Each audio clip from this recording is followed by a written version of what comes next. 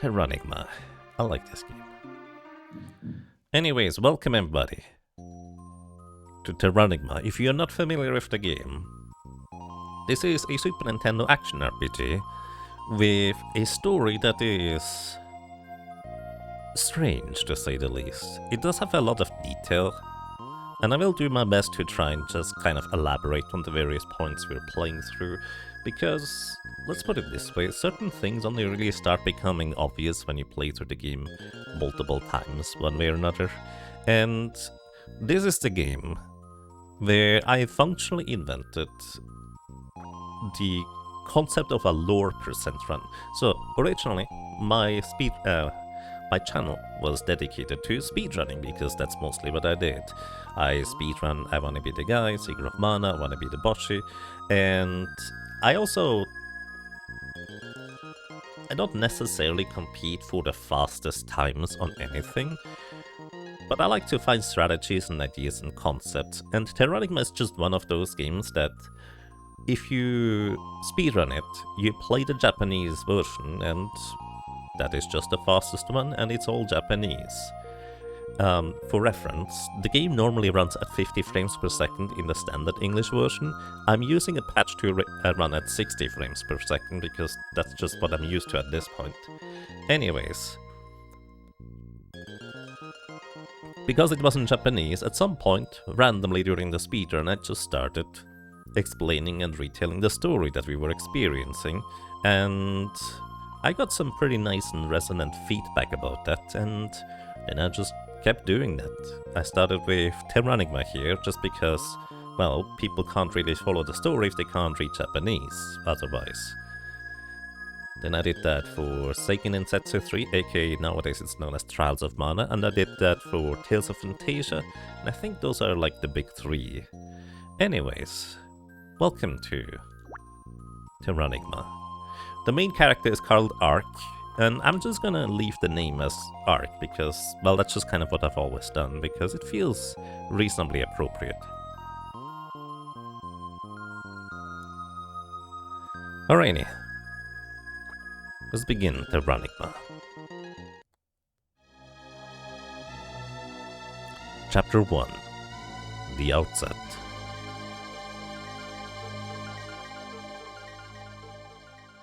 The music is just stellar for this. It just kind of really sets the mood.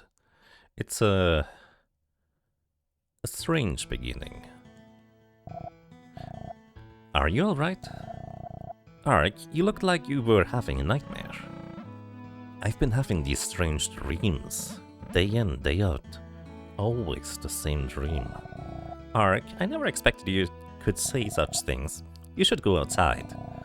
Crystal blue is in the air and it's very pretty. They should help get your mind off of bad dreams. Alrighty, we wake up in our bed. Our presumably girlfriend.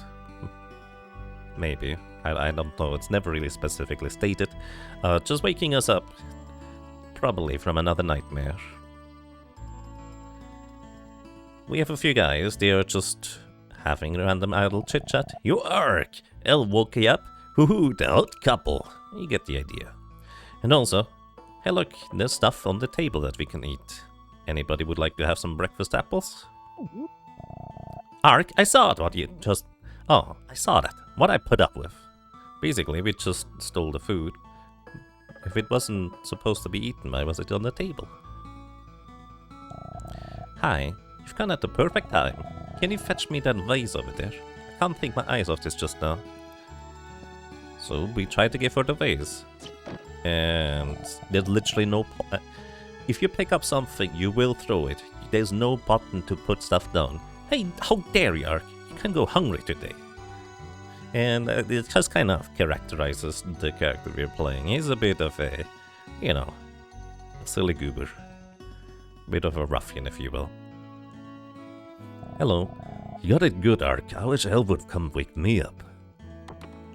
Yep, something like that. And here we have the elder. Ark, come here. Alrighty. Ark, I hear that yesterday you ruined all the weavings at the Weaver's Hall. Why do you always misbehave? I think you would just make up an excuse.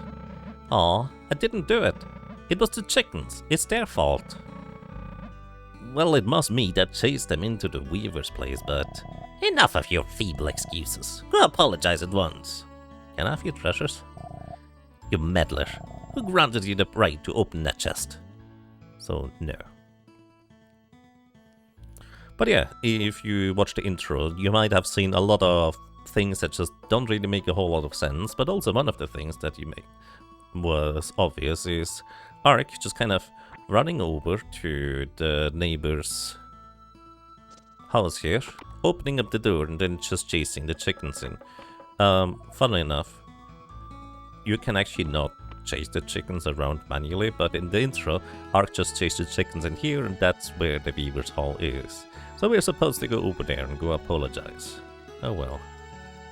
Also notably, this is crystal blue up in the sky. What is crystal blue? It is very mysterious. Very strange. But it's pretty, so that's nice. There's an arrow pointing over to the left, and what do we have here? A random pumpkin face. Are you up to no good again? Apparently just talking to a random pumpkin face is normal in this universe. Hello, fortunes. Ark, is it? Let us see your fortune then.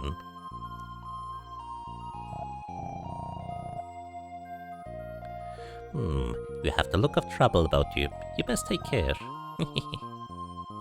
Okay, well, I think she's pretty spot on with this. Domicile. Hello. I think she's sick if I'm not mistaken. Snuffle sniff. Oh, Ark, I had this really scary dream. I dreamt that everyone turns into ice. Snuffle sniff. Oh, I think that's just a dream, huh?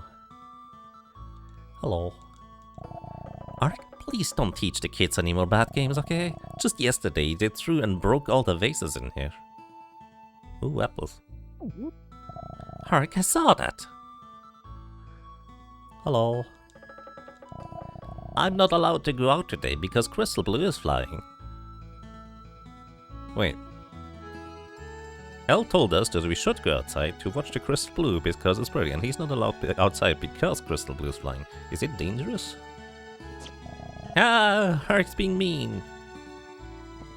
I mean, I'm just teaching you how to throw things. Anyways, by the way, this is a bit unusual for an action RPG of this era. There's a jump button. Also run button for that matter. And the running is a bit strange. When you start running in a direction, you can steer like slightly in another direction, like you veer up and down a little bit, going at a steep diagonal, if you will. And it's kind of fascinating how the movement system actually works really well if you are trying to just work with it, let's put it this way. Alpha Gmo, thank you so much for the raid, and welcome everybody. Welcome to Terranigma, we are just beginning. I'm very familiar with this game, and I'm trying to just kind of explore the world, take my time with it, but I'm also going to probably go through it at a decently fast pace. Welcome, I hope you have a lovely day today. What were you streaming, if I might ask? Sometimes I've seen what looks like a town in this pool. I wonder what it is. He sees a town in the pool. This little entire village here is very strange, if you ask me. Hi. Mom said boys and girls are bound by a promise from an earlier life. Ark, were you and Elle friends from a past? Maybe? I don't know. We're waiting for Elle because she's going to play with us later. And, well, let's go to the Weavers. We should probably apologize, huh? Hello. What is it, Ark? You didn't come to cause trouble again, did you? If you did, I want you out of here. Well, in this case, I probably should apologize, huh? Ah, well, I thought maybe I did a bad thing the last time, you know? Chasing the chickens and ruining your weavings and destroying your days at work. Kind of, probably not that great. Wow, this is a surprise. You honestly apologized. You understand? It's alright. We pour our souls into our weavings. Don't you ever repeat that kind of foolishness again. I wonder how literal she is about that.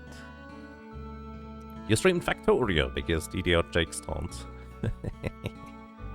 Nice, Victoria is a fun one. Hello. What am I doing? Embroidering. I draw pictures with threads on cloth. By the way, embroidering is actually kind of relaxing and enjoyable. I should try to pick that up maybe sometime. Every time I see them doing this, just like, yeah, I kind of enjoyed doing that when I did that for a while. But then I just haven't done that. Anyways, what am I doing? Embroidering. Same deal. What are you doing? I think one of them says something else. Maybe it's not now. Elves' weavings are endowed with a special power of evoking happiness. I want to become an artisan weaver like Elle someday. That is quite special, I will say. Hello, who are you? Yes, Ark, Elle should be downstairs. She's weaving something the elder asked for. On the table? You. We can also jump down.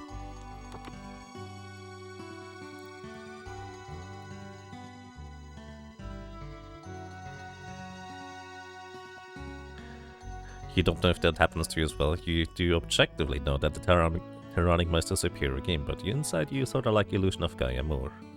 I like Illusion of Gaia. I do prefer Terranigma personally. But at the same time, hey, I don't think there's necessarily an objectively correct answer. Because both of games are strange and have a lot of charm in them still. Arik, you should tone down your mischief. Maybe. Terranigma was always hard for you to finish. It goes on and on and on. Especially in, let's say, some of the later stages. It does have a bit of a lack of direction and knowing where to go in order to proceed the main story. That is just kind of, I guess, a downfall of a more open-ish world at the end. But yeah, understandable. These guys are just hopping. Yay. Also, there's another pumpkin face. Wow, quit it! The other pumpkins, by the way, we can just pick up and throw into the river. I don't remember what's in here. Prof Ness, thank you. Guess be less than 118 months. Prof Ness, thank you so much for a crazy long time of 109 months of support. Welcome back. And I'm glad you enjoy your stay. Hope you're doing well. Hi. What am I doing? What does it look like I'm doing? I'm milling grains to make flour for baking bread. This mill is well made. I wonder who thought up something like this. You know, when I was originally talking to this guy, my interpretation of his words was like, I wonder who created the concept of the mill. Actually, no. I thought his words meant more in the sense of, I wonder who created this mill in particular. Like, he is the miller. But who built this mill just kind of felt a bit strange. But I feel like it's more supposed to be in the vein of, I wonder who came up with the concept of milling. Anyways, he is trying to mill stuff. ... Huh? Oh, Ark, it's you. I've been getting this weird feeling. Like, I worked like this a long time ago. Weird, huh? You can laugh if you want. Huh. Huh. Strange. So strange. If we want to, we're now upstairs. We can hit the switch and the gears stop turning. And this guy's a little bit upset about this. The gears have stopped, darn it. Who's responsible for this? Well, maybe the guy that just briefly went upstairs and then went back downstairs. Actually, I wonder if he has a different dialogue if you turn it back on, because I don't think I've ever tried that part. Oopsie. Turn it back on, and let's see. Hello. Okay, use the same dialogue again. Alright, that's fair. Then there is this guy here. Hi. ... Not even a nibble. He's fishing. Anyways, let's go back home for now. We did apologize, so maybe we can talk to the elder. And what are these guys doing? It's no good. The door won't budge. Even when 3 of us pushed, it won't open.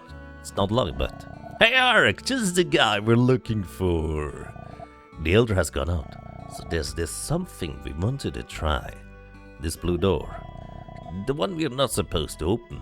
We want to see what's behind it. We've tried everything, but we can't get it to open. Ark, you want to give it a shot? And I was told to say no, so let's say no. Nah, why don't you guys do it yourself? Yeah, okay. But if we find anything cool in there, we won't tell you. That's good enough for you, huh? Oh, I don't care. Whatever. I don't care. Do it yourself. Yeah, sure. Don't you regret it later. Ark's not gonna help. Let's push the door again. Ready? Now. What's happening?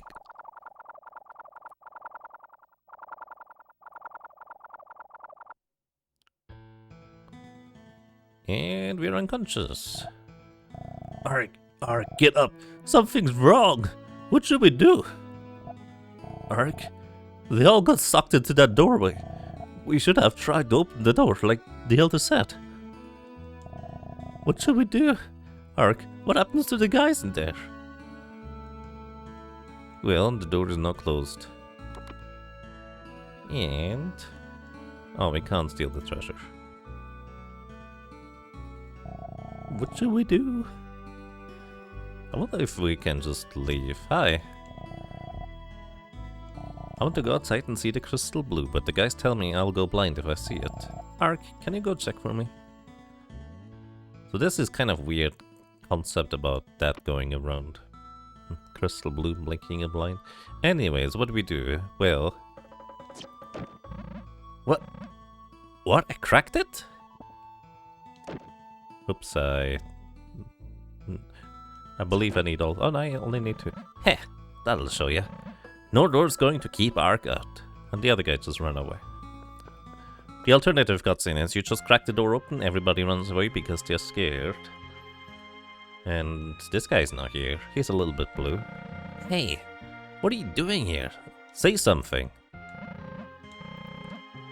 What happened to you? Hey, say something. What happened? And something strange and not necessarily good. Come, help, get me down. Get you down? From what? Ow? No, the seal can only be broken with the strength and a calm soul. Now, soothe your soul, calm down. Gently now. Touch this box.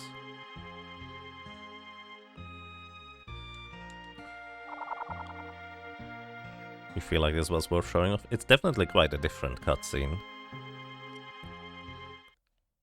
Also, the guys are already blue down here.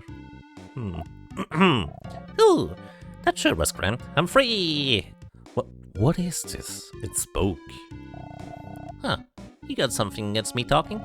Besides, what do you mean by it? I have a proper name, you know? No, Yumi.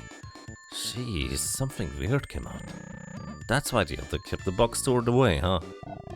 Nice guess, but you're wrong. The foggy fear his people will enter the world inside this box. For the innocent folk here, the box's significance won't be clear. Box? Yeah, what happened to that box anyway? Don't be so thick. You're holding it. Whoever breaks the seal on the box gains the right to own it. From now on, you can go You can go to and from inside the box by pressing the select key. I'll give you a personal tour of this here box. Come along. He gives me a tour of the box.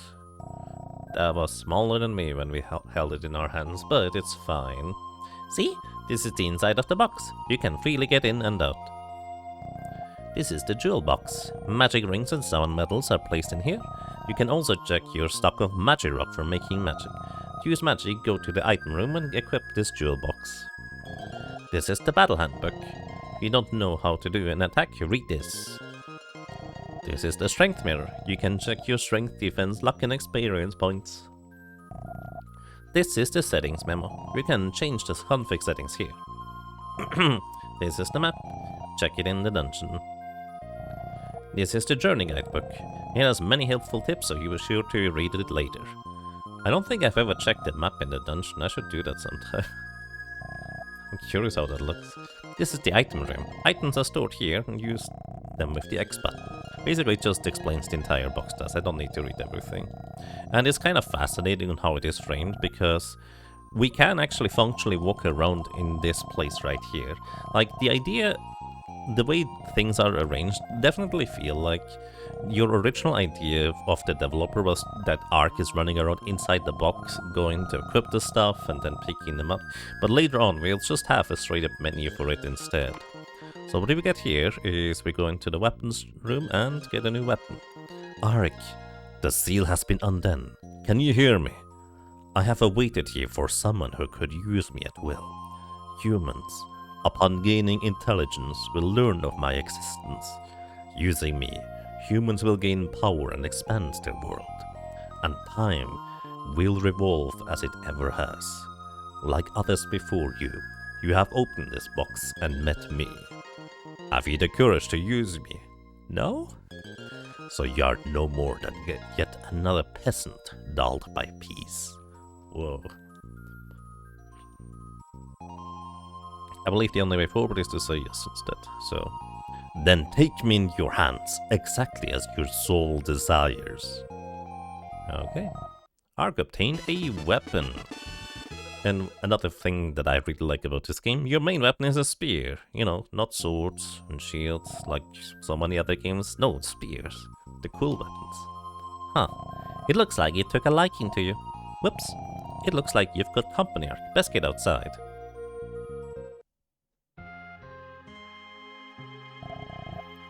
Ark? Are you alright? I heard that you came in here. What is that? Sheesh, that's some great reception I get. I don't know, but it appears harmless. What's up, El? I don't know, Ark. I'm frightened. I feel terribly scared. I get this feeling that something is starting. Something that really frightens me. So please, don't leave me all alone. And she turned into ice? You know, the little girl said that everybody turned into ice, but I think it's more a representation of blue. A crystal blue of sorts. El, what's the matter? Hey, you, what did you do to El? Oh, scary, but right about now, everyone in the village should be like that. Why do you give me that look? It's not my fault. I was just trapped inside that box. But I owe you one for freeing me, so I'll tell you. A way to get that there girl back to normal. Get out of this cozy village and explore the world you live in. You should be able to discover the future that's been invested in the box. Later. Hey, what do you mean? Think you can get away? Don't leave me, huh? Hell, say something, what's going on? The elder, that foggy hat, that box hidden away. The old-timer ought to know something, if he isn't crystal blue as well. It's actually kind of poignant, I would say, that the last words I'll say is, don't leave me.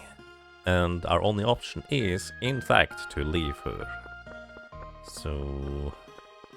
everybody is now quite blue. And not in the literary sense. Also, we can now open up the box and explore it in the more traditional way, I guess. Even though we got the weapon, we actually didn't equip it yet, so we're gonna do that. This weapon also has a special ability. Can I see special traits of the weapon? Is that an option? Ah, hold L. Gradually heals when equipped. That's kind of a unique and very useful ability to gradually heal when equipped. Clothes, obviously cloth outfit. Gives us 3 extra defense. I guess the implication is we didn't have anything equipped before. Maybe. Anyways, we have more defense now. And here's the Elder. Hey, what happened here? Tell me, Gramps. You enormous fool. It is you has brought about this situation. I decreed that the door must never be opened because of fear of this. But we cannot leave the people the way they are. You wish to return them to normal? Of course. Darn right, if you know how, tell me now. So be it. Ark, go out of the village. 5 towers await you. Outside the village? What is outside the village? And what do you mean by towers? The gate is open. But have you the ability to succeed? You know, it's kind of the classic setup where the old ones are trying to hide something and don't tell anybody what they're trying to hide, and consequently people get curious about it. Anyways, this is also kind of an interesting implication because Ark has no idea what is outside the village. You know, kind of how rambunctious he is. You kind of expect him to just go outside and explore and roam the wilds for a while at least to see what's there. But pointedly, there is no exit to the town. Well, when we were running around it earlier, there was nothing up top. Take what you find in that chest, it should be of use. Get a small bulb and 50 gems. Gems are the currency. The bulb is, I think, healing for 30 HP. But also... What is this? So this is the gate Gramps was talking about. Outside how? Sounds exciting. I'll go anywhere. Because he couldn't before. What a strange place. And... it doesn't get any less strange. Welcome to the overworld. Isn't that weird? There's rivers of, I don't know, tomato sauce? Everything looks very cold, honestly. But if it's crystals, it's not necessarily cold, it's just shards of glass. And yeah, the music is amazing. There's no random encounters or anything like that, though, in case you're curious, you can just explore and see what's where. And welcome to the concept of the towers. Also, yes, this weird scrolling effect is just strange. Welcome to Tower 1. Implies the tower existence of at least Tower 2, maybe more. So this is what Gramps is calling a tower. Huh, I'm getting excited here. Dude, you just froze the entire village by opening that thing. Actually, I guess you didn't technically do that. The other guys opened the door, and for all you know, you didn't cause that. At least not in this universe. Normally he is kind of the one responsible for it fully, but in this case he's just kind of more of a... he got tracked into this kind of person. It's actually kind of an interesting difference in framing. Oh, hello. Whoa. Hey you, don't spook me like that. Face on the gate. I am the Guardian. What business have you here? What? The people of the village have been frozen. What do I have to do? Tell me. Then step forth into the tower. Within wander countless souls of living things. Reach the uppermost floor and gain the power to control the world.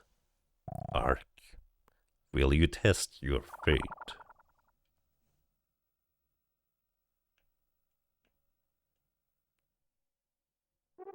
He also tells you to equip your equipment if you haven't done so yet, so it's nice. And there's these little guys. I think they're called roly-polies. They drop money if you defeat them. If you play Illusion of Gaia before defeating all enemies on the floor, does special things, but I think it's specific enemies here.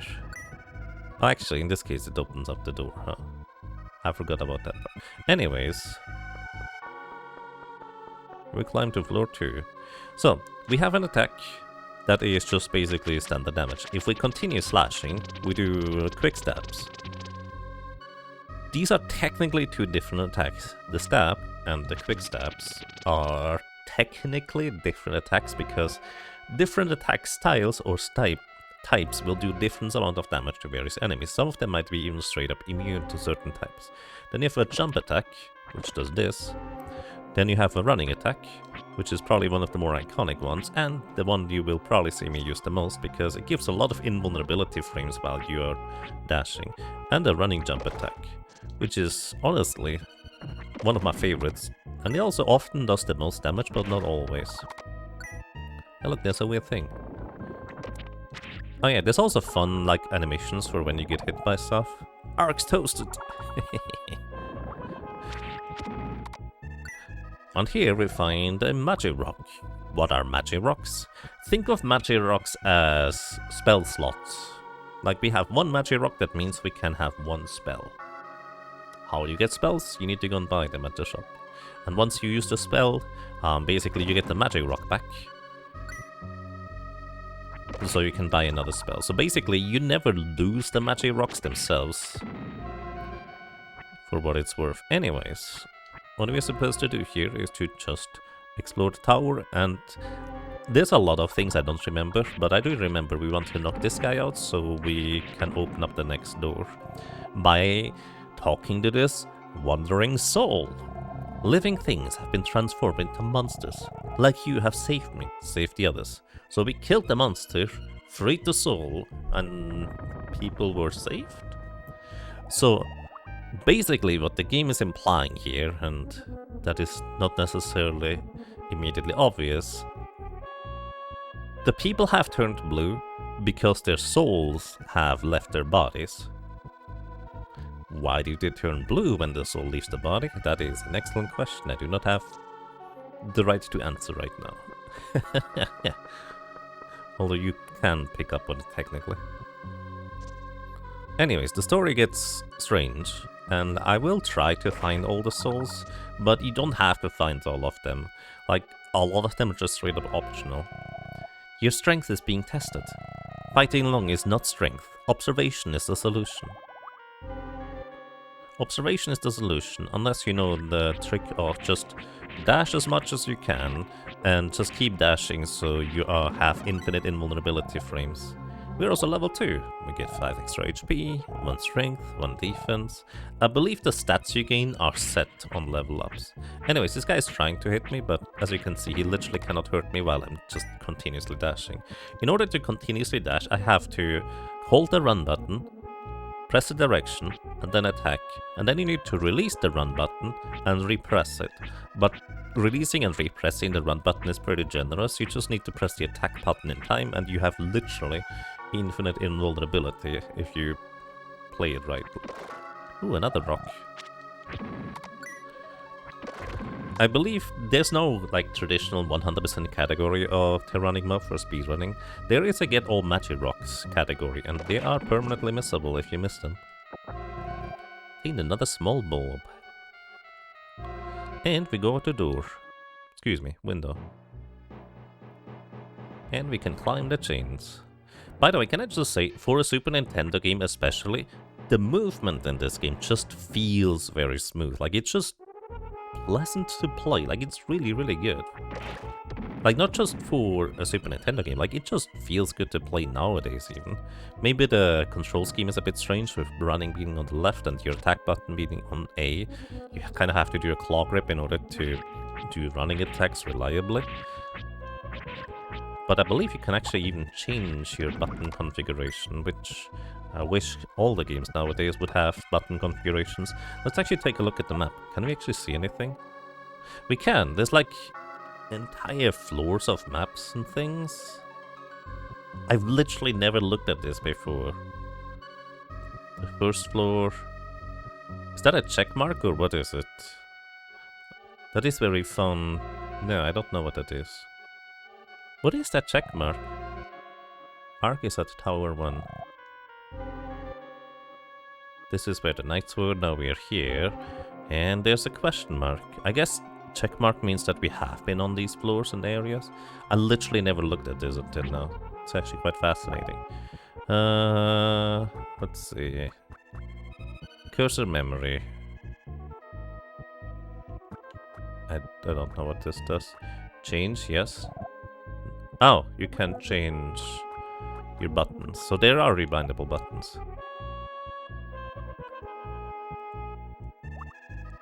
Anyways, that's our third magic site. Magic in this game is both awkward to acquire, costs a lot of money, and often not particularly useful.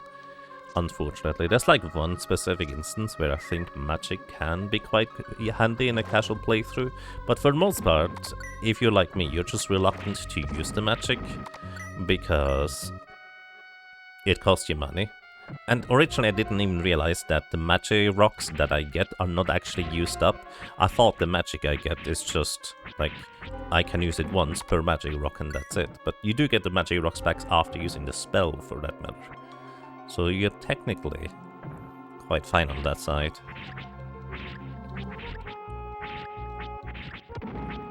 Anyways, I'm just knocking out some enemies because I can.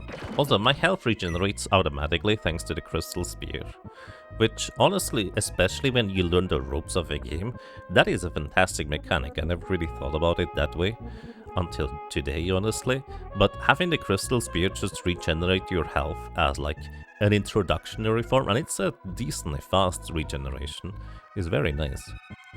Are those the souls you saved? The check marks? No, because... Maybe. Was there a soul I saved on floor 1? I don't think there was. That's kind of the main thing. There's a question mark here. Maybe it is the souls I saved. But the soul I saved on this floor was here. Maybe it would update to not be a check mark. We can check next time I remember where there is a soul. That could be an idea. Hello, who are you? Ark, you have done well to reach here. The monsters you felt, they are people's souls transformed. Upon overcoming this challenge, they will regain their forms. So saying, Guardian held aloft a hand. And of course summons more monster. Hubbles appeared. These guys, by the way, they are invulnerable while being in ball form, but at the same time, if you've dealt with them before, you could just run away at least a little while longer if you want to. They are very defeatable. And our door opens. The Guardian's voice echoed. Earth is trying to revive the breath of life. Land is on the verge of resurrection. Ark, that door leads to the space for land's control. You may enter. Also level up a little bit. And I'll get to the chat in a second.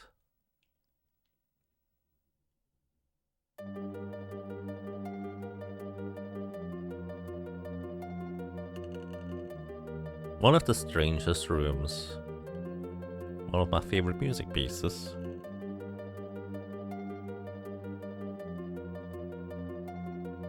And a very weird little cutscene. We control the earth. Or something.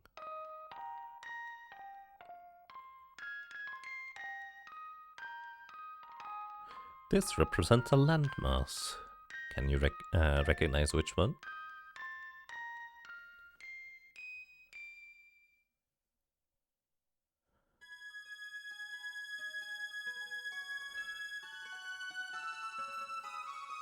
As well as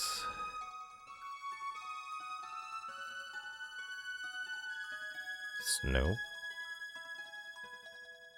Maybe weather, you could call this, has been brought back to the world or something like that.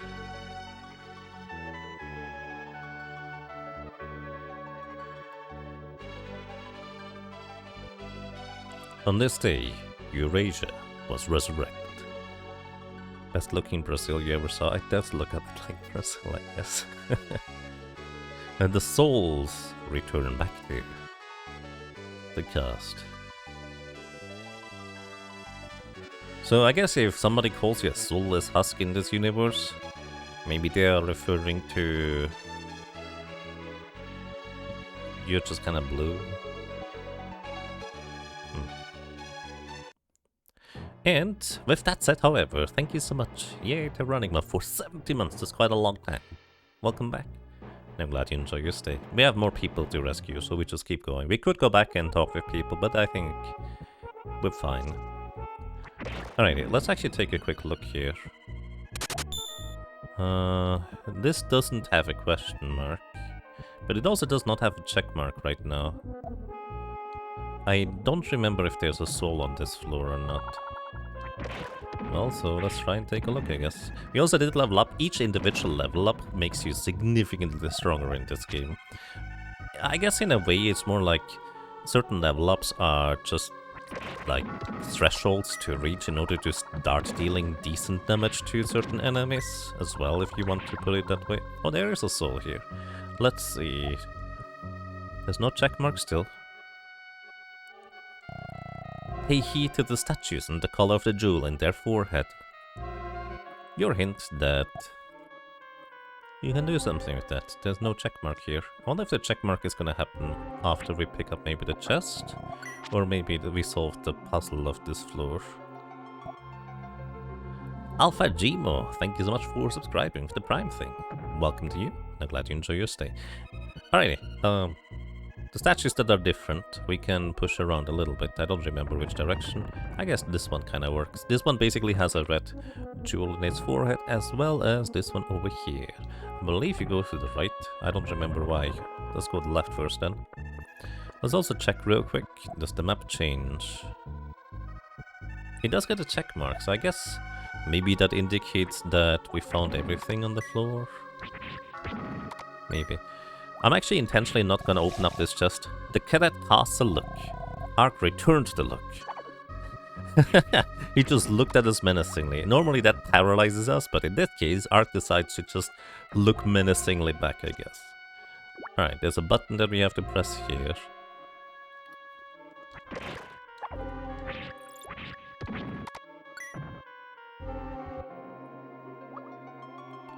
And we need to press the button on the other side. Alright, now I remember why you need to climb the stairs on the right side first.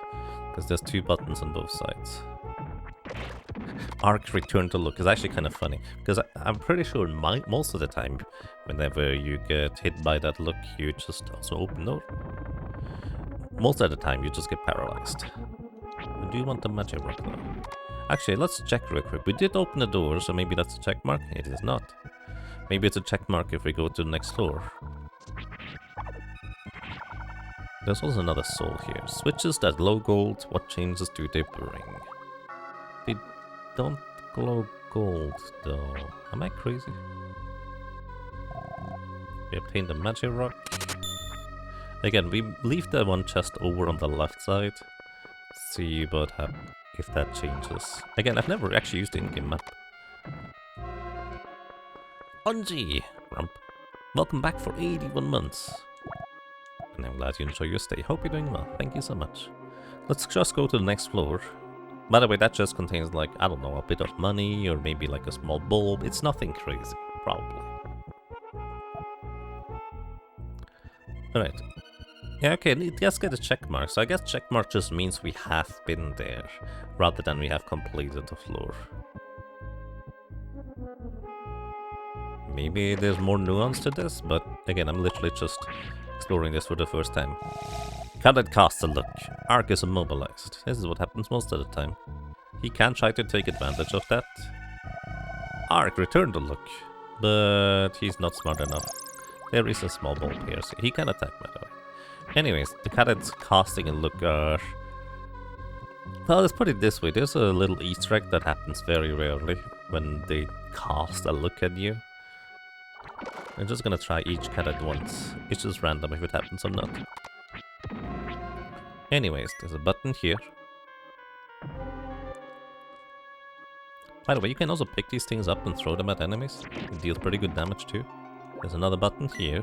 Nothing happened, but that's because we need to push the statue now here and get to the other side of the buttons. Oops.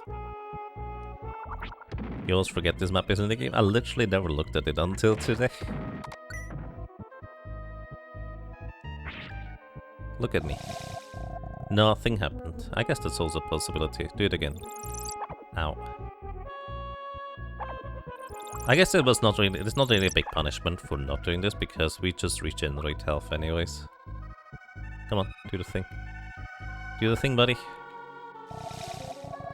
Ark is immobilized. Alrighty. That's good enough for me. Oops. I didn't mean to do that. No, I actually want to defeat you this time. Anyways, this is the last button. A bridge appears in the middle. Let's go.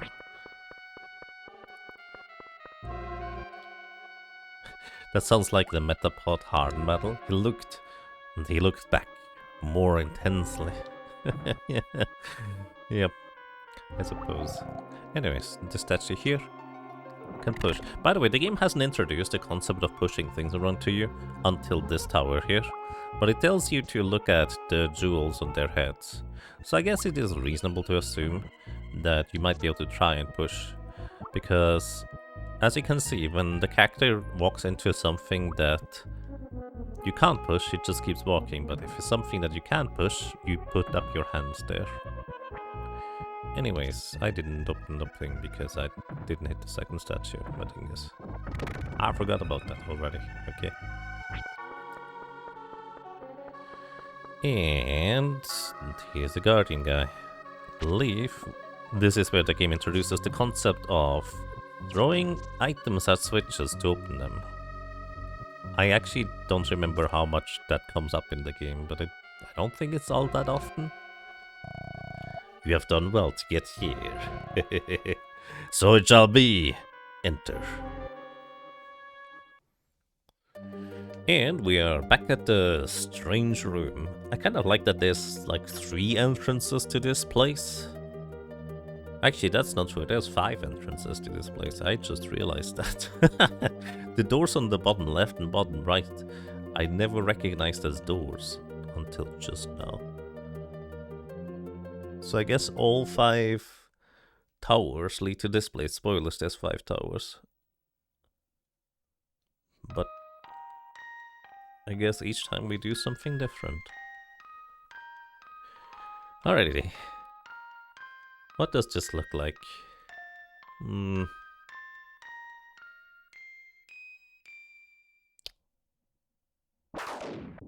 Well, this one looks like thunder, I suppose.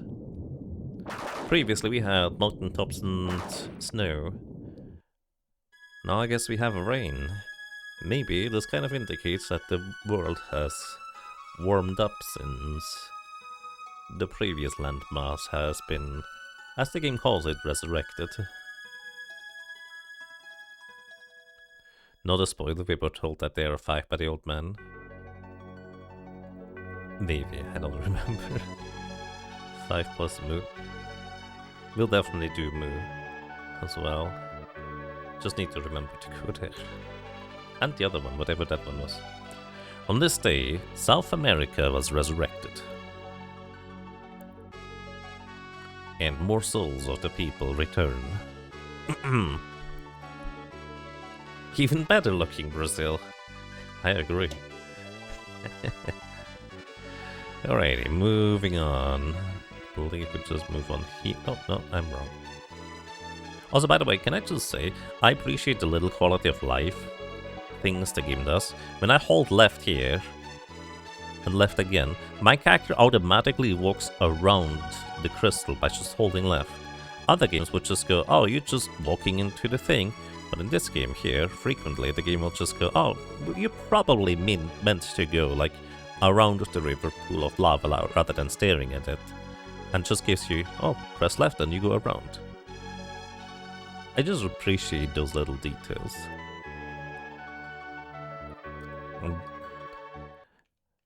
I played the game that much that I just noticed these details, I suppose. But I think it's a big reason as to why this game just feels very nice to play. Hey look! Arrows. Also, in case you didn't notice until now, you can jump in this game. And you can also fall down. If you fall down, well, you take a bit of damage. At least right now you do. I believe this guy doesn't drop anything. Oh, also I believe... Can I just walk here? Oh, you can just walk, you don't even have to run. But if you do fall, not all the places make you take damage when you fall. Sometimes you also get sent down to a lower level. And this is a magic rock here. So I wanted to pick that one up anyways. I don't remember. I thought there was a soul here or something. Maybe not. Trying to jump onto the arrows before they move. Didn't work. Ark's toasty. Maybe I'm just making that one up. Again, there's a lot of things I don't remember about the game, but I also kind of feel like this kind of interesting to just rediscover it as well. Oh, there's a chest over here. How do we get there? You just walk. There's no ledge there. That was found quite amusing. You can't do the same on the left side. It's just you walk through here for some reason. It's also kind of specific on where you need to walk through the wall there, for what it's worth. Excuse me. Level 4, how nice. It's very specific on where you walk through the wall, almost introducing the concept of, hey, maybe sometimes you need to find like hidden entrances like this. I'm pretty sure the game doesn't do that anymore for the most part. Like there's one other place I can think of in the game. But yeah, it's not actually a thing for the most part. Anyways. More hubbles. These guys have a bit more HP than the purple variant. And there's spears. Very rude spears if you ask me. They poke you if you get hit. Actually, even if you walk into them from the side, I believe they deal damage to you. Must be very sharp handles. Anyways, we can also just do this. Oops, I mess up. There we go. We just dash through it because invulnerability grants you invulnerability.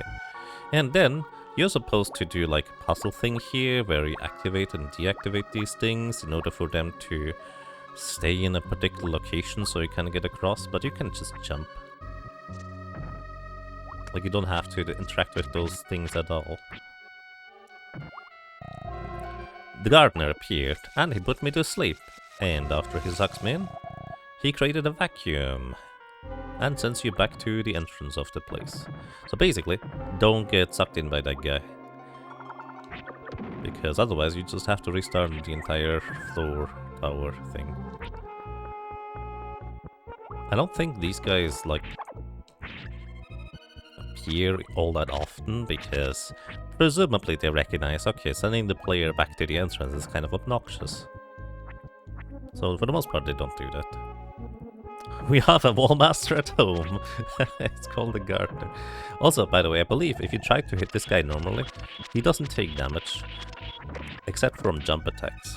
So this is potentially your introduction to the concept of enemies can be immune to all types of attacks. Like, I believe if I were to do a dash attack, or a jump dash attack, or just a regular stab, or even a stab, he would be immune against all of these. Except for the jump attack specifically.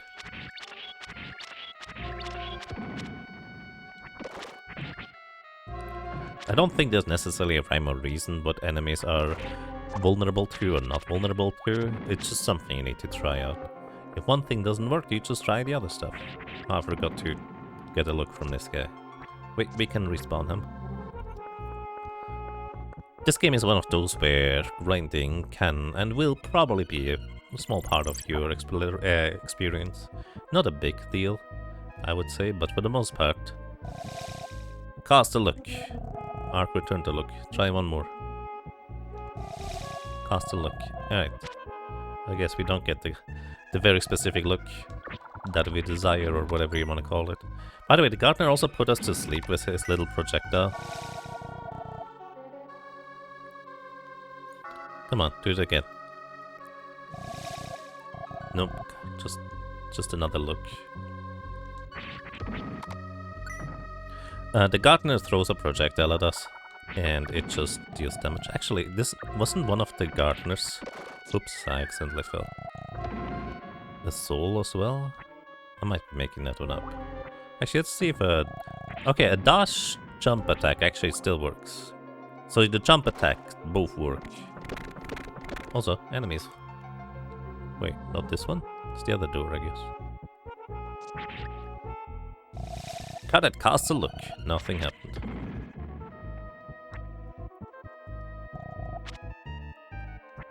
Also, this does look like a door down here. I'm pretty sure it's not. Look at me. Not that way. We cast another look. Maybe we'll get the thing sometime. Arc is immobilized. And we get the sleepless seal. What does it do? Well, If we go into our inventory, to the items, we can equip the Sleepless Seal. I think the status effect is only specifically to the gardener in this place, and I'm pretty sure it never ever comes up again. It's just the gardeners in this place can't put you to sleep, and I don't think anybody else can, but you just have that item now in your inventory for the rest of the game. Because basically what it does is just prevents you from falling asleep. If there's other enemies in the game that put you to sleep, feel free to let me know, but I don't think there are any. Anyways, no more sleep for us. This is where the guys arrive. A swarm of hobbles! The game even warns you, if you can read fast enough.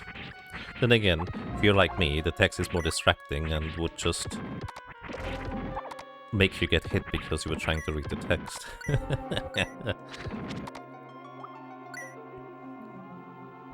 Sleepless Seal.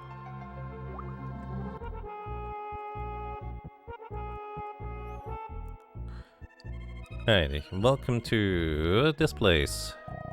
The Guardian's voice echoed. You have done well to get here. If you wish to enter, you must overcome this challenge. So here's the funny thing. High Carrot appeared, and he split into three. I can't press, by the way, press pause to just explain this. So it looks like you need to catch the correct one, you know, kind of like Aghanim, only one of them is real. That's not how this goes at all. It's a straight up 50-50, no matter which one of these guys you attack for you to hit the correct one. The High Carrot was real, High Carrot was real, High Carrot was fake, and now then you have to defeat him. Basically, you just hope that you get the correct one in a speedrun. There's nothing you can do about it.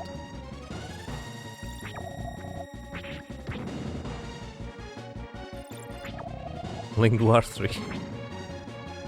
Again, it's actually not even a 1 in 3 chance for you to get the correct one. It's a straight up 50-50.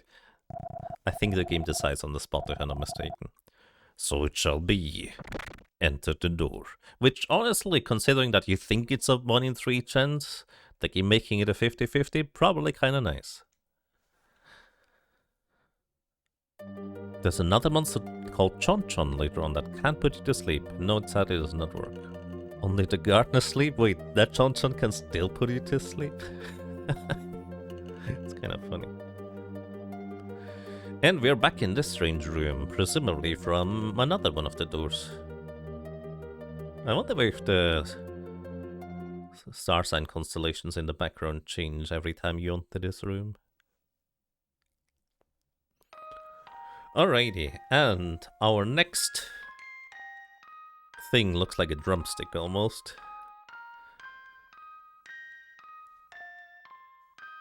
You know, kind of like some fried chicken.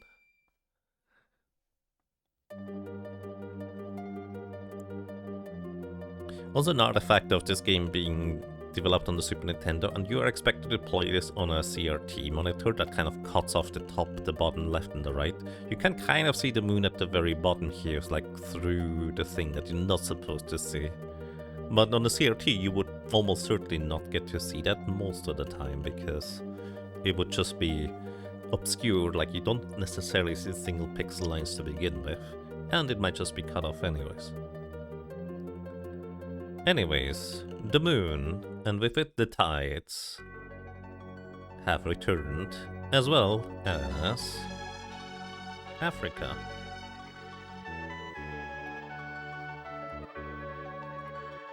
With the pyramid on top. On this day, Africa was resurrected. Is it Brazil again? Maybe.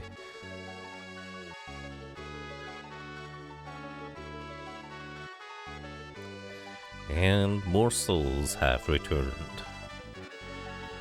Let's see, was there anything over here? I think there might be. Maybe not until later. This isn't until later, is it? I'm pretty sure this is not gonna work.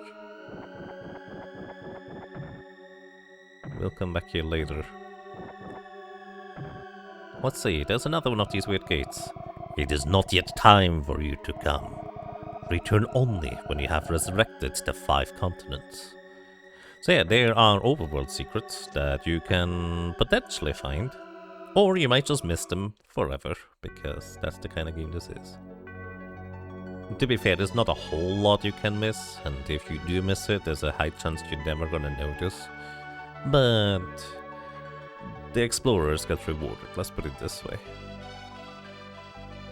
Oh, and number 4. You have a theory as to why they don't let you do this early? I never actually thought about as to why that would be, huh?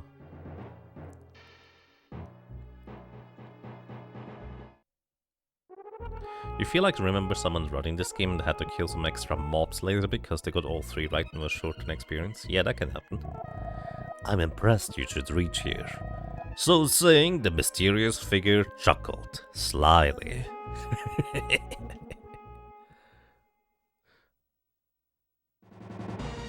And he summons more cadets.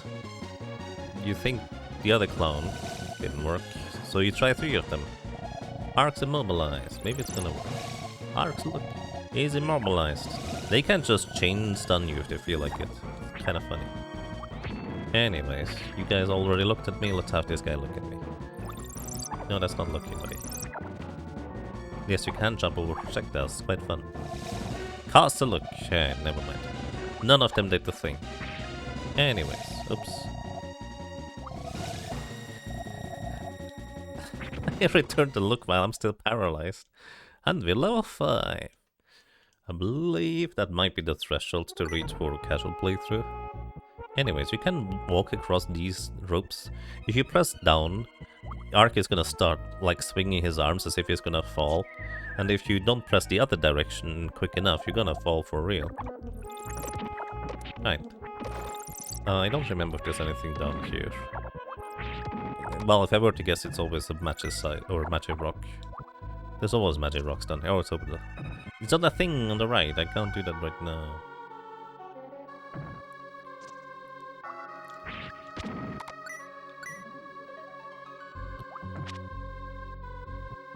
Anyways, there's no way to go aside from down. Goodbye.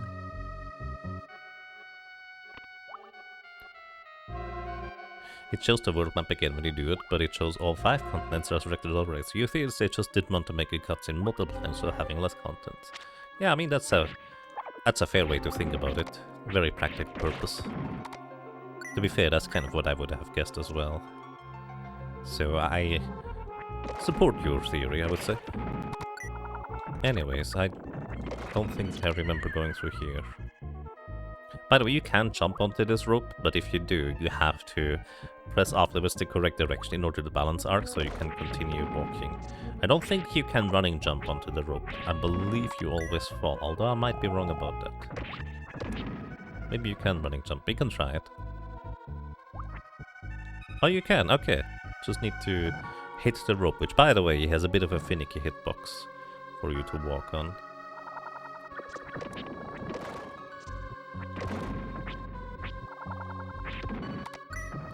No souls. It's been a while since we got any souls, huh? You might also see me use the dash attack just as I enter a doorway. The initial part of the dash attack is like faster movement than regular movement, and I guess my muscle memory still isn't.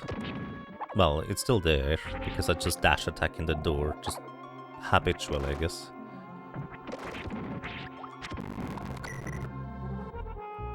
Because it is slightly faster than just walking in there. Doesn't save much time.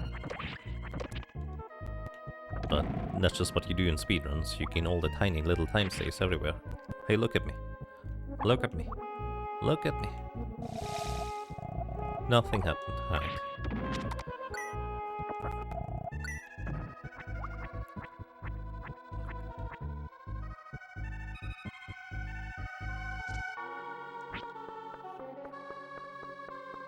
Hello, look at me. Look at me. Look at me. Buddy.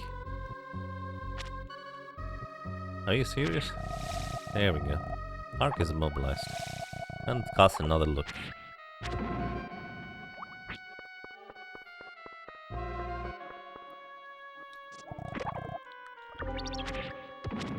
You're pretty sure there's a soul in the map where you enter the tower?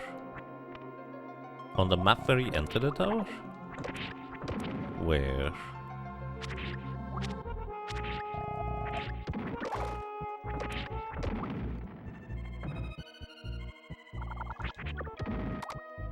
The first floor you enter. Oh, and this one. Oh, where I fell down immediately. That sounds very plausible.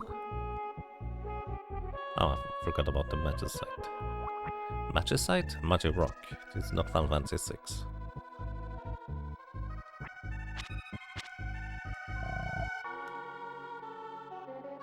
By the way, you can also run by double tapping a direction. You don't have to press the Y button to run.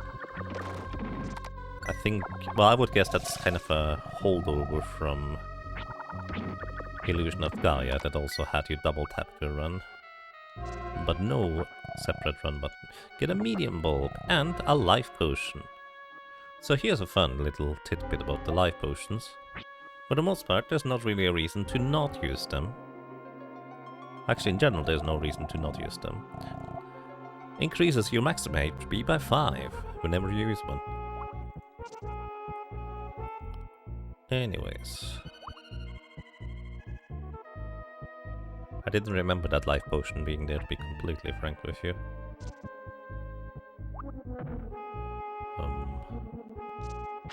Wait. Do I need to jump down again?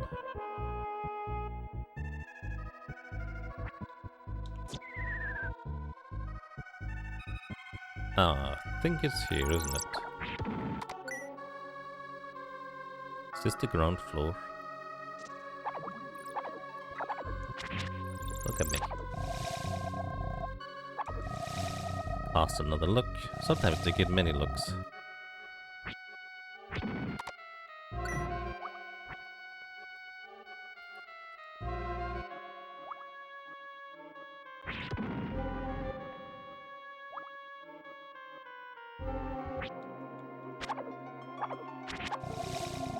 He casts another look. There's a soul. This is the one you mean. Your courage is at test. At times you must take bold chances. aka take a leap of faith. Aka just jump down where the arrows indicate or something. But we're back here. Wait, hold up. I jumped on the wrong place, didn't I? I think you need to jump down here. If I'm not mistaken. If you jump down the wrong place, you run all the way back around. Wait, we are back here?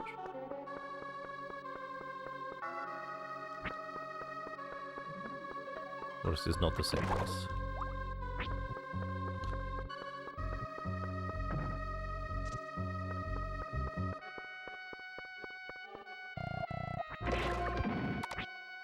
There's a magic. I think we are on a higher floor now. Maybe this just looks similar.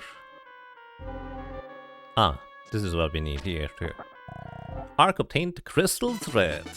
And the game gives you a fantastic jingle for it. And then, let's see what the item description says. A brilliantly shiny thread. Why? Who knows? The game just does that sometimes.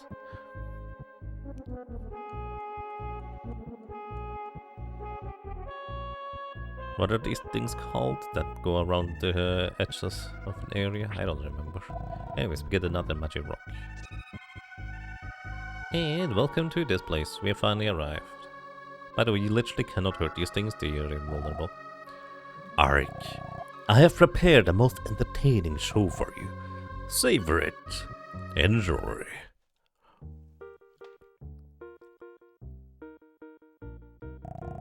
Introducing the dancing troupe, Hubble.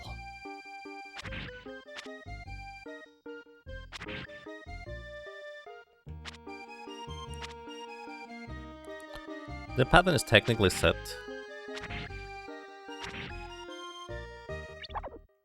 So you can just learn the pattern and always hit them when they appear. I don't remember the pattern. But it's just like, what a weird thing to throw just kind of in the middle of everything here. And then there was just one. I missed it. How strange.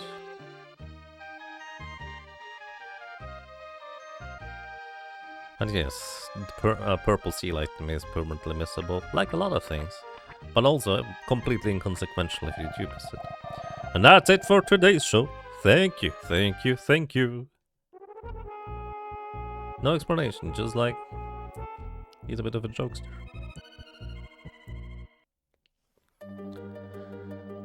They want to remind us that it was a Japanese dev team. Oh, there's gonna be even more reminders of that later. Are we gonna visit? Alrighty. Which continent do you think is gonna be next? I think we only have 2 remaining. Wrong answers only. I still like that room, by the way. It's such a strange and mystifying place. The top of the tower where you take control of the world and resurrect the next continent. It is weird. North Atlantis, Bedland, the continent of Japan. Fantastic guesses.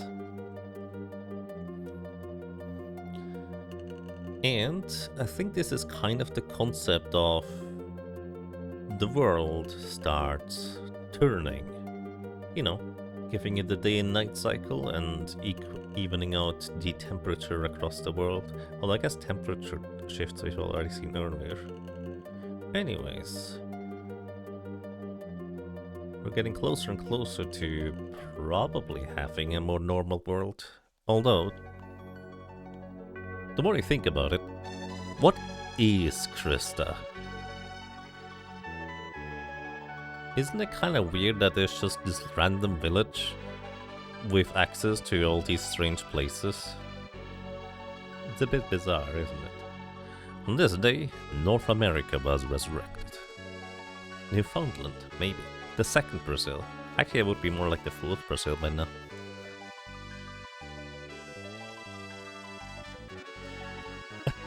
Park is an endgame geologist.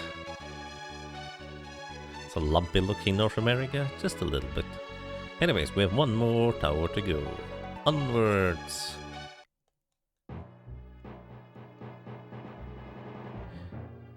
If this is the game you're thinking, there's a certain ghost you're looking forward to. Ooh, spooky.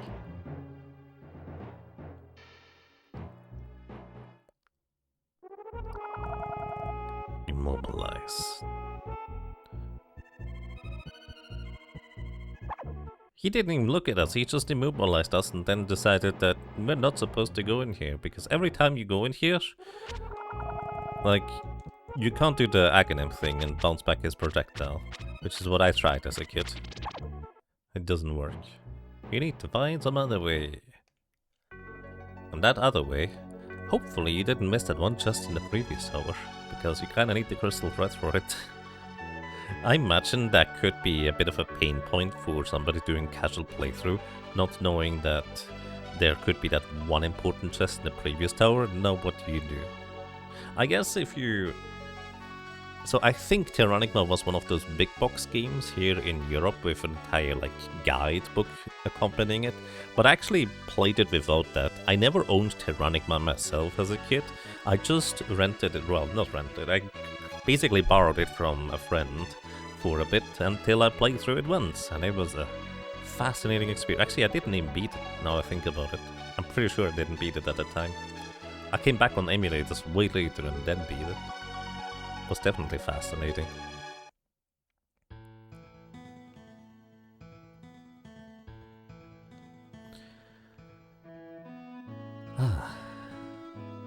We're back, and most of the people are back to being normal because we have found their souls and they inhabit their bodies again. Except the poor chickens. Wait for me, I'll get you back to your normal right away. It's kind of an interesting thing to say to a chicken, but he says that basically to all of the characters, even the little girl still out standing outside, and the guy seeing the strange village in the pond, isn't that is kind of a fascinating thing. Like overall, just the entire landscape of Krista and what the NPCs talk about is just fascinating. It's so fun to speculate about it, because there's not necessarily straight up answers, but you do have like an educated guess at some point when you play the games officially and start seeing and hearing and understanding a bit more. Welcome to Yakke. I'm glad you think so. Chicken souls. Yep, we will get chicken souls. This was way before Dark Souls, they were chicken souls. We are the Weavers, at least she is back to normal. What? Something's odd. I feel strange. I feel as if I awoke from a long sleep to an unfamiliar place. To an unfamiliar place, you say? Wait, this is the unfamiliar place, or where you came from? I guess. ... Goodness. Was I asleep? Bell's weavings are endowed. Okay, you still the same thing again. That one weaver is kind of unique. Hi. That thread, it's beautiful. Talking about the crystal thread we picked up in the previous tower. It's crystal thread. Oh. Ark, may I have that thread? I want to weave it into this cape. I'm certain it will add power to protect you. Right, sure, you can have it. Actually, do we need to... Oh no, we just gave it to her. And... well, actually, she just tells us, doesn't it? I will be finished, certain by tomorrow. You must go be tired. Go get some sleep at the Elders. Please come see me again tomorrow. I'd like to point out there's a singular bed at the Elder's place, so my only assumption is that everybody's just taking shifts sleeping in there. That is living at the Elder's place, or something like that. I guess there's not really a day and night cycle based on what the overworld looks like, huh?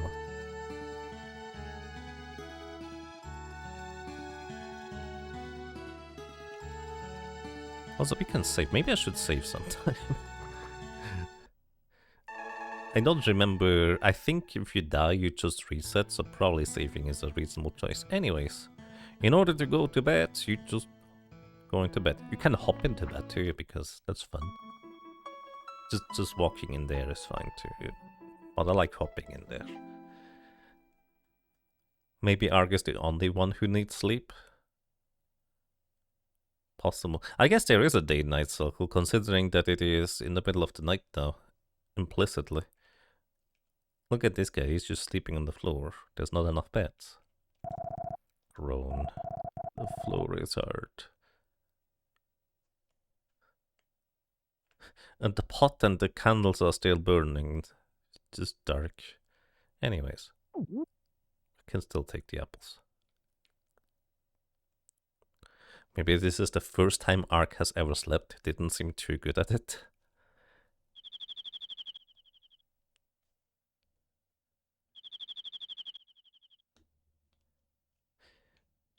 I always found this particular nighttime scene a bit poignant, I would say, because in order to progress the story, we have to walk back into Elle's place, and you just see the characters that are still frozen, as the game calls it. As a reminder that our job is not done yet.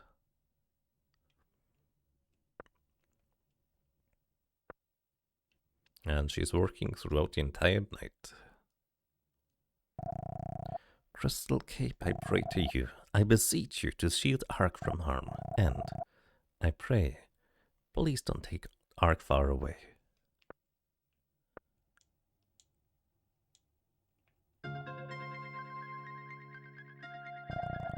Ark, what's the matter? Can't sleep? Your cape is almost finished. I will be done tomorrow. Also, please get some rest. But when this cape is made, I get this feeling, Ark, you will go far away. You won't do that, will you? I don't know what the world has in store for me.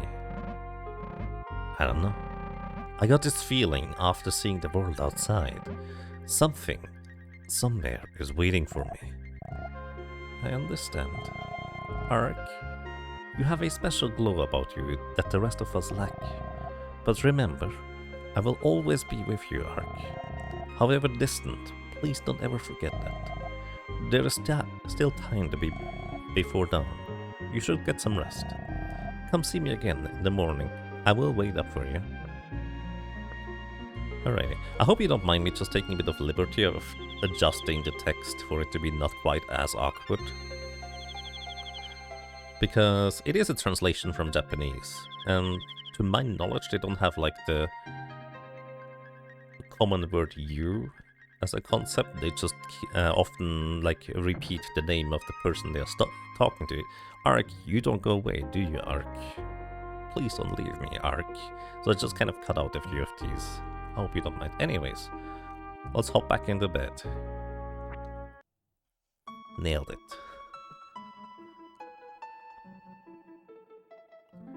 They don't really use the second person pronoun. Do they have one? Does anybody know? Because I don't actually know.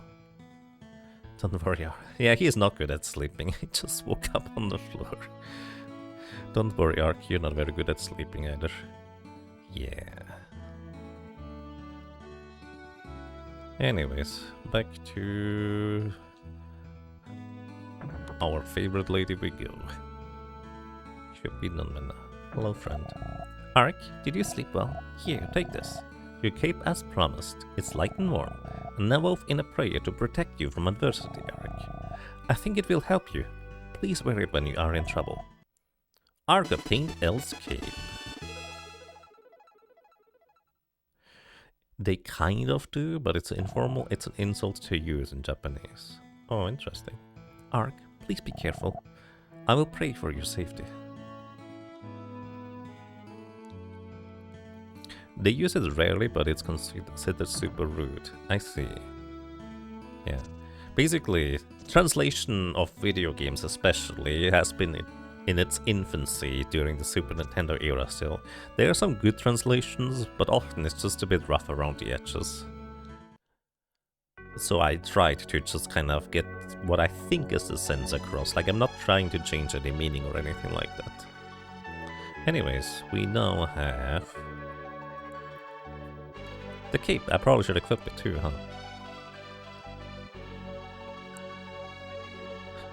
Your main gripe in this game always was that you don't have enough inventory space for all the weapons and armor in the game. Yeah, that's very unfortunate, isn't it? And I would guess that this is actually largely a result of them trying to make like all of the weapons accessible by walking. Like, this entire room is technically walkable, but in the end they decided to go with like the menu cursor approach anyways. But I suppose it's just stuck. Then again, these are 16 weapon slots here, so that is a multiple of 12, a power of 2. And here we have Elle's cape. It has 3 more defense. Let's equip it. You have to equip it in order to be able to proceed here. Alrighty, let's move on. Lindenstrasse being a popular soap opera TV show at the time. Elle's cape reflected the orb, which, by the way, funnily enough, wasn't even particularly popular in Switzerland. I just knew it existed from random sources, I guess. Nobody I ever knew actually watched that stuff. Oh, there we go! Cadet casts a sexy look! Ark is immobilized. Unfortunately, I believe... That is the Easter egg, by the way, that I was trying to get. Unfortunately, I believe there is no chance for Ark to return the sexy look. That would have been kind of fascinating. Hey, we level up. Level 6. The sexy cadet. Yes. It's a very rare chance for that to happen, and even if it might happen, you might never have paid attention to it. Anyways. Look at this big shiny door. What happens if you go through it? You just get kicked out the tower and have to climb again. It's kind of one of my favorite weird traps. It's just like, why does that exist? Why do they even put that up there? It's kind of strange, isn't it? It's just like, go to the shiny or go the actual real path, I guess. Hi. This is your final challenge. Go on.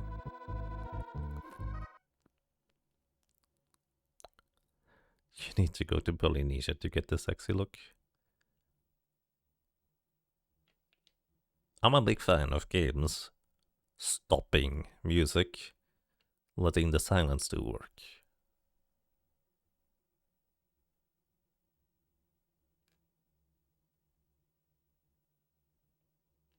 Welcome to our first boss.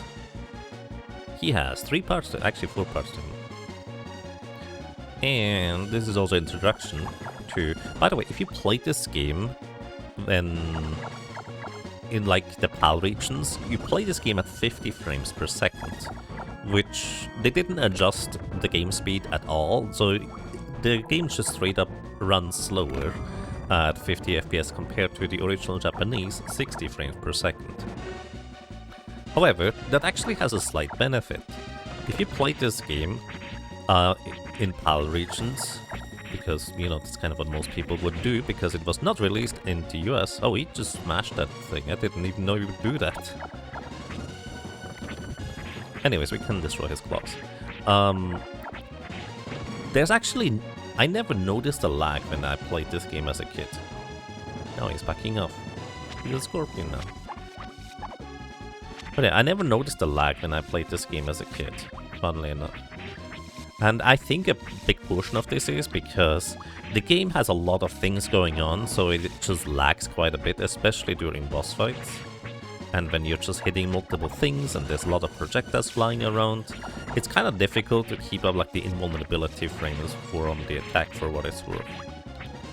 Also, the head's gone.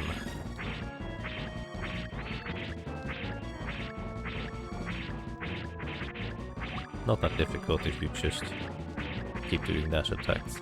Anyways, I never really remembered any lag when I played this game as a kid, so this game actually literally playing straight up slower in PAL regions actually might have been kind of a slight benefit. It's not like you would know that the game runs slower because that's the only game speed you know as. Ark, you have done well to overcome your challenges. Your real journey begins today. You shall return to the Elder. So this was all a setup for Ark to begin his journey, to find the correct person to begin the journey, or was this all specifically set up for Ark to go on a journey? Like, who even are we? Initially, when you see the village, you kind of get the impression that, you know, it's just your cozy little RPG hometown village where your characters have grown up in and lived their entire lives. Which, I mean, technically is almost certainly true in this game too, right? Anyways, the last continent we resurrect is Australia. Hey Bjorn, welcome. Hope you're doing well. And welcome as well, Dr. Dan. I hope you have a lovely day. Welcome to Sabletoothed.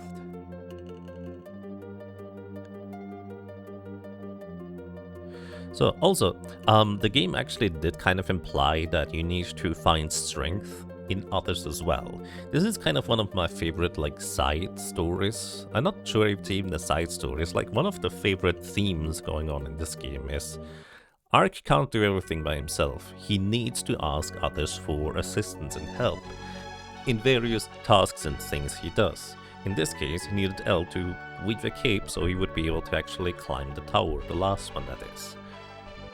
And this is kind of a common theme. On this day, Australia was resurrected. And the souls of the chickens, and the other people I guess, are returned. Great success. Hey Hoppy, welcome. Hope you're doing well. Alrighty. And now, if you remember, we tried to go to this other place that told us to come back when we have visited the 5 towers, and now we have. And there's also this place here, which I believe equally we can only do something once we have visited the towers, if I'm not mistaken. Also, if I'm not mistaken, you have to defeat all of these guys too. in order to continue. Because the door doesn't open until these guys take a nap or good. Ow.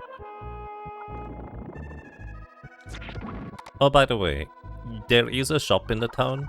For some reason the shopkeepers are not frozen and never will be. And you can buy like magic or other slight pieces of equipment from them if you want to. I just don't usually bother. Hey look, there's a wall on the other side of that door. But actually, on this day, Polynesia was resurrected. Kind of unceremonious, but hey, Polynesia is back now as well. And that's not the only place. Hello and welcome. One of your favorite games of all time? Indeed. Same here. Right, moving back up here.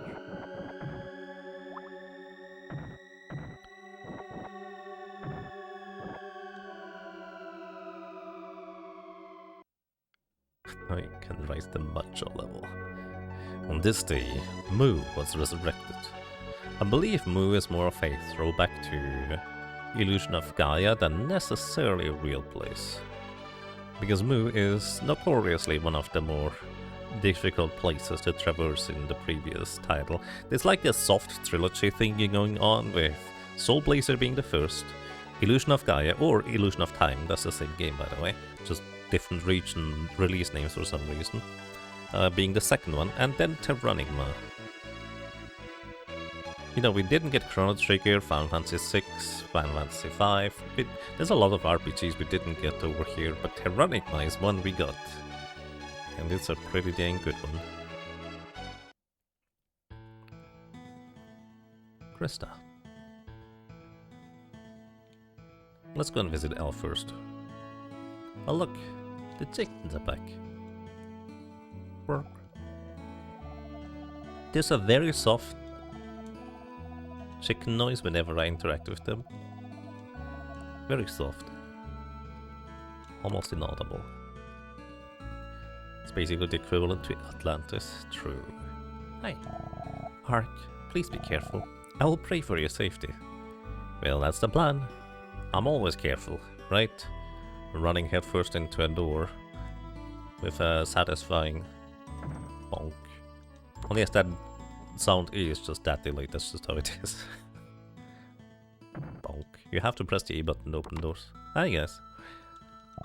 I wonder why the Elder isn't angry even though the door was opened. He isn't?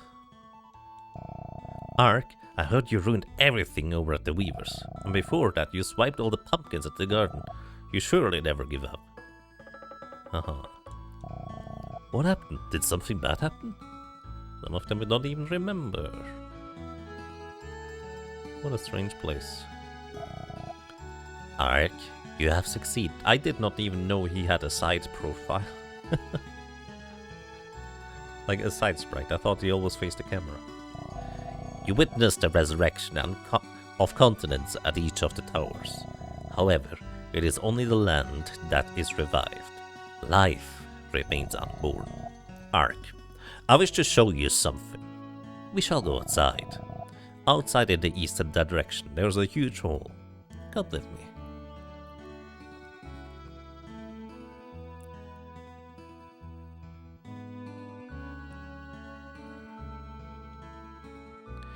Mu burned itself into your memory because once again the German guide booklet lied about the solution to a puzzle. You have a copy of it sitting on the shelf somewhere. I did not know that actually. I've never actually seen the guide booklet for Illusion of Gaia. Or Terranigma for that matter. It's one of those games that I didn't get as a kid. I just borrowed it from friends. That's probably why Final Fantasy VII is the first Final Fantasy. It was the first in the series you ever played. Which makes a lot of sense, right? Funnily enough, the first Final Fantasy I played was 6, with a frankly not particularly good German translation. Like, it was a fan translation. It was not particularly good, but at the same time, I did not know English, so it was my only way to play it, and I was happy it existed. I still remember the name of the translator, because it was called Manuel Löwe that translated it. Again, it had a lot of grammar errors and the text just often didn't quite fit, but at the same time, I was happy to actually experience Final Fantasy VI. Like, that is a tremendous amount of work that presumably that one person put in, and I'm still thankful for it because it introduced me to a whole series of games that, well, I wouldn't have gotten to play for a long time otherwise. The crevasse leads to the surface. It is a strange world, an infinite pool with island continents. It was once a world vibrant with abundant flora and fauna, but all life ended on the surface, leaving only the ravaged land. I wish to see the surface world's resurrection for the people here. Wow, that's some story. I'm trying to come to grips with it. You're thinking grand, Grumps, though I have to hand it to you. Listen, Ark. You shall go to the surface and revive the land of the world. Once you venture across, you cannot return until your duty is done. Have you any unfinished business? Yeah, wait a second. So be it. When it can be no better prepared, return. I believe we needed to go and talk to Elle. Like, I'm pretty sure you literally have to. Otherwise, you're not allowed to go. The Elder will remind you about that in case you forgot, which I did. Oopsie. Need to talk to him now. Behorn, thank you so much for the 100 bits of food. Appreciate those. And Elle says, please don't come in.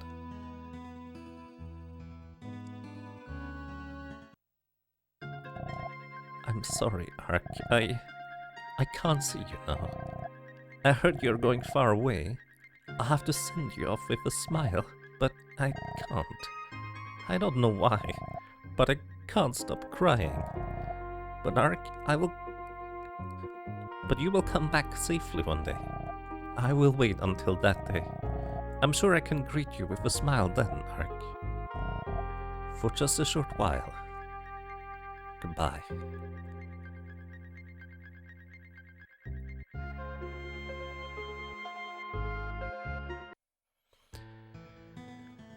For just a short while. Goodbye. Until we meet again. Which I'm sure will happen. One of the puzzles in Illusion of Gaia's movie is that you have to find a spot where the two statues cross the lines of their eyes. The German guide booklet either says the wrong spot or it doesn't say what the solution is correctly. You can't recall exactly. Interesting. She's such a sweetie. She is. One day trails in the sky. Possibly. Dr. Dan, yes?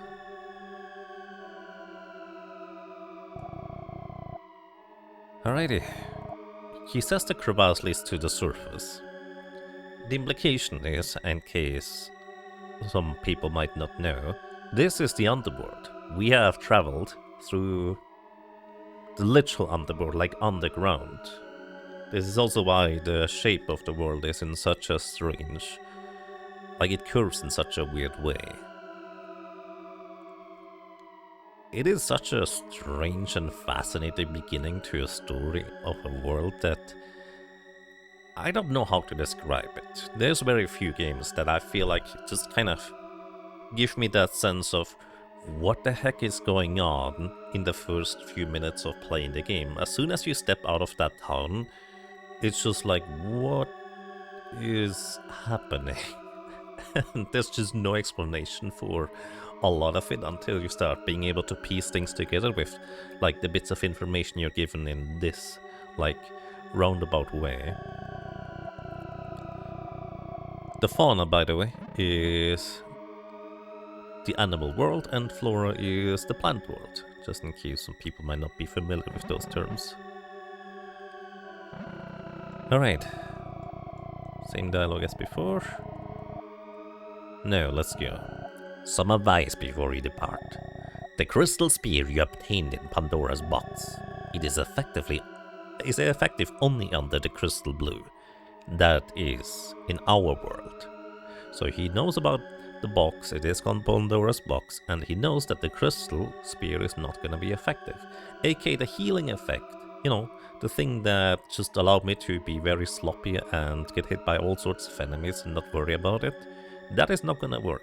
This is also, once again, a reason why I'm saying that is actually a fantastic concept for a piece of equipment to give you a very significant healing effect just at the beginning of the game, so you can get used to the game's controls, etc. And now that the game says, alrighty, this is tutorial end, good luck, you don't have that anymore, good luck. On the surface, you must use a healing bulb to regain strength. Do not be stingy with items in desperate times. Such are the secrets behind longevity. Though you will face perilous challenges, never shall you quail. Enough. Be off with you. And be off with you means you literally have to jump. I appreciate when the game just makes you do the jump yourself.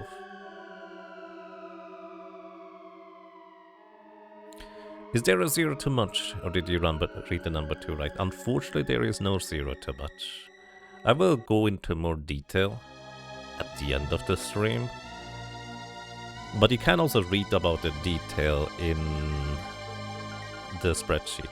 Chapter 2, Resurrection of the World. Elder telling us to not hoard mega elixirs, pretty much. But yeah. Let's see. I think 10 detail is the command, if I'm not mistaken. Yeah, this one. How much time has passed? Ark slowly opened his eyes to a barren wasteland devoid of life. So, this is the hole I came through. Implication is he fell into the hole up here. Somehow. Anyways, there's no turning back now. What a desolated world. Barren land, stale air, no life could exist here. Resurrect this? Cramp sure expects a lot.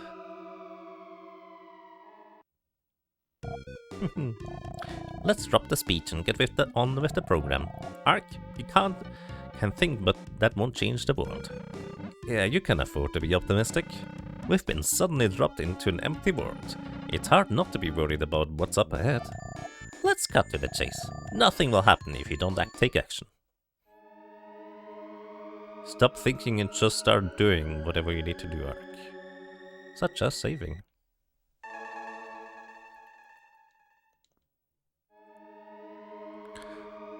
The only flaw in this game is that you cannot use magic in boss battles, or the game is weird about it. I think it works in some... well, in one key boss battle it works, where I feel like it is the most useful for what it's worth. But yeah, it's kind of strange. Anyways, there's this place over here. And... this place. Welcome to the magic shop. And we can buy a fire ring, a zapper ring, and the fire ring. Anyways, on the right side you can see it costs us 2 magic rocks and 1 magic rock to be able to buy these. The left number is just straight up money. We have plenty of money. Let's buy a fire ring and let's buy a zap ring. And then just use them because we can. But yeah, magic often on boss fights just doesn't work. Ark, come here. Look at this bubbling... why is it bubbling? We don't even take damage. Ark, come here. Where is here? Just let me know. I have waited for you for so long now.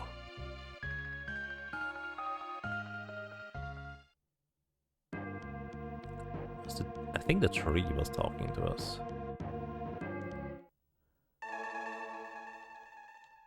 Anyways, welcome to the overworld.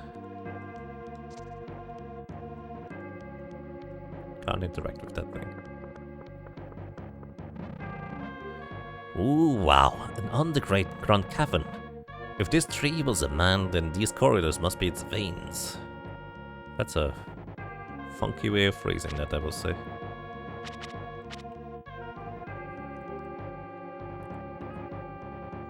Also, this is a chest. And we get a P cure, poison cure to be specific. And this thing is... they're weird, I don't know what they are exactly. It's like... I guess life exists, but in the same sense, outside of Krista, life existed in the form of monsters that we can murder. We also level up a little bit. So we can jump down here. I don't remember the route of this place at all, but we learned there is a map in this game. Let's actually see whether the game even shows like a nice map or... it kinda does. You know, you can kind of tell what is where to an extent. I never knew this thing existed.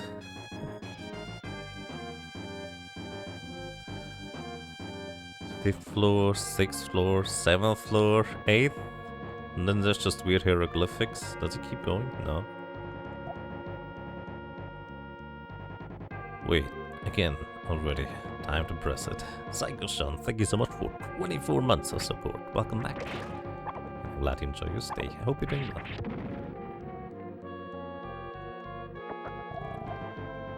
Medium bulb and... this looks like a strange door. Inhale poison gas. Arc senses fade away. The game doesn't kill you, it just kicks you out the door. Quite literally. And you cannot proceed here. You try to go into the goop. You can't do anything in the goop. But there's more chests. Excuse me. We get the raw spear. Now, there are actually hidden values attached to these spears in terms of like what element, etc. these things have. Sometimes the crystal spear is strictly better than others, just because it doesn't have like a detrimental element attached to it. I have no memory as to whether the raw spear has anything like that going on. I frankly didn't even remember there was another weapon right here. But technically, the game says it's 3 more attack power. Also, these rocks we can't push through. I believe, however, we can actually go down here if I jump properly. Come on. I think I can jump that. Maybe?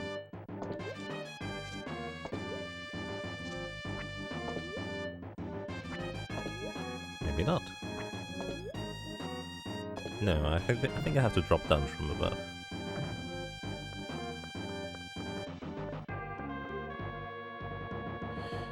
There aren't a lot of equipment pieces that have different effects. I mean, the Crystal Spears Region and Rock Break we get later, I think. Yeah, those are the 2 big ones, I would say. There are different effects in terms of, like, elemental advantage and disadvantage for that matter. Although this thing is just keeps shooting at me. Kinda rude if you ask me. 42 monies.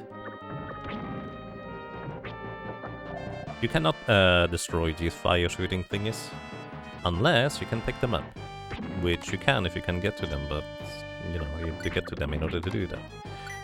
This one here, that is a medium bolt that is basically straight along the way to pick up, which is convenient. And fishy. These fishy have like 1 HP, like literally 1 HP. As long as you hit them while they're out of water, they just die. Okay, you can't go up there. Right, because you have to go around here. And get another medium bulb. I'm just gonna ignore these guys. That flower is invincible while closed anyways.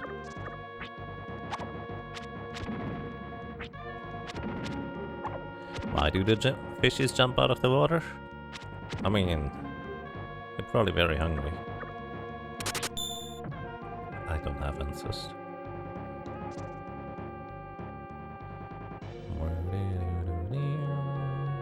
Alright, we actually have to hit them here with the rocks, otherwise this path does not open. Why does the path open after we destroy the fishes? Who knows? But now we're at that same gaping hole. But if we jump down here now,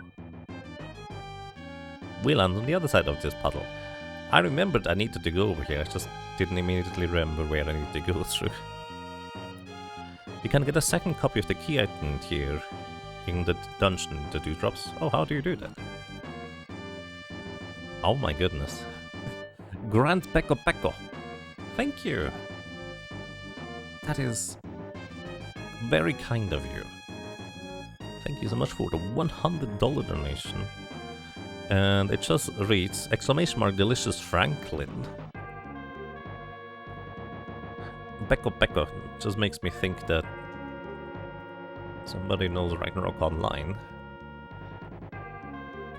Thank you kindly, I really, really appreciate it.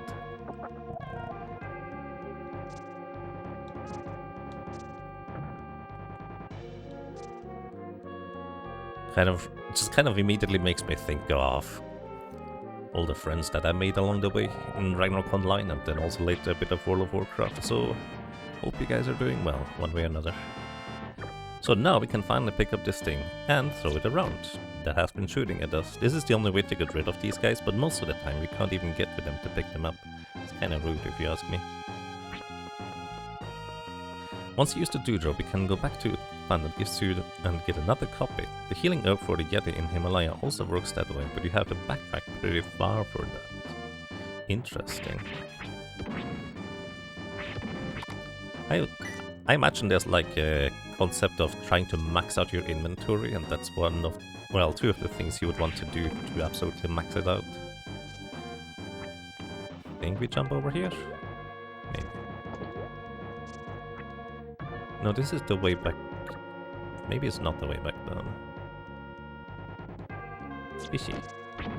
Goodbye, fishy.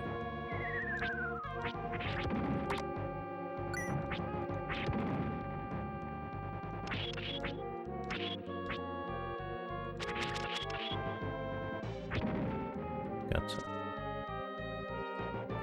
As you might be able to tell, I don't remember the path to go through in this game anymore. It's been a while. I kind of remember bits and pieces, and once I reach certain, like, specific locations, I do remember. There was something on the left over here. What was that? No, there wasn't. Was it down here? Maybe I'm just making that up. Maybe there's nothing here. There is nothing here. I'm just making that up.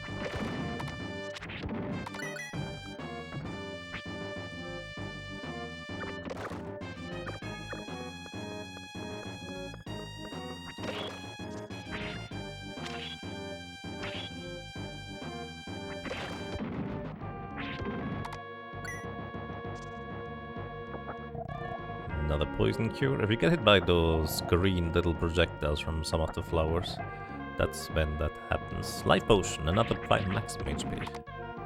Again, I don't think there's any reason to keep it or not use it.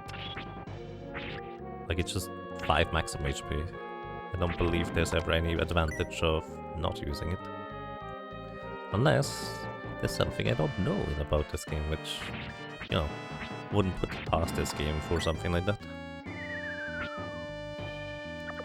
No.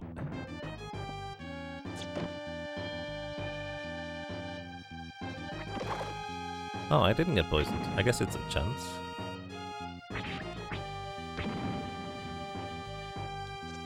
Fishy. Oopsie. This one we specifically have to defeat in order for the soul to come out and say, "Follow me." You know, kind of like, oh, it also healed me to full. That's very nice of you. Let's just drop down. You can just climb down this long vine very slowly, but just falling is fine. And the water down here looks a lot nicer. We still can't swim though. I like how we're talking to a flower like it's the most normal thing. Thank you for saving me. Oh, you didn't have a soul until now. I think that's the implication.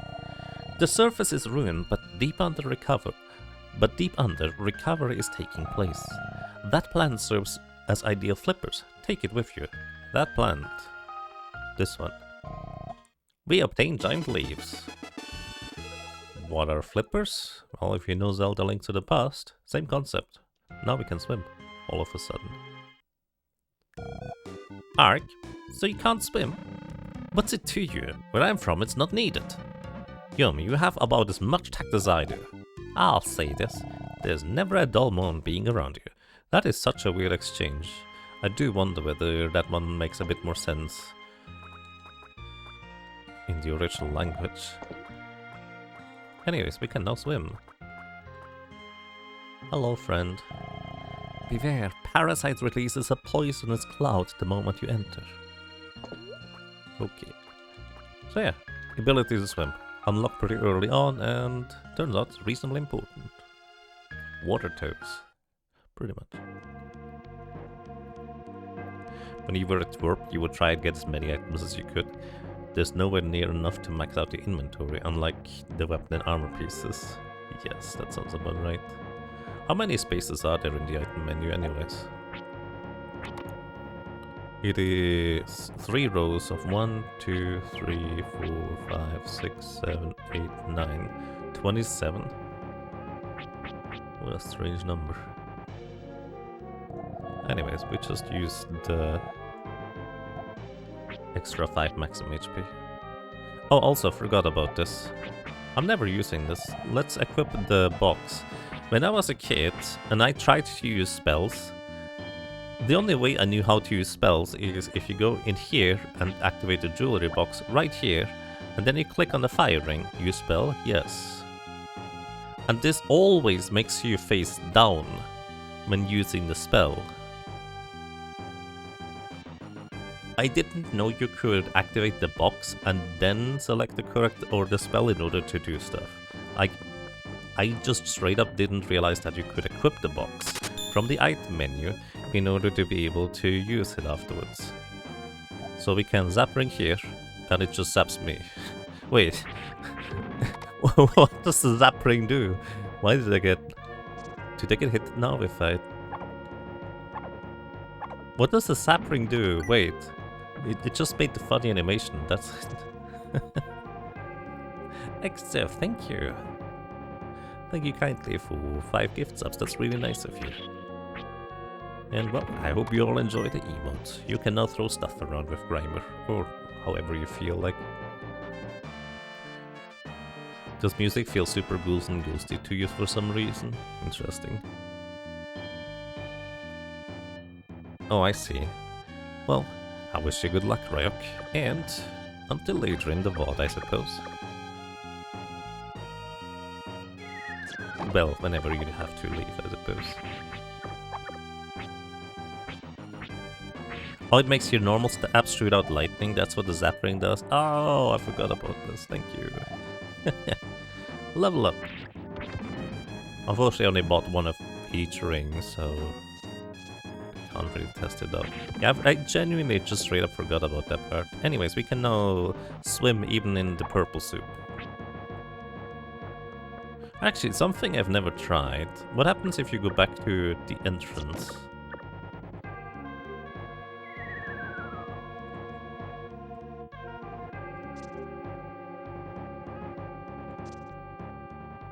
Can you then swim in the soup above?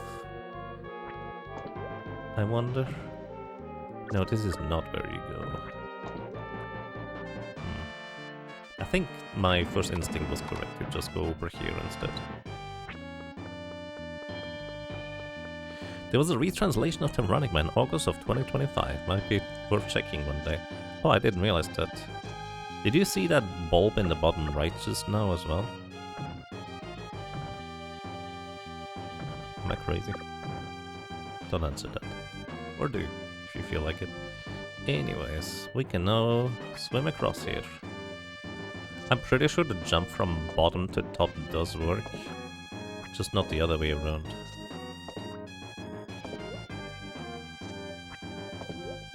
Maybe I'm wrong.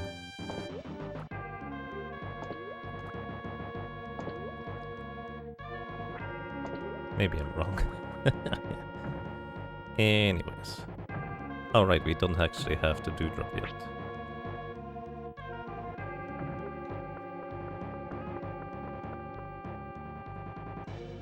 Let me actually go and see real quick outside. Yep, you can now swim. See, this is not lava. It's just bubbling because everything is barren and desolate. It's not actually hot at all.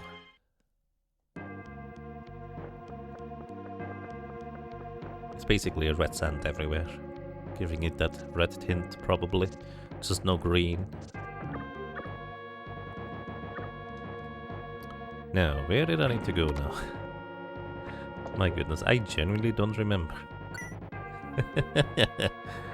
This was also one of those dungeons that when I initially started speedrunning, I kind of frequently got lost in. And having not played the game for quite a while doesn't exactly help. I'm back here. This doesn't help either. This is not where I need to go anyways. From the right is where I came. To the left is where we go. I think there's not really another way to go. This is the boss lair over there. Maybe Ark can swim in lava. Well, that's actually a fair concept, isn't it? He is also the one that controls the board, so maybe it's just that, you know what? This is not lava, this is actually tomato juice. Smells a bit weird when you swim in it, but that's just how it works, I guess, now. I don't think I'm supposed to go here. I remember nothing. So I guess I'm just backtracking my steps. Going back over here. I guess I could check the map, huh? It'll be fine. We'll find it eventually. Ow.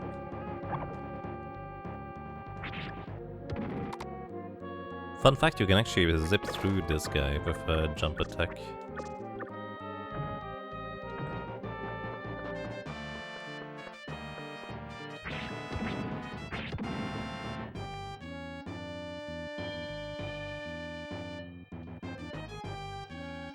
Thank you, XF.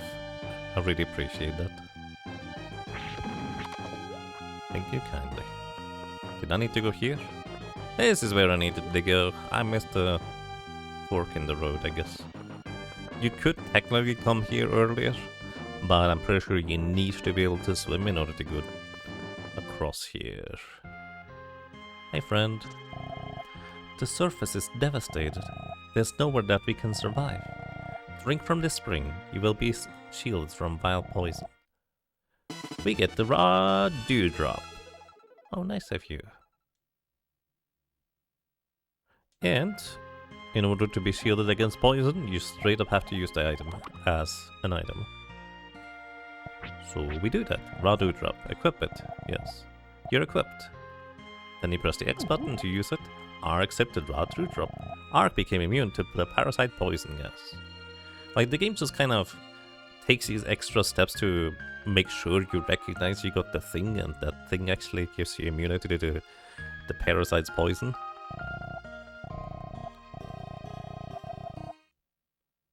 And you can get another dewdrop if you want to. Evidently.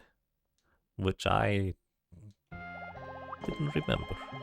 It also heals me back to full, apparently, according to the little blurb sound.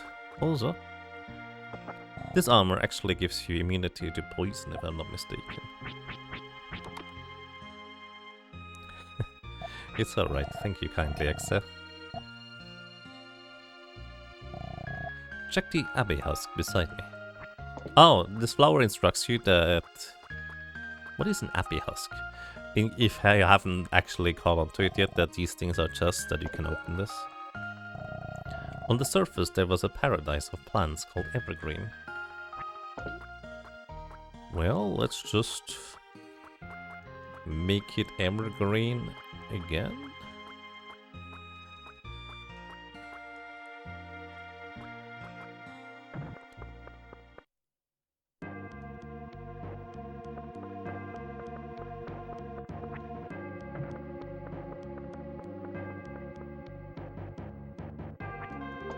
Or try to anyways. Now we go to the parasite. You know, the place my brain tried to guide me towards like 5 times before I needed to be there.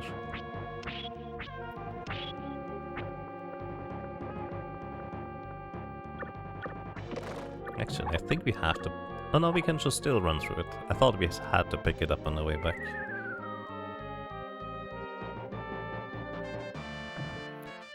Now, we go down here, and then to the right. Wait. think I'm in the wrong place. I think I wanted to jump down. No, this is actually still correct. Never mind, we're good. Here we are. Welcome to the raw dewdrop screened out poison gas. Do I still have it in my inventory though? I'm just curious, because I think either the talking to the plant or the dewdrop itself healed me to full. I wonder whether this counts as a full heal. Anyways, welcome to Parasite, or Parasites. You need to defeat this thing by hitting the sides. And there's a fun little thing you can do in this. Phase 2 of the boss, if I'm not mistaken. Ow. This thing does hit pretty hard.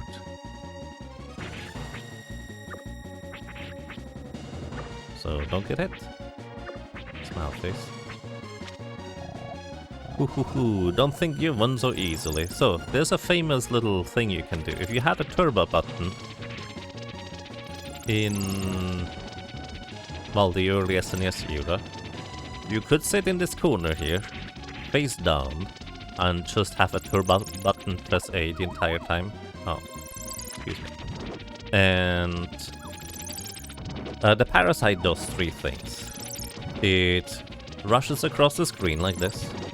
It summons the little parasite balls, which do give experience, by the way, and a good chunk of it too. And it opens up its eye, which is how you're supposed to defeat. But if you just ignore the thing opening its eye, you can just get a lot of experience. In fact, this is kind of what the speedrun does too. Like, obviously it doesn't just sit in the corner here, it just attacks the little things and destroys them much more quickly. Also, let me heal up just before I'm adding this. Plus, healing in the menu instantly heals you functionally. If you try to equip the bulb and then use it as healing, your character does an animation, as an arc does an animation. And it's a bit awkward that way. Anyways, in the speedrun, what you want to see is you want to see all of these parasite thingies immediately shooting out balls. I kind of came up with the concept of like RNG manipulation in this game. I don't know if they implement RNG manipulation at all nowadays. But it felt like, because you kind of know where the randomness starts, it might be possible to manipulate randomness in this game for the speedrun. I don't know if they implement any of that yet, or at all. I have not seen a speedrun in a while. What I do know is that it is significantly more advanced than what I originally learned nowadays. Anyways, we are already level 9. I'm not necessarily trying to level up here. I'm just poking the eye until we win. Which technically I could do like dash attacks, which would deal more damage.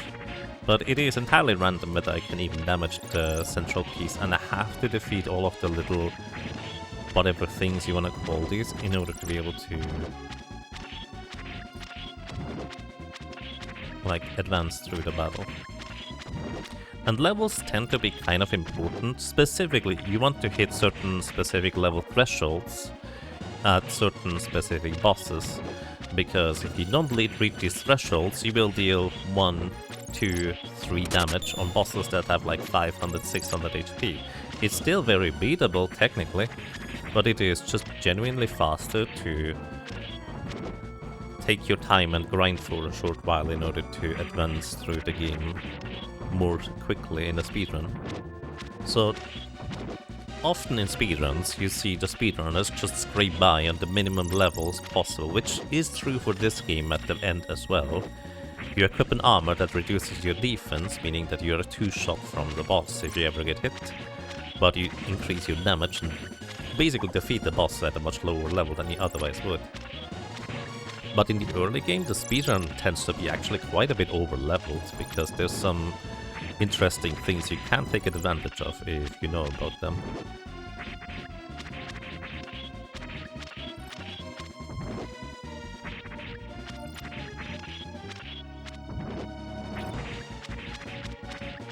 Can you big? Indeed.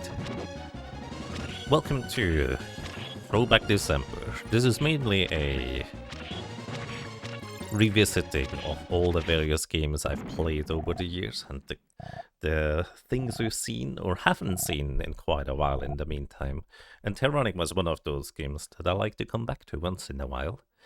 But other games that are going to be in this December marathon might not be as quite like commonly revisited. But Terranigma is just one of those that is easy to just do a playthrough of through over the course of 2 or 3 streams occasionally. I just like this game. Some voice tells us, Ark, I have waited long for this moment. Plants changed into monsters. They should regain their forms now. Green will soon carpet the world. But remember this, it is still too early for the world to be resurrected. He must lead the growth of living things. And our first step was to raise all the continents from the ocean? I don't know if it was an ocean, maybe it was just like clouds of ashes everywhere. And our second step here begins by resurrecting life, and it just starts with flowers. Small, insignificant looking steps that you would think would happen over many centuries or even decades over the course of time. But one thing I usually like to say is time in this game is very malleable.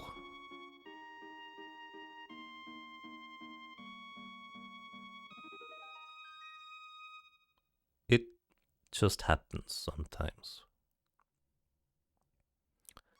Take care, Ryuk. Thank you for dropping by. And thank you so much for 44 months, Grubbly. I really appreciate that.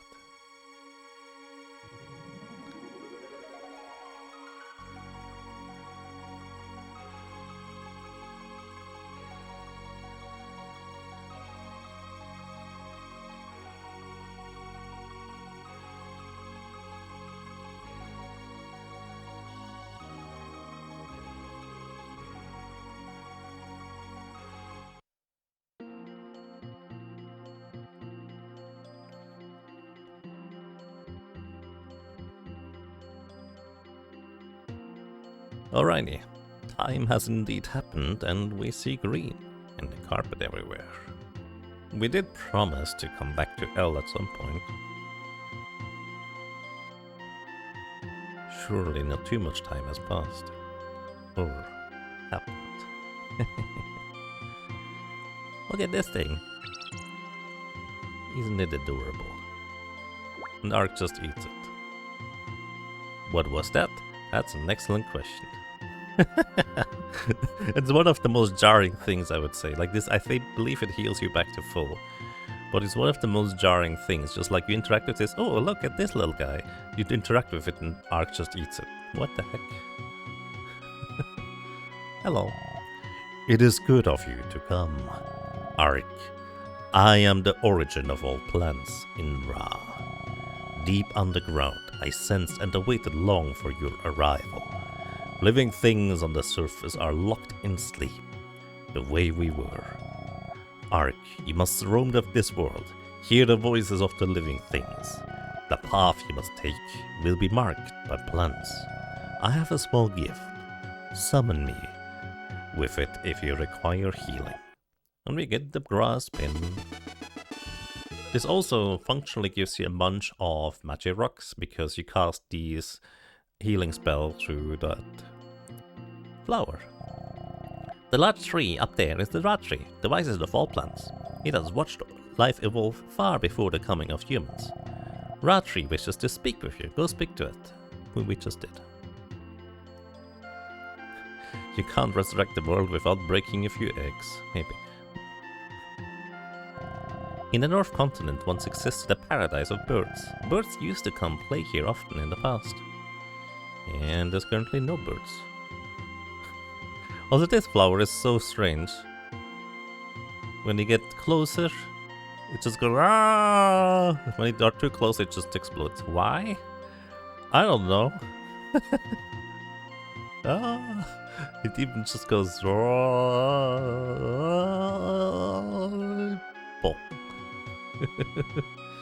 I always found that amusing. Mostly because it also comes back. Hi, buddy. Hello, cute stuff. You're the one who saved us. As a token of appreciation, I want to sing you a song.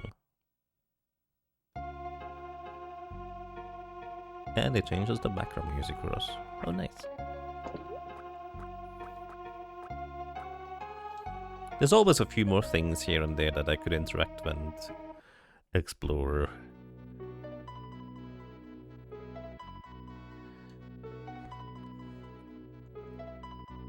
We'll come back to some places sometime though. And this is marked by plants. We can now climb this vine. This vine literally didn't exist before because, well, plants were not back. And the cactus even has something to say. Go north, something is trying to awaken there. Oh, I probably should have read the punctuation too. That's alright. Go north, something is trying to awaken there. And so we do. By the way, where we started, in case you might recognize the landscape, we were in South America. Now we're wandering across the little land bridge over to North America. Welcome to Colorado. And this is the Great Cliff. Great Cliff? Anyways, welcome to this place.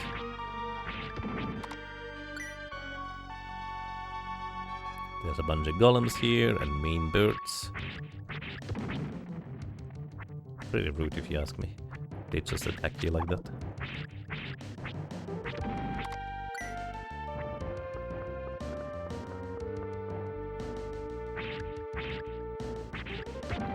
I think the speedrun is like level 11 or 12 here, maybe even 13. Then again, they have now implemented the boulder started moving, because it's a golem. They have now started implementing like a longer bird grind, if I'm not mistaken. They might also begin the bird grind earlier. I'll try to explain what the bird grind is once we get to that point. Anyways, there is, I believe, a life potion here. No, that's a strength potion. You see, 1 point of strength. Doesn't sound like much, but it can make quite a bit of a difference. Again, because you have to reach a certain threshold of strength in order to be able to properly damage certain enemies and bosses. That +1 strength can help quite a bit in achieving that.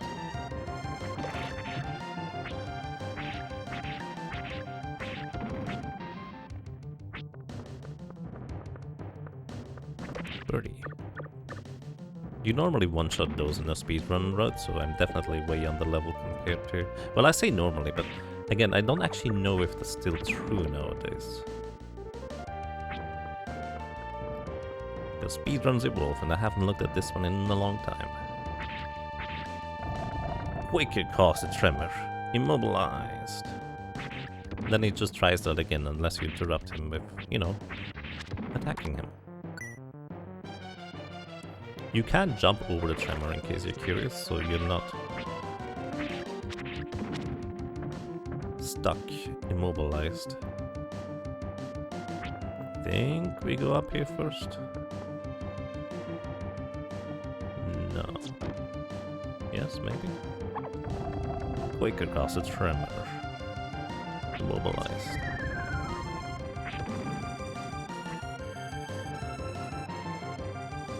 I don't know what's in that chest over there.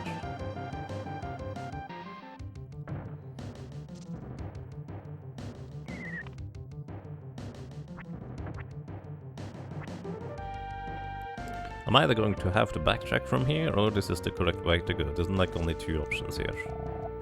Magic rock. Oh, I went the wrong way.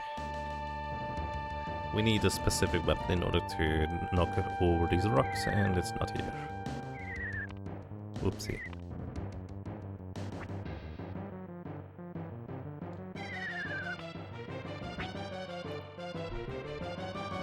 Looks like the current record is 3.5 hours. Second place was set 3 years ago. Yeah, I think my time was usually around like 4 hours, so half an hour slower.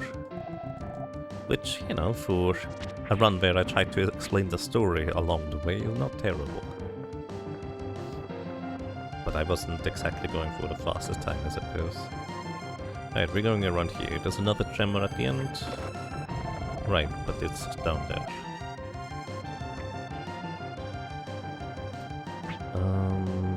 No, not yet.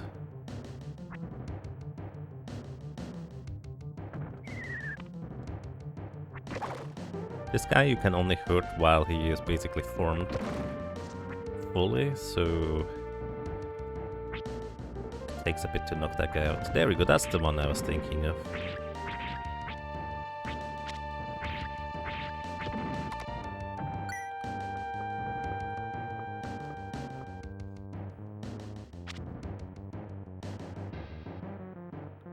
Right, and golems. These golems are funny because we now have the rock spear. This spear allows you to destroy rocks. It's also, I think, one of few spears. Also, let's increase our strength by 1 by eating this potion. It's also one of the few spears that has a special effect tied to it. Rock spear. If you read the description, can shatter large boulders. And the game instructs you that you have to destroy this rock because you can't push it. But now with the rock spear equipped, we can destroy them. Good tutorialization, I would say.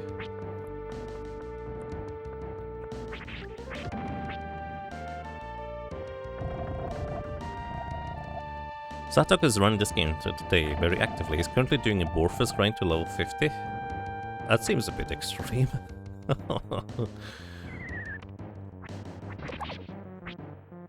Borphus grind to 50. Anyways, we can destroy rocks now. So we go the other way.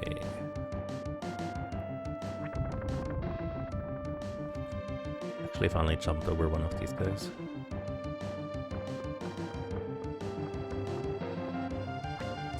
Oopsie.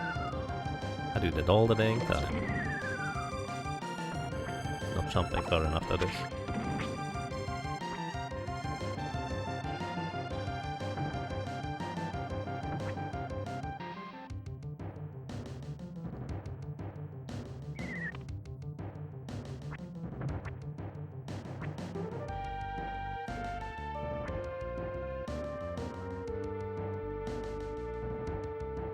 Right, now we can go through here. Hurrah! And what is over here? Some steps to climb, some enemies to ignore. These guys are, by the way, called Borphus. And they have a bit more HP than my one attack does. So I can't one-shot them. I need like 1 or 2 more levels to one-shot them. 2, I think, for reliably, 1 for a chance. I might be mistaken. Anyways, we can go here. Whee! And another. Oh no! I didn't pay attention to my health. Arr! Amari, thank you so much for 105 months of support. Welcome back, and I'm glad you enjoy your stay. Hope you're doing well. Oh, okay. This game is friendly like that.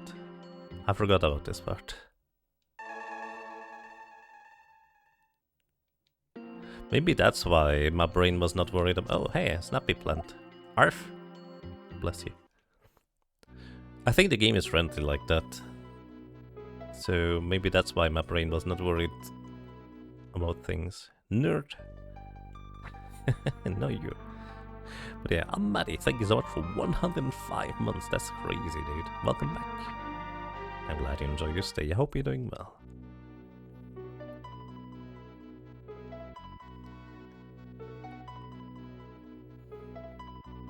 Welcome back to Colorado. Now with 50% less dying.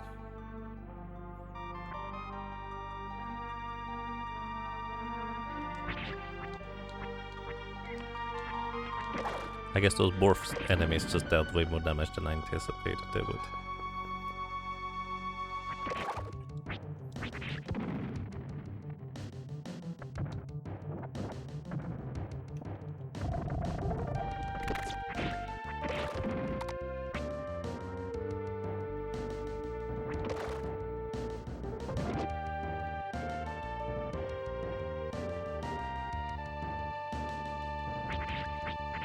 It's always fuzzy seeing 100+ subs show up in streams.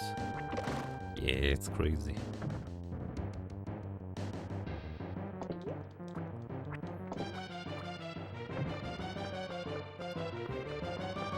I think technically the highest possible number that we have currently is like 122 or 23 at this point.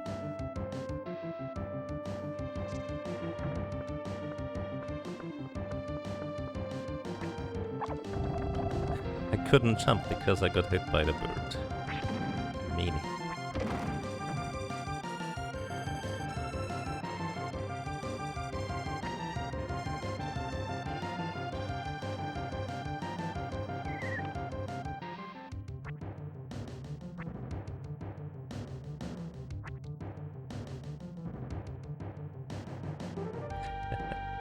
I see. Well, I hope for a swift recovery for you. The flu is not fun. I wish you good luck.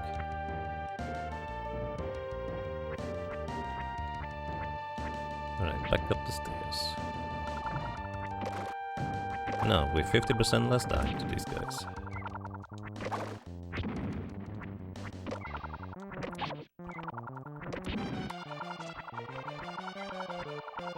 Monies. Level 11. Strength up by 2. Defense up by 1. Block up by 1.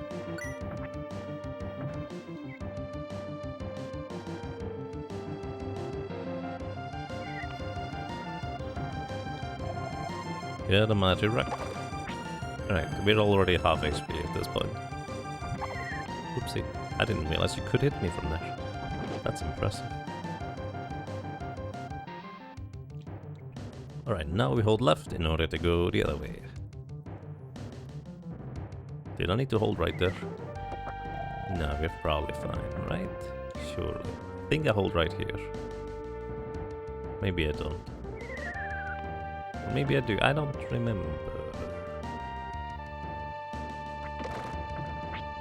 Oh, right, we go to the left over here, that's what.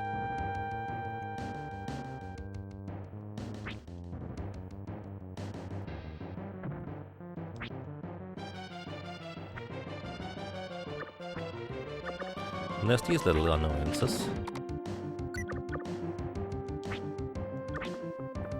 But we just ignore them. And...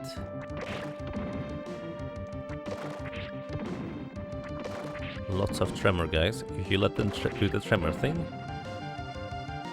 the floor falls down. Oh, I thought there was one more so I could demonstrate it. But if they stomp the ground, the floor falls down, and it's kind of difficult to get to the end afterwards. But you can also just reset by falling down to the previous room. Anyways, we found a nest of these weird bird thingies. Some would call them bird monsters. But maybe they're just defending the nest. Anyways, this shiny thing here. Something flashed in Periton's nest. And we obtained sharp claws. Where do they come from? Is it from the birds? Who knows, but we can now climb on these jagged walls.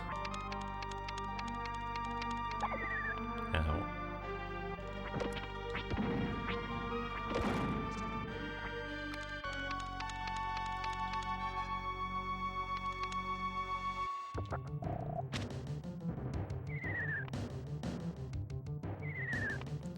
And now that we can climb here, we can go all sorts of other places that we couldn't go before.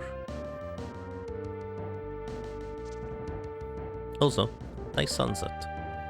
Let me just demonstrate real quick. When I equip a medium bulb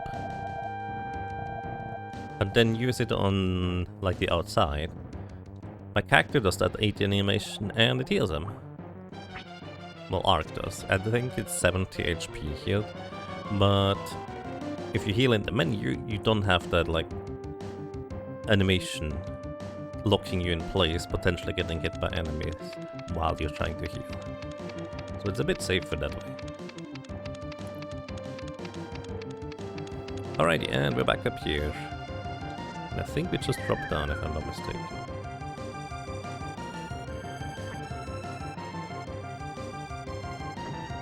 There's a small chance that while eating a bulb, Arc throws up.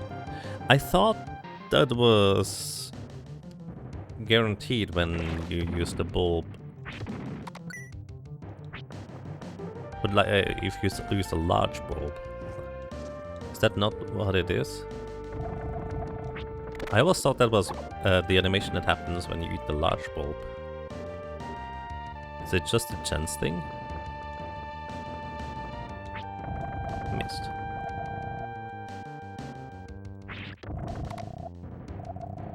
You don't think it happens all the time, so it just happened that one time and I never tried it again, I guess.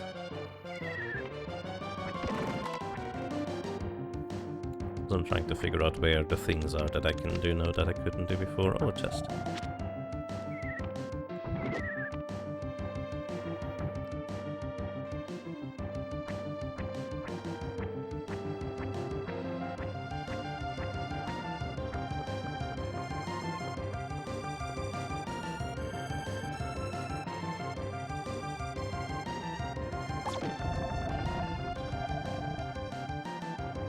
I get stunned every time. You know, instead of the giant helping you anytime, I get stunned every time. Okay, that was a bit far-fetched.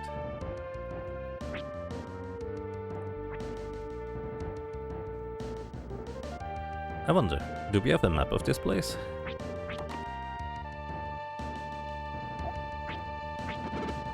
No. Maybe inside? Is this where I'm supposed to go? I don't think this is where I'm supposed to go. This is where we went through earlier in order to get to the sharp claw.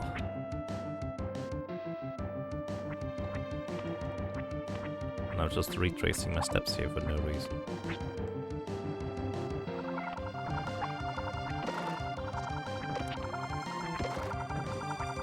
Right, yeah, the jump attack now has a chance to knock these guys out. Pretty sure it's not guaranteed.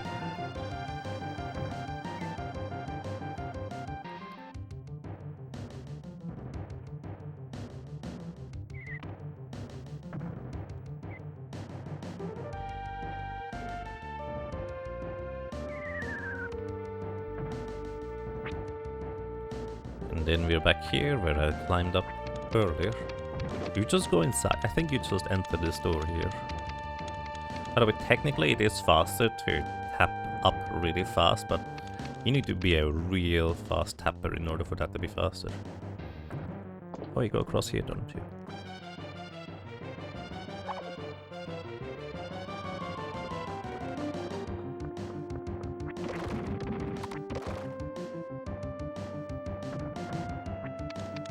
This is not the way is to the right, but what was up here? Bunch of dwarfs.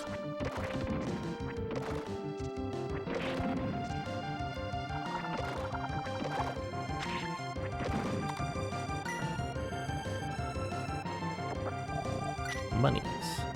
And the magic rock.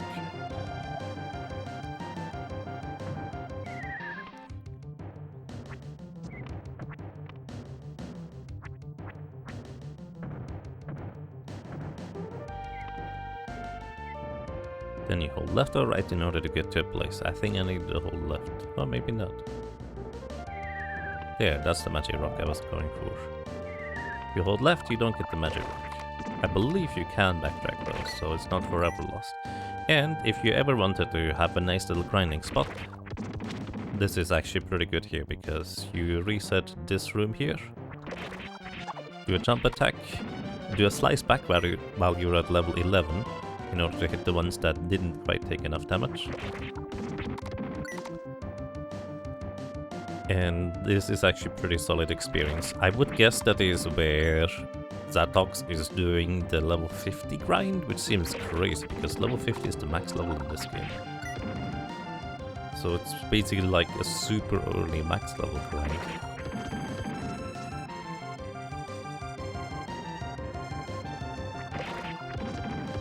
Is there any reason why, or just because he feels like it? Because that seems crazy.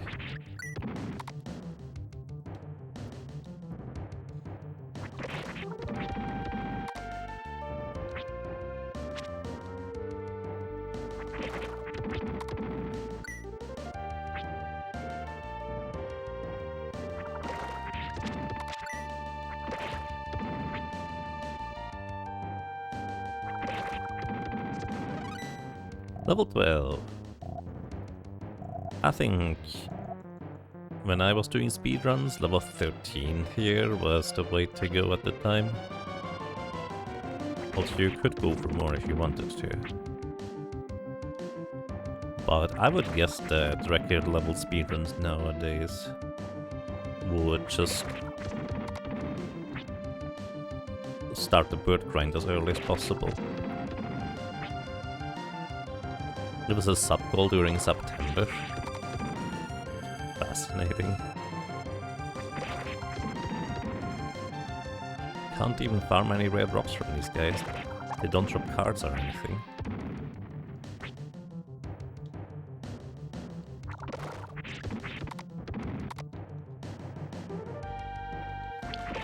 If he was at least trying to get to max level at Parasite, he could use a turbo controller and just stand in a corner, I guess.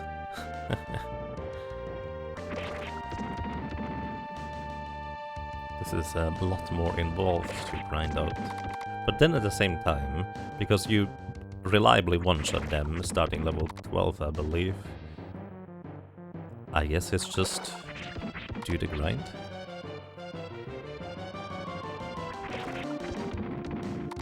That's fascinating.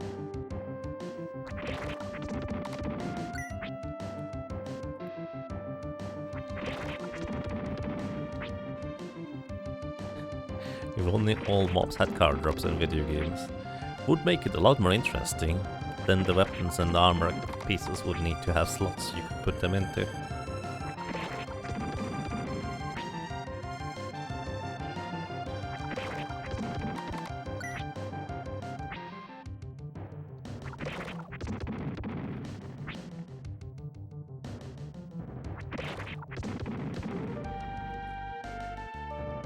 Can't catch me, I'm the butterfly.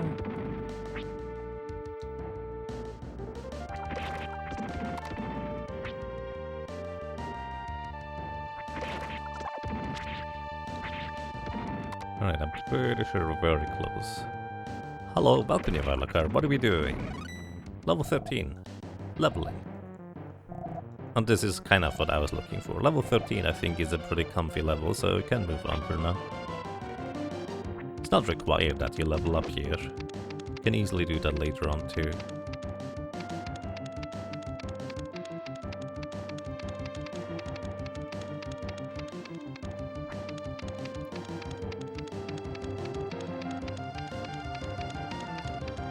Alrighty, I have absolutely no memory of how much HP these things have. It's like 120 or something like that. Anyways, welcome to the next boss.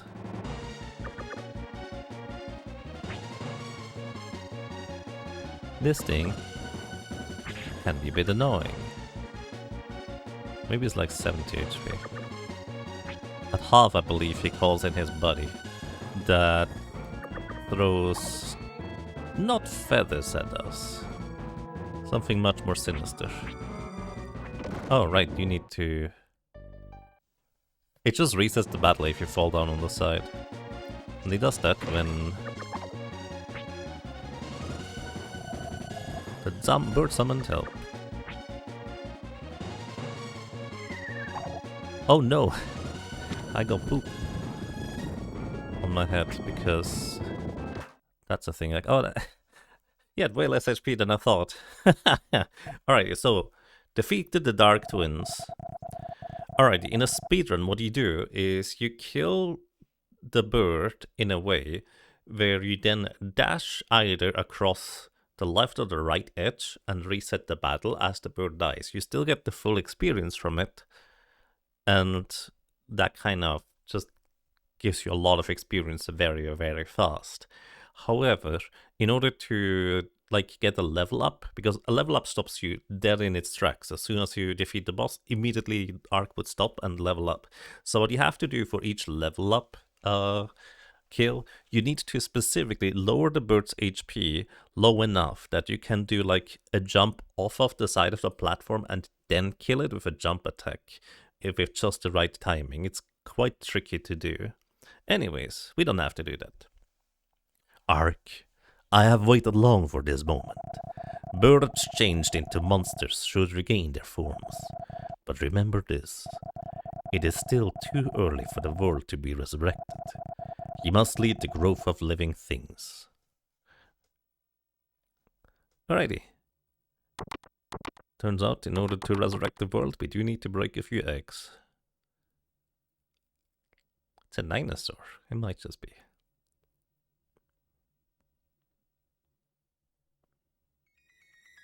And birds are back in the world.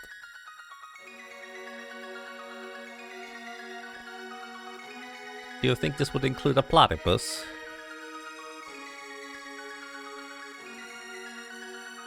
To save birds, we have to kill a bird. Well, it said defeat. Also, welcome to Sanctuary. There's no E. It's just Sanctuary. Or Sanctuar. Maybe it's Latin.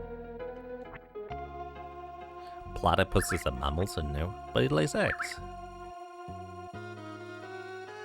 Hello. Oh, I wish I could spread my wings and fly in the wide open skies. But the signal from Windville to fly hasn't come yet. So the birds are not allowed to go fly anywhere. Also, how do you figure out that you're supposed to climb up this back wall? Probably one of the birds tells you. I actually don't remember. Anyways, welcome to King's Nest. You love the chickens, they're great. Hey, little friend. I'm staying home alone. I can stay home alone by myself. Excellent. Brother, I have got a deal for you. He sells us bulbs. I'd like to have a bulb, yes. We can only stock up to 9 maximum of each of these items. So I'm just gonna stock up because I can. Oh, he also sells a bird suit made for kingbird. Oh, made of kingbird's feathers. Ah, we don't need an armor, that's fine. Thanks, brother.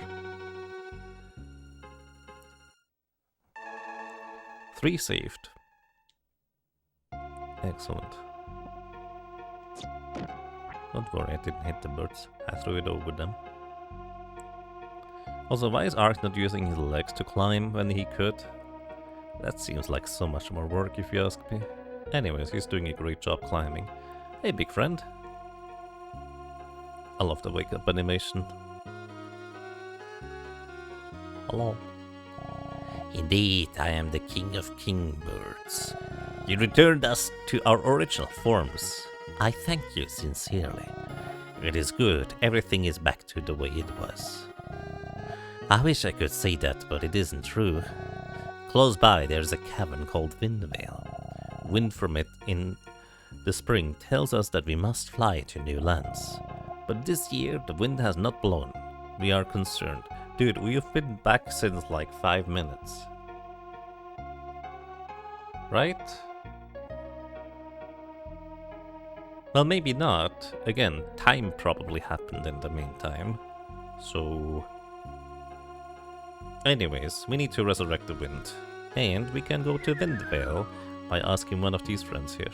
Do you want to go to Windvale? Yes. No problem, I'll take you. It's just a quick flight. This little bird flies us over. Sounds exciting. We'll leave now. Hang on tight.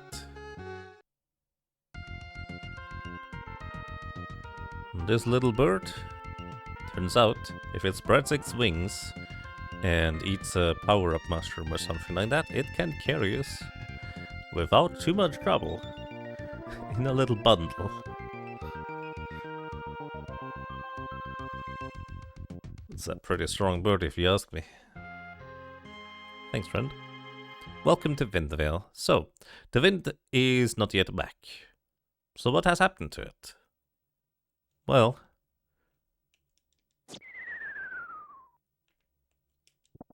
why don't we ask it itself? But in order to ask it, we kind of have to wake it up. Just a little. A deep voice whispered in Ark's ear. Who is arousing me from my sleep? What? I hear the calling of birds. I sense the fragrance of spring. I understand. The long, harsh winter is over. I know not who you might be, but I thank you for waking me. I shall get to work immediately. So, the wind just told us that it's going back to work. Because it was asleep. Because the winter makes it sleepy or something. I don't know, I guess wind hibernates in this universe. Which is kind of a fascinating concept. Am I gonna play Terranigma 2 on stream? It's a ROM hack. I've actually never heard of that one. Probably not anytime soon, to be honest. This little bird can fly Ark without wind over the mountains. Yeah, I mean, wow, Ark, I could tell right away, the wind is back. We've got to get going. Let's go tell the kingbird right now. Yeah, I mean, the wind is more of a signal for the birds to start flying, rather than a necessity for them to fly to begin with. But yeah, imagine there's just literally no wind anywhere. The bird can take advantage of in order to fly us places. That's even more difficult than just... Well, I guess it's kind of difficult to begin with, because he keeps missing where we need to land. Anyways, there's other places we can go to. Oh, afterwards.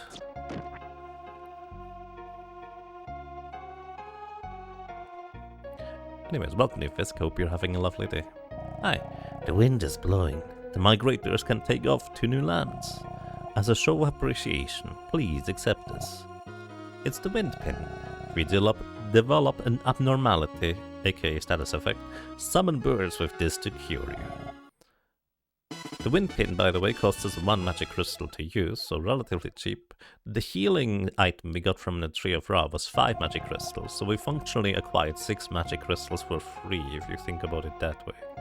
If you wish to travel elsewhere, speak to a gull. So one of those gulls is now gonna precede us in the form of the quest, the other one brings us to another place. Thanks for everything. I'm thinking of going to a new continent with the wind. Ark, I'm flying to a small temperate island called Kamio. Want to go? Let's go to Kamio. Hey, that sounds interesting. Will you take me? Sure thing. Alright, we're gonna go to Kamio first. This is not the way forward. The other place is. I don't think there is much here. Anyways, we fly west across the Pacific. And what happens when you fly west across the Pacific from the Americas? You arrive at Asia. In this case, specifically Japan.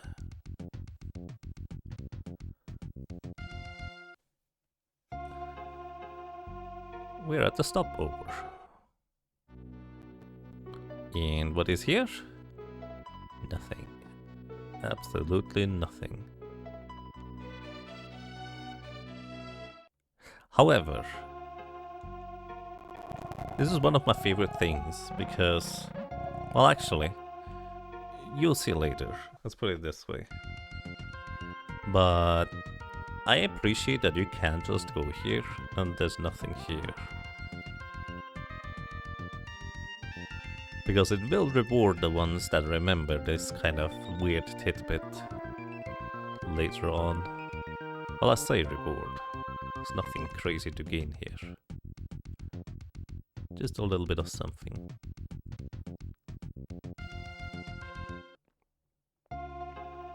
Anyways, now we go with the other bird. Going to a continent with the wind. I'm thinking we're going to the Safarium, the paradise of animals. Let's go to Safarium, aka Africa.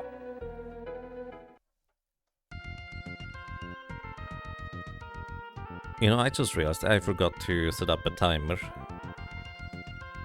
Oh no. Let me set up a timer now. The reason why I would like to have a timer for this, by the way, is quite simple. Because if you're like me, you don't have all the time in the world to just watch some, like, 6, 7, 8 hour long stream. But you might want to continue watching where you last left off. And in order to continue watching, you know,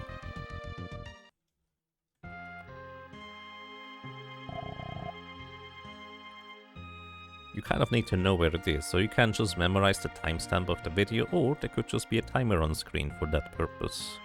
And since we have plenty of space here, I think the timer is just fine. It's about 3.5-ish hours here, so I hope that's alright.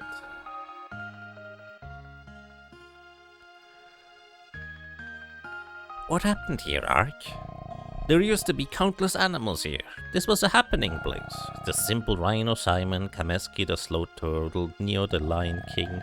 I think Neo just had a baby. What happened to them all?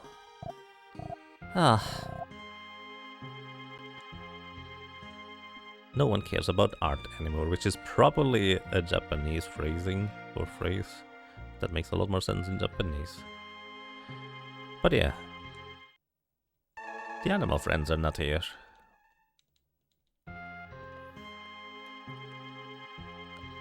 But surely we can find them again somehow.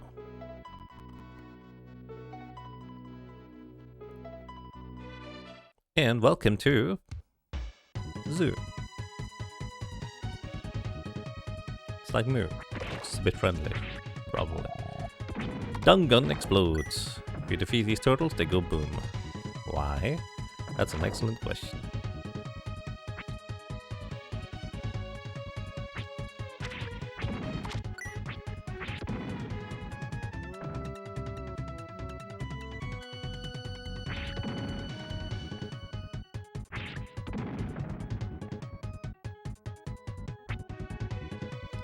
I don't really remember the path through here all that well. There's something over here. Ah, it was you. Rainfall altars, relics from the past, can be found in zoo. That's what I remembered. I think there's another one over here. Maybe, maybe not. No, I think there is one here, in one of these two. Maybe, maybe not. No, it wasn't. I'm making that one up.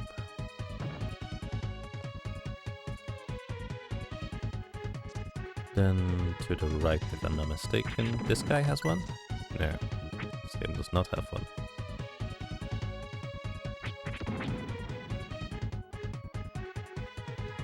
Basically, we need to activate the rainfall altars, and how do we do that? Well, simple. Finding all the souls for it. Make way to the rainfall altar. There's a tree in the way, we actually cannot go through there right now. And once it's raining, the tree is gone, or something like that. Make way to the rainfall altar. Okay. The last one is actually on the way to the rainfall altar, if I'm not mistaken. Well, I say last one. There's 4 here. There's like 3 rainfall altars total. I think we go through here, and there's one here? Maybe? No, this was not it. I think it's the turtle, the code thing he looked on here. This guy. There it is. 4 shaman control the weather at each rainfall altar. And I guess we are just freeing the souls of the shamans and they're gonna help us now, or something like that. 100 years? Oh, it's gonna be a bit longer for that, huh? What? I can feel an enormous power.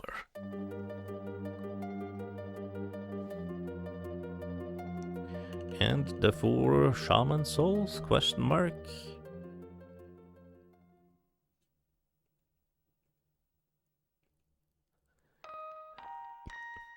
Refresh the area.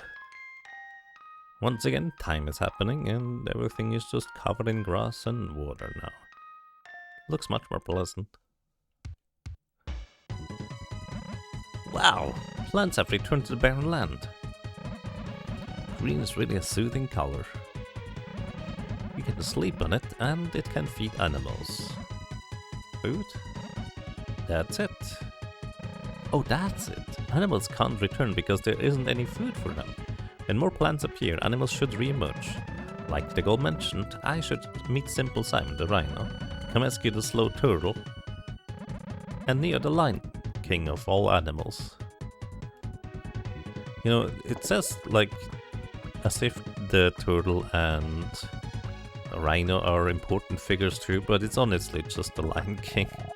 Get a defense potion for free. I think I missed... Wasn't there money on this other island that I just missed? No, that's not here, that's later. Anyways. Moving on. The storm clouds blot out the sun. This only happens if you stay in one area for too long. If you just keep running through the areas like that, this effect actually never happens. Makes it kinda difficult to see that you can go through here now. And pick up the items. Without the sticker. You know, if you played some sticker star, I feel like the stickers look a little bit different there. Anyways, drink the defense potion. Eat one of the bulbs, because we can get a new one. And let's take a quick look at our new weapon. Made of a thorny bush. It's literally one attack power higher. And that's it. If I'm not mistaken, the next boss has like a resistance against the rock spear, so you just use the crystal spear, because it doesn't have a resistance against that one. Something along those lines. Sunlight breaks through the clouds. Oh, right, I actually still need the other spear. Whoops. Literally did not want to unequip that one yet. I did not remember these rocks. Mesiram? I'm not sure how to pronounce that, but thank you. Welcome to you, and I'm glad you enjoy your stay. Make way to the Rainfall Altar. Oh, a Rainfall Altar, the next one we're gonna visit, I suppose. Dungeon explodes. I believe there's another one through here. That turtle perfectly walked in front of the thing. Make way to a Rainfall Altar. I have plenty of small bulbs, apparently. You've seen the remember the green spear element is kind of not great in this area either, but you may be wrong. It's very possible that you're correct. I don't remember.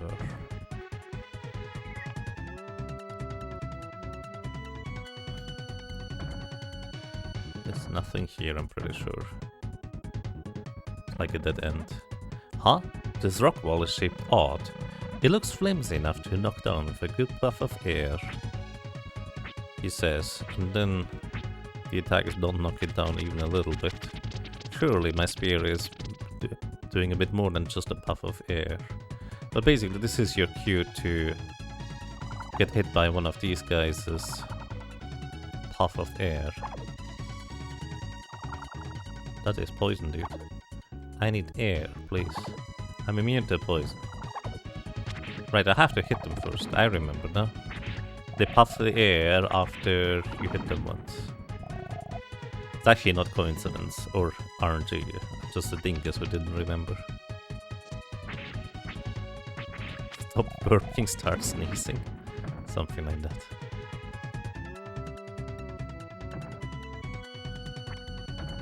There's a magic crystal over here, and the lost soul if I'm not mistaken. Or magic rock. Righty, we have 4 more souls, that means the Rainfall Altar is right here. I don't think that logic is supposed to work that way around, but here we are.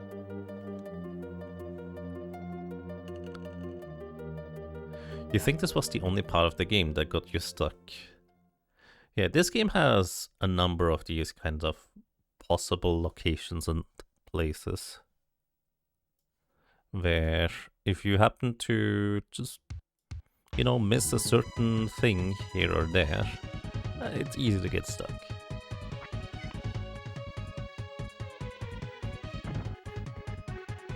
That is a thing that can happen.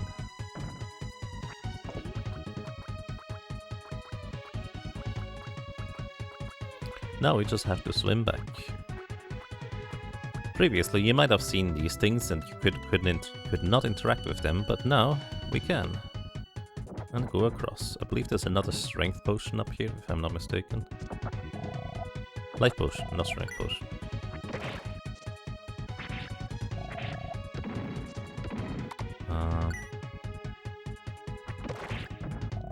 One of the reasons why in the speedrun you overlevel quite a bit is so you can one-shot enemies along the way to get even more experience along the way. As long as you have at least a certain threshold of levels, you can just one-shot enemies, and it's very efficient to just grind along the way that way.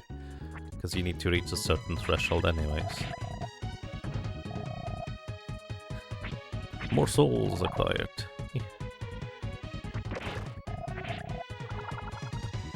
And there's another magic crystal. This one is permanently messable, because we're going to flood this entire area with water.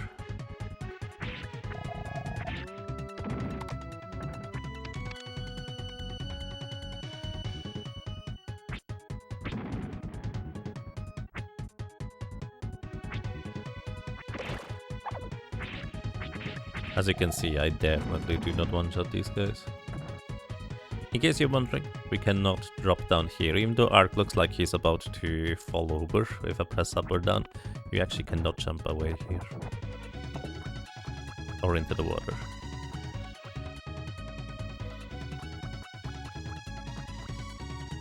The witch?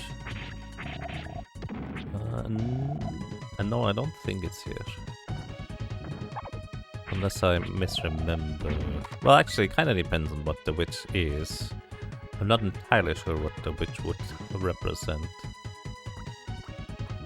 Bloody Mary's later? Yes. Spoilers.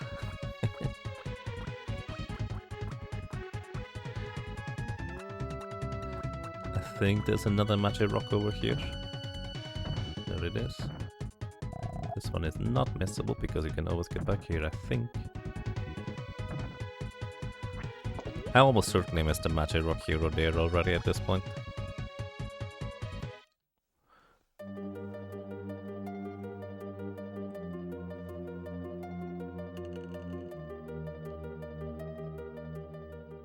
Anyways, this is the last rainfall altar that we have to activate.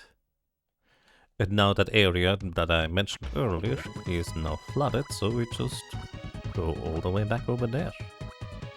Basically, the game is kind of making you run back and forth quite a bit here and there. That's just kind of the nature of it. But it's also kind of fun to recognize, oh, well, so far everything has just had rainfall altars all over the place. But here, no immediate impact was necessarily visible in that area we just came from. So maybe something happened in the previous area that we have been in, and that is exactly the case with this one down here. There's a luck potion somewhere at the start too. I think we can get it now if I'm not mistaken. But basically this area here is now flooded with water. If you remember, this is where the magic rock was at the bottom. And now we can swim to this place. And this is our destination, just because I can. Eating a health bulb, let's go. So this boss can be a bit awkward. I have no idea what these guys are. But this is Pagan God. He throws his size. Basically, my current weapon does not deal much damage to this guy. So, I do wonder if the sticker actually does more damage to this guy. 26, yes, way better damage against him. He's already losing his head. Or maybe he's losing everything except his head. The pagan god grins slyly. But he stands no chance. They don't have much HP if you have a decent level. You defeated Storm Masters.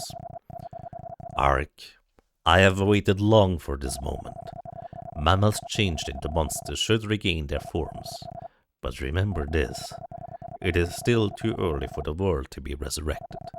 You must lead the growth of living things. That's the third time we were told that. We are trying, buddy. Good evening, Hagler Miller, and welcome. I hope you're doing well.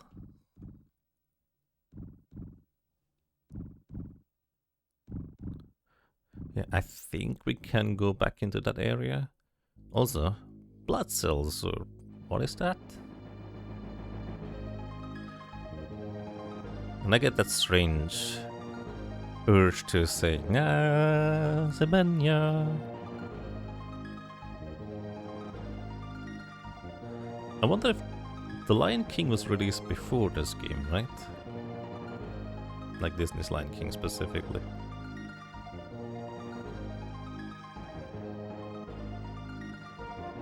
You do? That's nice. It's quite comfy here, can confirm.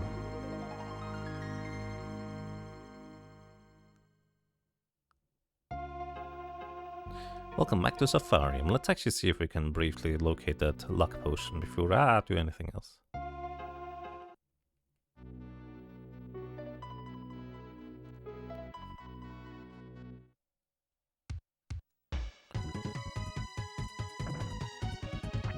Yeah, we can go back here. Was it here?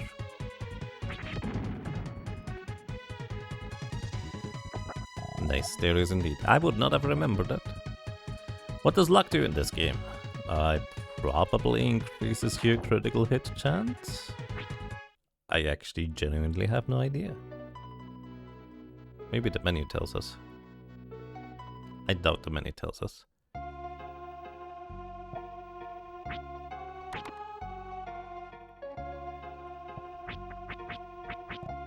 Increases luck. Increases life. Well, it's also kind of fascinating that you always have the option to just equip these items instead of using them. Hey, little bird. We pick fleas off the line so they protect us. We're tiny, but we're happy we are useful to someone. Leave me alone. You intend to go in there? You shouldn't. The lions live up there, they might eat you. Tasty lions. Wait, no. I'll tell you something useful. If you run into a lion, don't try to run or move. Calm your nerves and stand still. Lions will accept you then. Only works in the game. Welcome to the magic shop. Alright, we have a zap ring. Then we have a geo ring. Then we have snow rings. And we can buy another grass pin, which is 4. Oh, it's 4, not 5. We get 5 total. Oh no, wind pin is 2 magic rocks. I was mistaken there too. Anyways, why not? I hardly ever use these. This guy sells Stardew's. Provides fast lifting of curses. It's almost as if that is going to be relevant anytime soon. I think it is not, actually, if I'm not mistaken. Oh, hey, look! Big cuddly kittens. A human. There is a human here. That can't possibly be. No human should be here among us. That's not important. Look close. It appears to be a healthy and tender human. It is its own fault. It should wander in our den. Let us feast.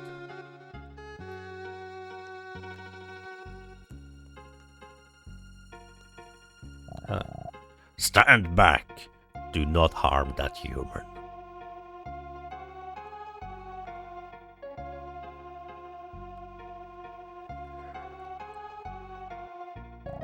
Brave human, we wish to treat you as a guest in our kingdom. Enter and come to our kingdom. Oh man, we don't get to eat anything. What's up, big guy?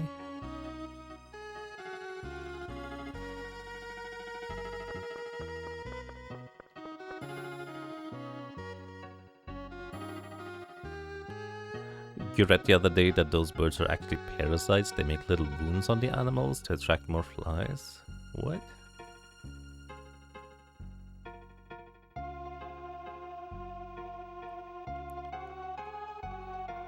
Hello. King Neo is a wonderful ruler with a deep soul. Considering that souls have literal physical manifestation in this universe, what do you think a deep soul looks like? Maybe it just talks in a very deep voice to you, so you feel it more than you actually hear it. I admire the courageous. You are most welcome here.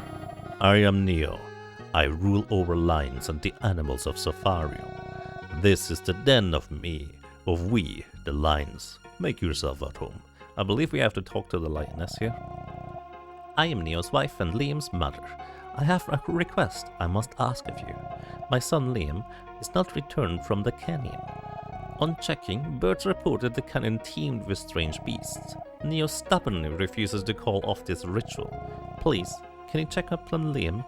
I have this awful sense of danger. Okay, he says the same thing. Basically, we are going to go and visit a little animal lion guy friend. Monkey. But what? You're human? Illogical! In my 7-day, 4-hour study, no humans should have appeared yet. Funnily enough, he is very accurate in that statement. Softlock escort quest? You can softlock here? I do not remember any softlocks. But I'm gonna go and save just in case.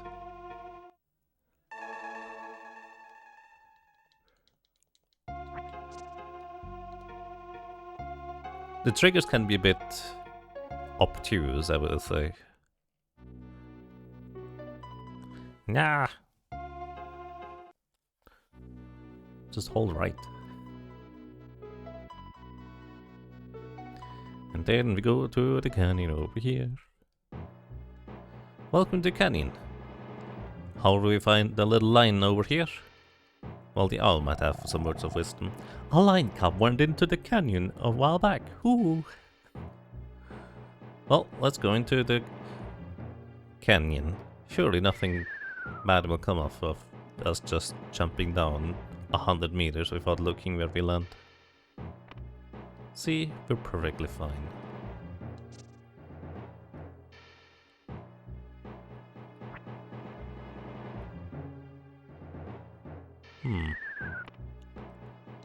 There's some jerk birds and the little lion guy. The birds are gone, little buddy. Thanks for saving me. I thought that was finished. No problem, but look at you, you're so young. Out by yourself at a place this dangerous. Aren't you afraid? All lions have to pass this test. My dad said that it's meaningless to live if you can't pass. Oh, that's real harsh. I'll tell you what, I'll tag along with you. Or more specifically, he tags along with us. So, the way this works basically is this little guy is gonna try and reach a certain checkpoint at the end of the area. You need to do two things. You need to make sure the enemies along the way are not harassing the little guy. So kind of need to just forge ahead and just poke the birds until they decide to not be flying in the area anymore. And then don't go out here. Oh, well. Out the exit here. Because you have to wait until our lion buddy kind of arrives. We could theoretically just go, but then we cannot proceed. So what you need to do is you need to stay here, have Liam jump off of you in order to then proceed afterwards. Otherwise he's just gonna stick over there. And then you need to talk to him here. Big guy, you're so slow. Let's speed this up a bit. I'm so slow. The guy has nerves. Anyways. Next up, he is going to be all the way over here. So... Hey, what's the matter, big guy? We shouldn't be dawdling, we should hurry. And now he goes the other way. Because this is not the way to go. Like, he ran into a dead end and then just says, what is up, big guy? Why are you in a dead end? Let's go the other way. It's just like, come on, you little dingus. By the way, if you just walk out here, he's just gonna respawn back to where he started. Similarly in the previous screen, if you just leave, he will just be back at the spawn and you can just get him again. Wow, this is exciting. If the tests are this fun, I wouldn't mind taking one every day. You don't usually have a big human friend tagging along though, little buddy. Actually, I'm not even sure these enemies can hurt him, but you just kill everything in the speedrun because you need to wait on him anyways.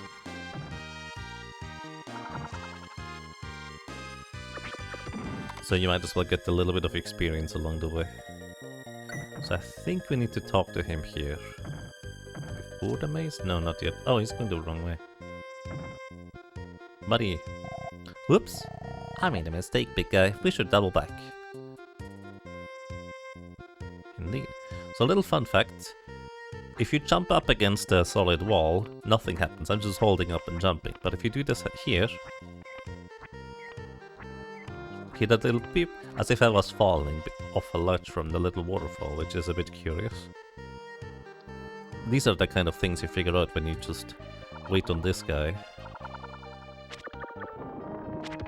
Alrighty. Where do we go? We have to decide, left or right. I take the first answer and see in chat. Oops, there's a fork. Big guy, which way should we go? 5 years reach 60, 63 months total. That's a crazy long time. Welcome back, Veiled Fury, for 63 months. Happy to say you still enjoy. Thank you. I'm glad you enjoy your stay. Thank you kindly. Alright. The first answer was saying up, but we don't have the option to go. Sable2 says left. And Castella says right. Okay, there's no left, so we go right. It's the right fork. I'm absolutely positive of it. Wow, big guy, you can even foretell the future. Now it's important they don't look from their own perspective, they look literally from the same perspective we as the player see, so right is in fact over here. And right is in fact the correct direction. He will scold you for picking the wrong direction, but then just back the other way afterwards. Just make sure you don't accidentally leave before Liam arrives at the end here. This is one of those cases where you might just have to backtrack all the way to get him again, if you leave too early. Hey Kyo, welcome.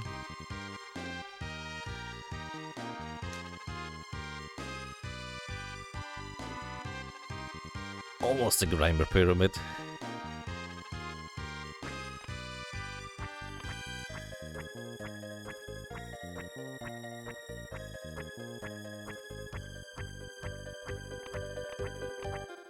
Right, good job. Wow, this is exciting. Wow, look at all those monsters. I want to see a fight. I'll follow you now. Okay. Wow, you're really strong. Wow, you're really strong. Wow, you're really strong. Wow, you're really strong. Oh wow, a stone bridge. I always wanted to cross one of these. I believe we just go back to the previous screen if we fail this. We have to not go too fast, otherwise the Liam will fall. And we don't have to go too slow, because otherwise we will fall. That was scary, real thrilling. I like how he's just here analyzing the situation, just like, wow, that was cool. Wow, this is exciting. And we have to talk to him here. So here's a fun fact. The tool-assisted speedrun can climb faster than Liam can. Wow, look at this cliff.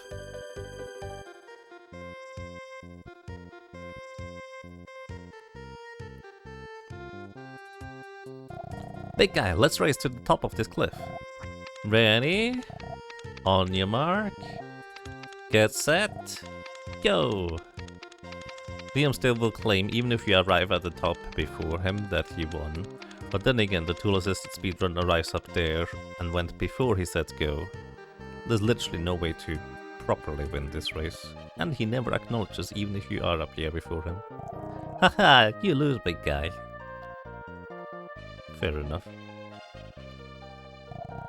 Wow, this is exciting. Also, once again, you actually have to wait here. If you go too early, you have to go back and get him again. Also, you need to talk to him here. I sense a monster, be careful, big guy.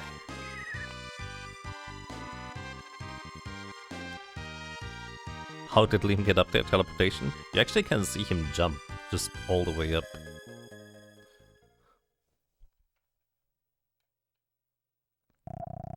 Mud doll. Nice of you to visit. I don't get guests here very often. Let's party! You know, I actually forgot to have another move. We have a shield. I completely forgot about that. If you hold R, you have a shield. Big guy, use this rock. Thanks, buddy. Like, you can't just move out of the way of these mud thingies, or you can shield them. Shield honestly works decently well in this game. I just forgot I had it until literally right now.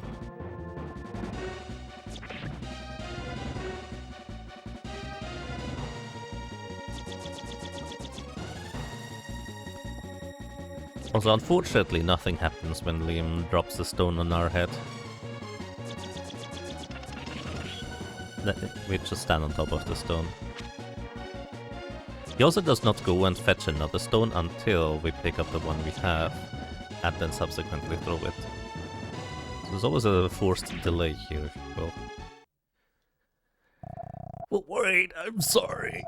Your courageous soul's facing the test. It was low of me trying taking advantage of your inexperience. I swear, I behave from now on. I've got a gift here to prove it. Here. Okay, I'm taking a rock with me, just in case. Fool. Gullible innocent fools like you are what sustain us. Goodbye forever. Uh-oh.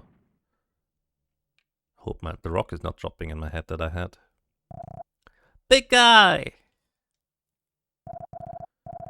That's what life's about, kid. Even if you grow old, you will face only the pain of betrayals. As a favor, I'll spare you that miserable fate. What did you do to the big guy? Liam is not even listening. Anyways. You hear Liam fighting. The mud doll throwing mud balls. This one's for the big guy. I'm not going to lose to you.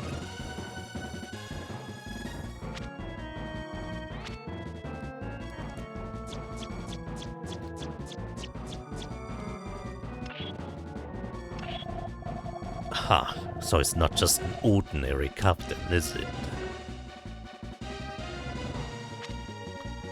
If you're going to your menu and back out, you can actually skip these texts slightly faster. But I'm not that much in a hurry. I'm sorry. I really won't lie this time. Spare me. And Liam just kills him.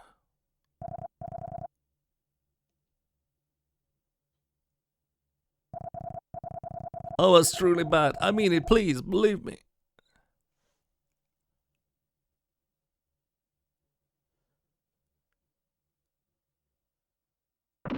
Because that's the sound of an enemy dying.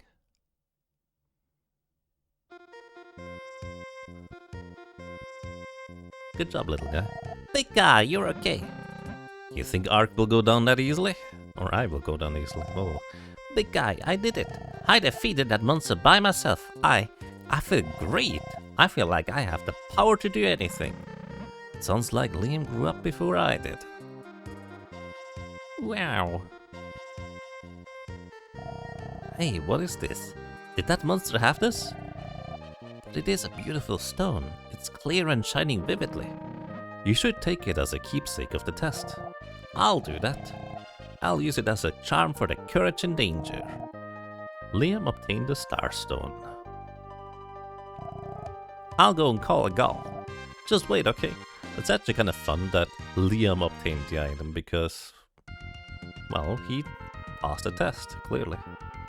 And even brings in a bird that brings us out of here. An escort quest where we get saved instead? Pretty much, yeah. Again, it's a reoccurring theme in this game, and I kind of am quite fond of it, where, yeah, you are strong as the main character with Arik, but he is not the only one that can do things and accomplish stuff.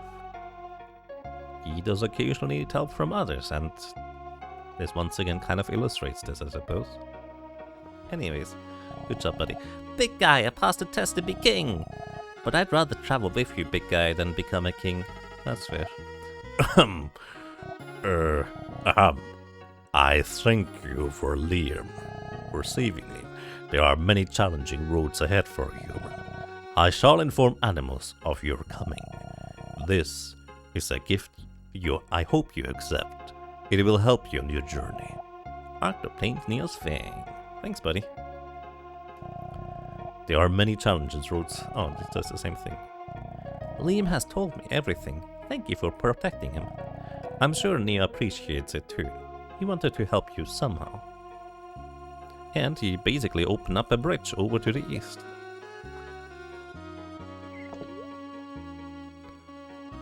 What a weird thing. A bunch of extra pixels on the edge. Yep.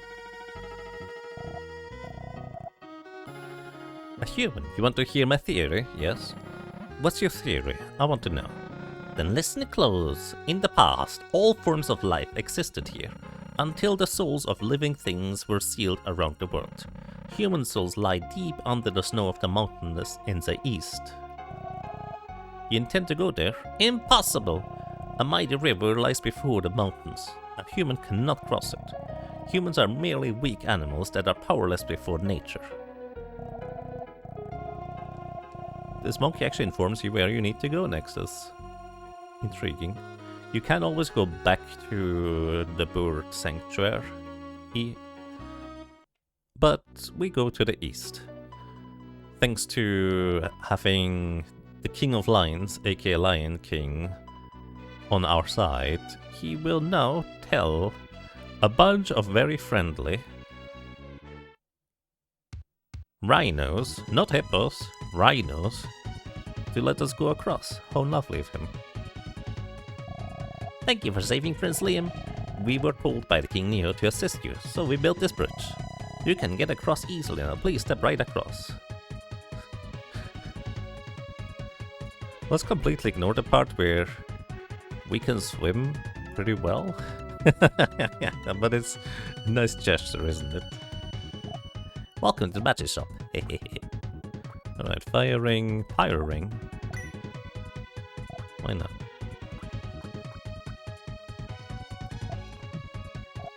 And this guy sells us more bolts. Hey, look, a fur coat.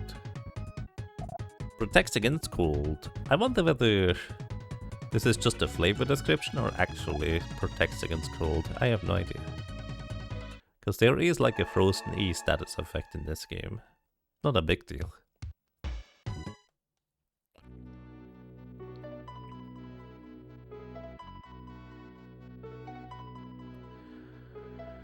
Alrighty. Welcome to Tibet.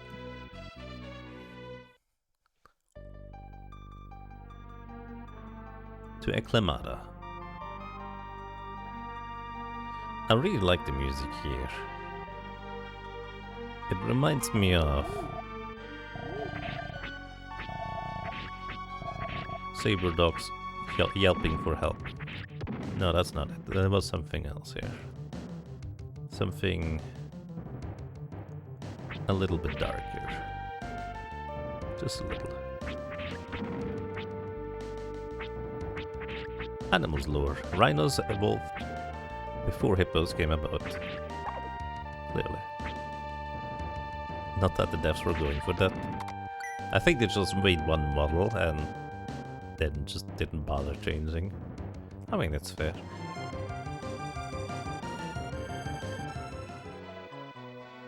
Alrighty. Hello. I'm back. Let us continue. Also, by the way, something I completely forgot to emphasize on previous donations.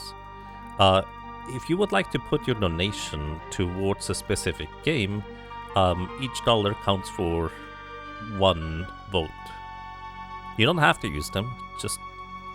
I mean, you could just let the regular straw poll go, but you are allowed to do that. So if you would like to tell me in which direction it should go, let me know. Alrighty, moving on.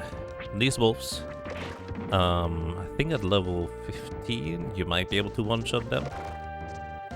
Right now, I don't have enough damage. Also, there's these weird ice thingies. They don't take much damage from the slice attack, but I think the jump attack deals a massive amount of damage to them.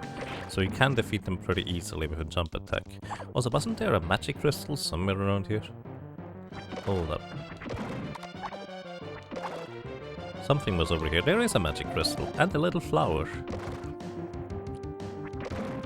It's actually really nice that you can just talk to animals and flowers in this game. This is Acclamada. The souls of humankind sleep here.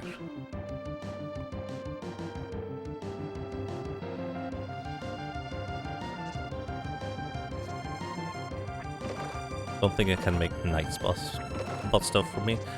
Yagabot is its own application anyway, so I don't think you would... Well, actually, technically speaking, you can actually adjust commands, if I'm not mistaken. You just need to know how. Twilight might know how. Could put exclamation mark drop in the title. Yeah. I just murdered that Yeti. He was just sitting there, minding his own business, looking at the flower. Look at that. He's not even running away. He does hurt me when he hits me, but he's not actually attacking me. Yeti is a free beast. It can become a foe or friend. Indeed. And I just murdered that guy up there because my gamer brain was like, ooh, enemy. That's kind of rude. Sorry about that.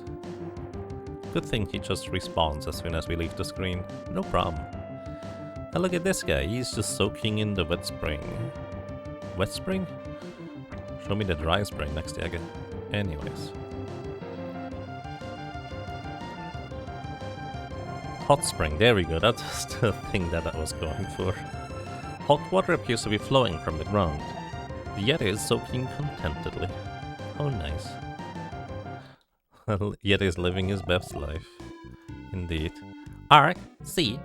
It's a hot spring. Yes, and Yeti is soaking contentedly inside of it, Yomi. Is that what you're gonna tell me? What's that? It's a spring of hot water, at least 25 degrees Celsius. 25 degrees Celsius is like lower than your body temperature. That will appear too cold to you still. Anyways, it should also contain inorganic substances and some gases. It heals wounds too. This Yeti must be nursing some wounds. Ha, he knows some strange stuff. Where do you learn that? Hehehe, you're not in the same intellectual league as me. Yo, it has nothing to do with intelligence. It's just knowledge. How did you pick up that knowledge? You can't call me dumb when you're coming... Actually, wait, hold up. Is Yomi just making up things as we go? Also, by the way, these guys are entirely invulnerable to dash attacks, so you have to do jump dash. Is Yomi just making that stuff up? I think Yomi's just making that stuff up, guys. Ow. I'm cursed. My directions are...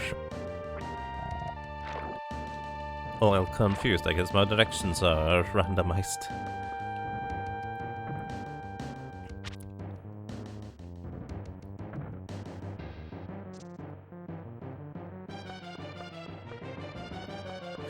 Considering how cold the water would be, is making it up. To be fair, up in the snowy mountains, the water would be significantly colder than that on average. Close to freezing temperature, which would be 0 degrees Celsius. 25 degree would be relatively warm, so couldn't happen without like some kind of heat influence.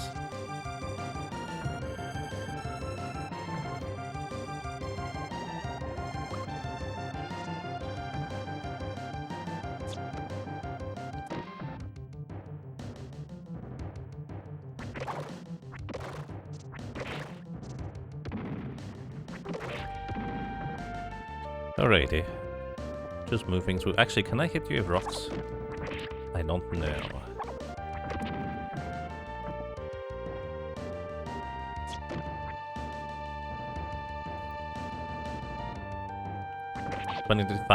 Well, it says say at least 25 degrees Celsius.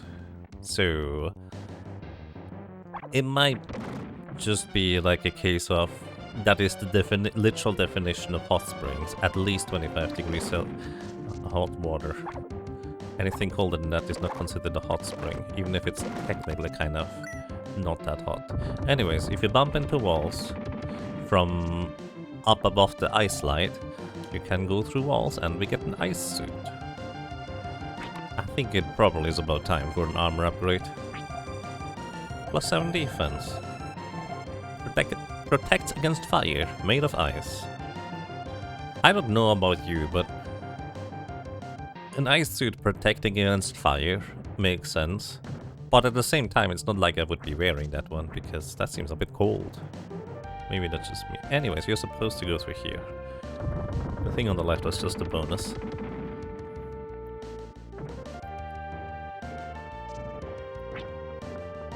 Thanks, Jägerbot. So yeah, anybody who would like to vote in the straw poll for what you'd like to see next, probably the day after tomorrow, but if we breeze through this game really fast, it might already be tomorrow, in the second part of the stream, I'm not sure. Feel free to vote on this, if you'd like to. You have basically every day there's gonna be a new straw poll. All the votes are cumulative over the course of December, so they never reset the amount. Level 15. Hey little flower friend. I am a snowgrass. My leaves are effective for wounds. Put a leaf in a hot spring and soak in it to cure all your wounds. I'll give you a leaf. Thanks, little snowgrass flower. Again, I actually really appreciate that the flowers can talk in this game, because they can explain stuff to you like that. Your character doesn't just have to randomly go, oh, I wonder if this flower here can randomly cure things, or you're me just knowing things from nowhere. It just makes sense.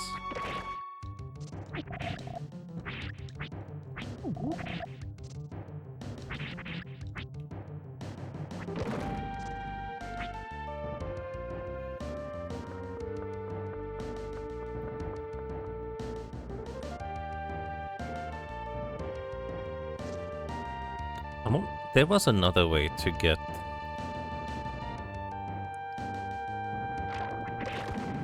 down here, but on the other side. I forget where that was though.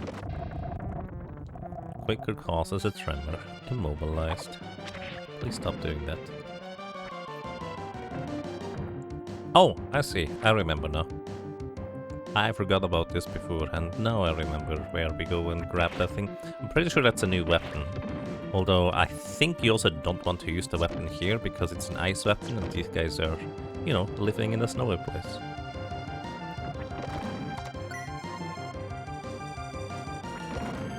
Maybe it is a good weapon, I don't know. This is what you want to do, you drop down here and chest. Thankfully, oh, it's a fire pike, so never mind. That is probably good here. Thankfully, jumping down random holes in this universe is pretty much always safe.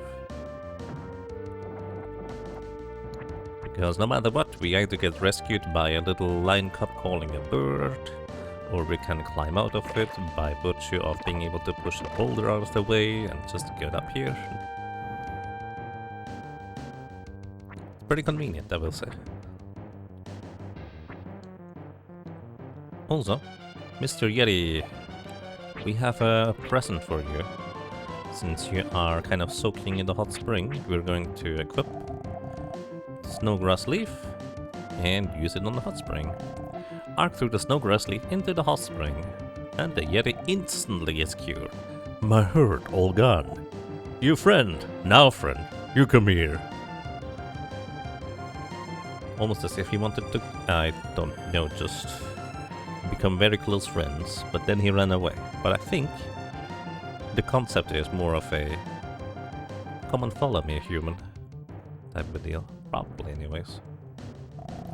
You want to go across? Yes. Okay, go. Oh. Whee! Thanks, big guy. How convenient. Do we need to go here? I suppose, maybe? Because apparently that weapon is really good against these enemies here. Who would have thunk? Why is there a fire weapon in this area anyways? Then again, why are there random treasure chests with weapons that we can pick up? Somebody's looking out for us. Maybe. Actually, I think I want to go to the left side here first. No, wait, that's the way forward. Maybe I want to go to the right side. Let's see. Maybe I'm wrong. Oh, I am wrong. That's fine. Let's just go here.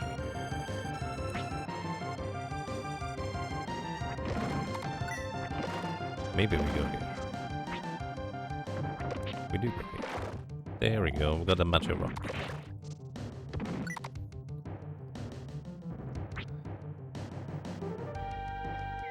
No. This was not what I was thinking of, but it works out in my favor.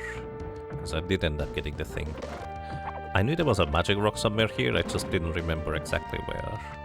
There might be another one just down south here. There is. Okay. I believe you can always come back to this area, so this is not permanently missable. Well, some of them might be, depending. And yeah, we could go and grab another one of these leaves, although it doesn't do anything. But it's kind of fun that you can. How do we get to that chest? Not yet.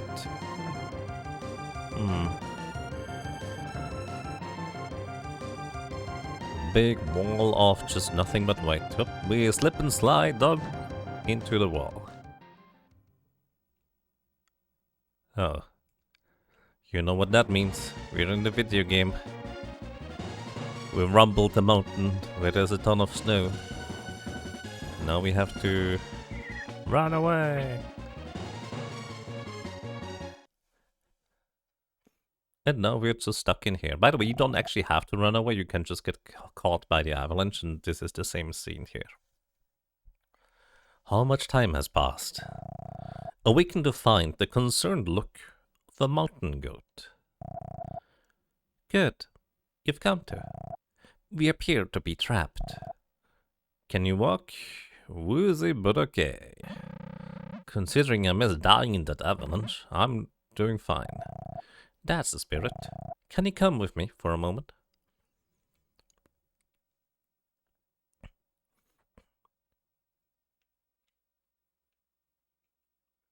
Somebody looks very sleepy. That's my husband. He's no longer breathing. Okay, sleep forever then. He must have landed awkwardly. There's no telling fate. Just a while ago we were running the slopes. It's too late for tears. We should look for a way out. Well, survival of the fittest. I have to move on quickly, otherwise you're gonna get trapped yourself or something like that. It doesn't appear to be breathing. Well, and looking for a way out, there's nothing we can do currently. Here comes the night. It's a bit dark here. I have a fur coat, so I'm fine, but you look cold.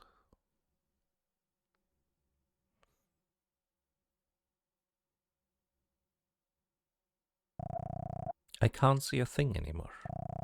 Does the dark frighten you? In this case, yes. Of course I'm scared. No one can be not afraid of the dark. All living things shun darkness because they fear being alone. Immediately going philosophical, but fair. Perhaps that's why we all seek partners to have children. Shall we get some sleep? Come here, I will keep you warm. Oh, she was saying that. I see. It's warm. This brings back memories.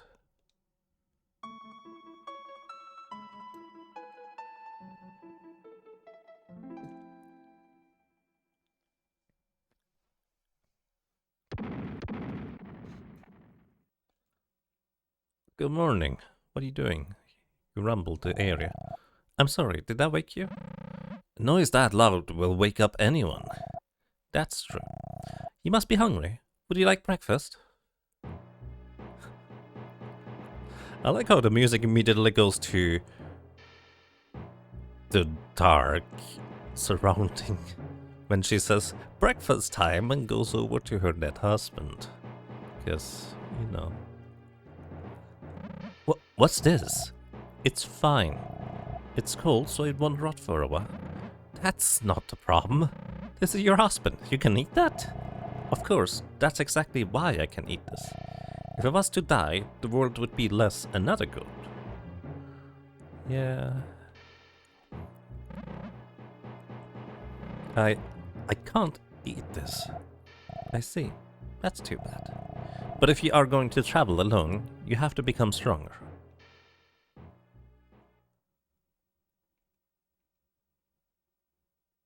Yeah. I discovered that the ice is thin right here. If I use my horns, I might be able to breach it. Stand back.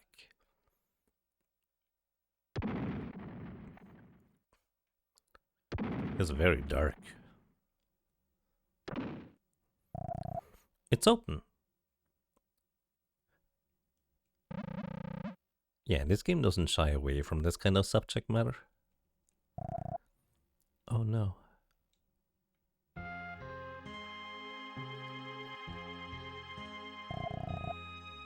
Well, it can't be helped. You should be able to scale this cliff to freedom. Listen, on your journey, you will hit walls like this again. But you mustn't ever give up. I will get out of here myself one way or another. You have to persevere. You will get out of here one way or another, promise? Now go, you must continue your journey. Alright. I'll come back later.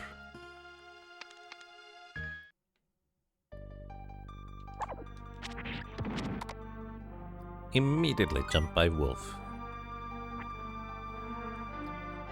That's the cold and relatively dark reality that I guess the universe of this game is built around.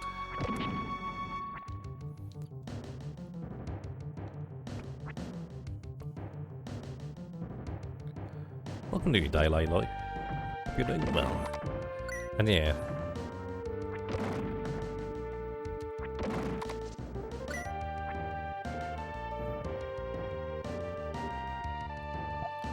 We will remember to throw down snacks sometimes. I wish you could. That would make sense, right? Also, why can't we just call in a seagull to, you know, get the goat out? That would be lovely as well. That way we wouldn't have to do an arduous climb that we can climb or scale thanks to our claws. Oh yeah, right. The snow is now here. You know, the avalanche we caused. And we get a life potion. Actually, I forgot there was a life potion here. Oh, that's why you don't usually go out here. This is the wrong way.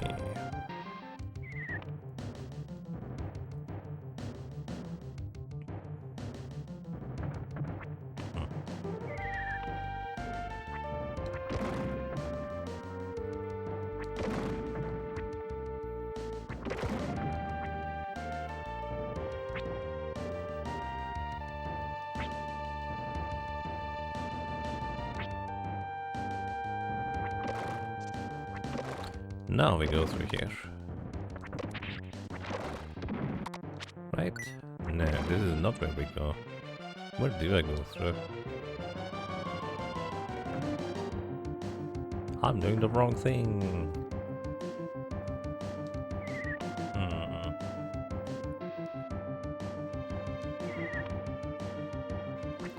Can't be helped, I'm a goose on the loose. Wait, I remember. It's up here, but to the right. Is the jump slide better than the basic dash attack? Remember using dash attack like crazy when you first played this. The basic dash attack has better invulnerability frames, so on average, against most things it's better. The jump attack on average deals more damage, so if you can one-shot things with... Okay, maybe I'm wrong, huh? Wait, where do I go? If you can one-shot things with a jump attack, then that's the way to go. Otherwise, the dash attack is the safer variant, because it allows you to gain a lot more invulnerability. But there's of course also just kind of type of resistances enemies have. Specifically these weird imps with the pitchforks. They are immune to dash attacks. Or regular attacks for that matter. You have to do a jump attack or a dash jump attack in order to deal them.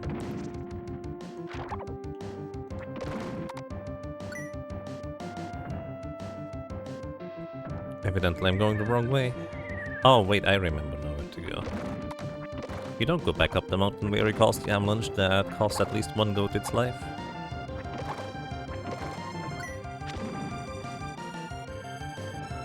You go the other way. The Yeti is gone, but then again we can just walk across now. That avalanche appears to have filled the lake.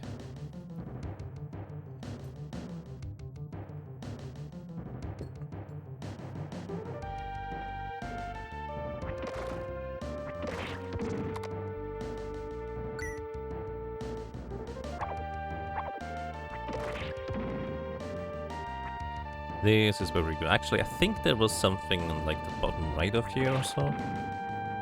No. I'm imagining things, aren't I? No, that's everything. Can you go across here?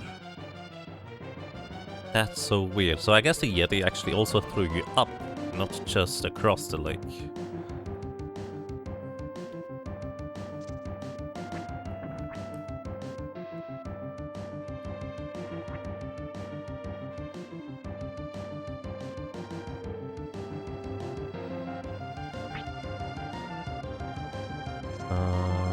There's a chest on the right, I believe. This is how you get to it. Like money? No, that's a star here.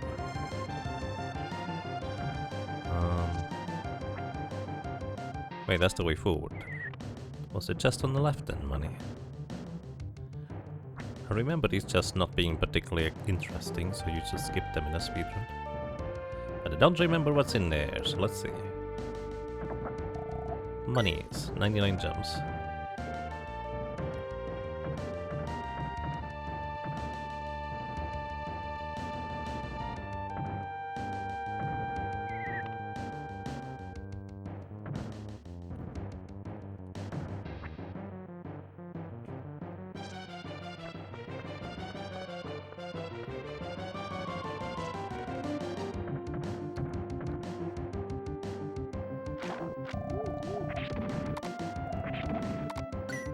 Saber dog howled, but no help arrived.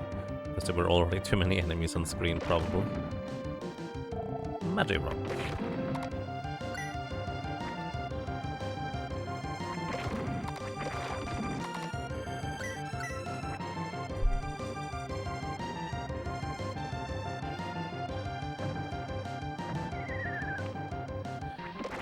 Huh, well I guess last time an avalanche covered everything, so surely jumping into a hole this time is fine. And jumping into another hole. See, there's just a convenient vine here.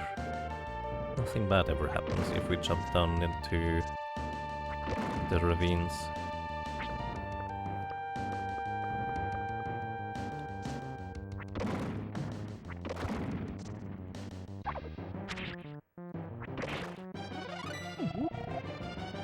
Alrighty, level 16.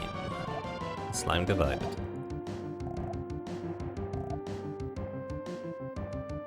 think 18 was the threshold you want to reach at some point, but I'm killing way more stuff along the way, so we're probably fine on that side.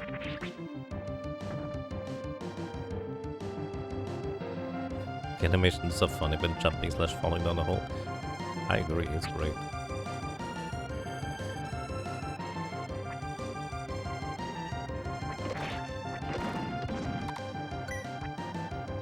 Alrighty, welcome to the top of the Himalayas. We have climbed all the way up, and we find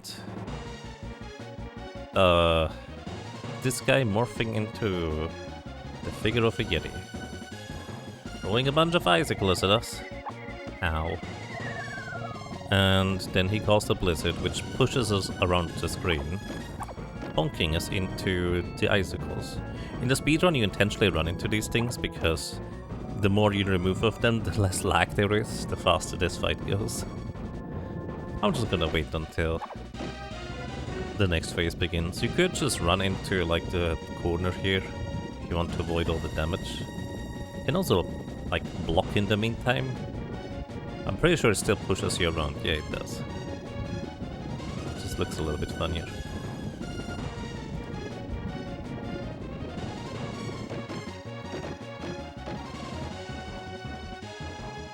Phase 1 done. Phase 2. Morphing Boogaloo. He turns into a cadet. And now we Aghanim him. Isn't that confusing? One of the very first things I wanted to do when I was a kid in one of the dungeons was throw back projectiles in order to get into tower number 5. And here, this is basically what you do. You just throw back the projectiles on this guy. Can't hit him directly to my knowledge. Maybe you could with items. Actually, can you use items? Or magic. Can you use magic in here? A lot of boss fights just straight up don't allow you to use magic for some reason, at least not for offensive purposes. Zap ring. Magic rock can't be used here, which I think is kinda rude. If you just do a jump attack at a good timing, you're basically guaranteed to throw back the projectiles properly. Welcome to phase 3, where once you hit him once, he turns into bats, and then you just wait until the bats are gone. Cannot hit them at all. This is the reason why you want to be relatively high level in this fight in a speedrun. I think you aim for 17 or 18, so you can like 1 or 2 shot him. Because every time you hit him once, he just turns into bats. Also, I believe actually the weapon I'm using might be detrimental right here, now I think about it. I think he actually might have resistance to fire. So let's go back to what we had previously. Neofang. Not like you would know that there's elemental advantage and disadvantage in this game. Yeah, this is way more damage. But you know, you find the new weapon here, so of course you're using it, so this phase is just dragging on for a long time. Unless you abuse the invulnerability frames, you might have a tough time dodging these bats. Defeat the Dark Morph. Ark. The day has come for the resurrection of humans. Humans are wonderful animals with the ability to create technology, but they have no idea of the vast power they wield. Ark, you must keep leading the growth of the world. So we resurrect them, and well, we're not done yet. Then we have this mystifying cutscene where Ark fades into the distance, and then Flower. This is also one of those scenes where I would say time is happening. Interpret it however you will. Anyways, Flower gets eaten by a yak.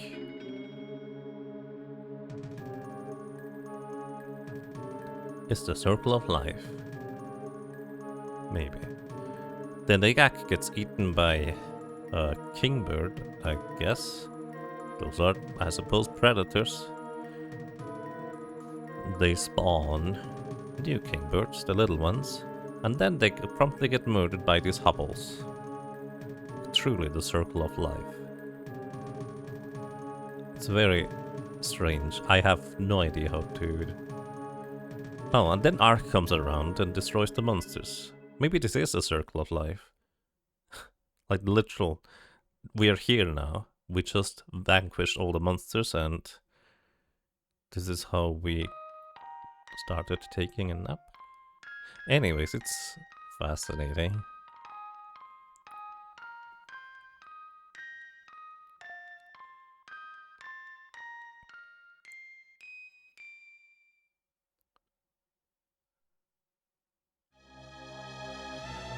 Chapter 3: Resurrection of the Genius.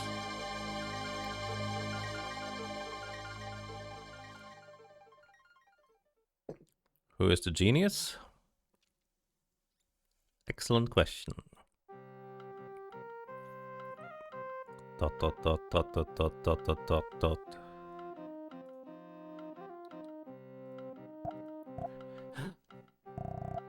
You're awake. How do you feel? I have to go tell Lord Kumari. Wait, don't try to move yet.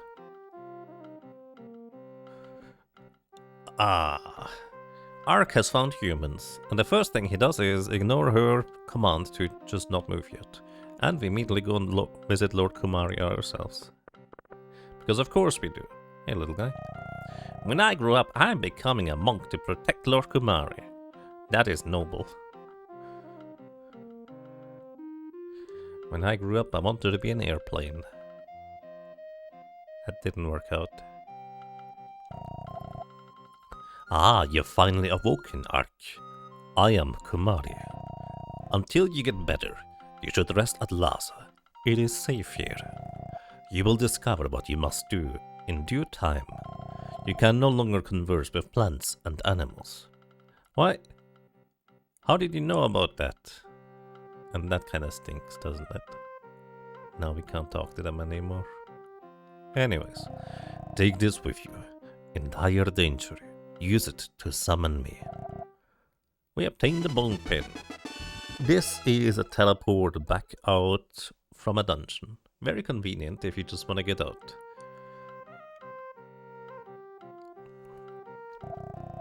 Lord Kumari, Master Mehu has arrived. Yes, I know. Please tell him to come. Yes, I know. Man, this guy knows stuff. Like, he's no joke. Anyways, I think we're done here for now. Actually, talk to him again. Ark, there is always a purpose to what occurs in life. Your presence will inevitably be tied to whatever will happen here. I suppose, because we resurrected all humans, or something along those lines. And nowhere, indeed. Hello, friend. Oh, it's you. You're finally awake. Pleasant dreams? It was weird, man. I don't know if that's pleasant or not. I just kept seeing the same circle of life over and over. Hey, look, snowman! We can be our usual Ark self and just be a menace to society. Throw them around, at least. But the NPCs here don't react to us throwing stuff at them anymore. Mr. Mehu has been to many places and tells us neat stories. That's nice. Mehu studied under the previous Lord Kumari in the past. He has been away on long journeys. It is rare to find him in Lhasa. What's in here? A book and a quill and a feather. How convenient. Pray and your records will be saved. Or just write in a book. We slept a long time in darkness and re-emerged in this world. What has happened came about because of something in the past. I mean, isn't that always true? Yeah, I think he's trying to refer to the recent events more specifically, but it's kind of funny to take that out of context. What happens now is because of what happened in the past. Yeah, I guess. Anyways, all that people do and have done will shape the future. The past shapes the present, and the present shapes the future. Okay, let's just leave the philosophers. I mean, they're not wrong. Hey, greetings. Ah, back at last. Oh, an unfamiliar face. I must first speak with Lord Kumari. If you wish to speak with me, it will have to wait a while. Unless I get to Lord Kamari first. Then you have to speak to me in order to speak to Lord Kamari too, right? He has teleportation techniques. He's already here. Ah, I'm having a difficult time with my granddaughter. You mean Lin? Even the wisest-minded Lhasa is no match for him. I am embarrassed, Lord Kumari. What can one do? Spending all her time in the mirage of a town cannot be good for her. Worse, her own power could cause trouble. Spending time in the mirage of a town.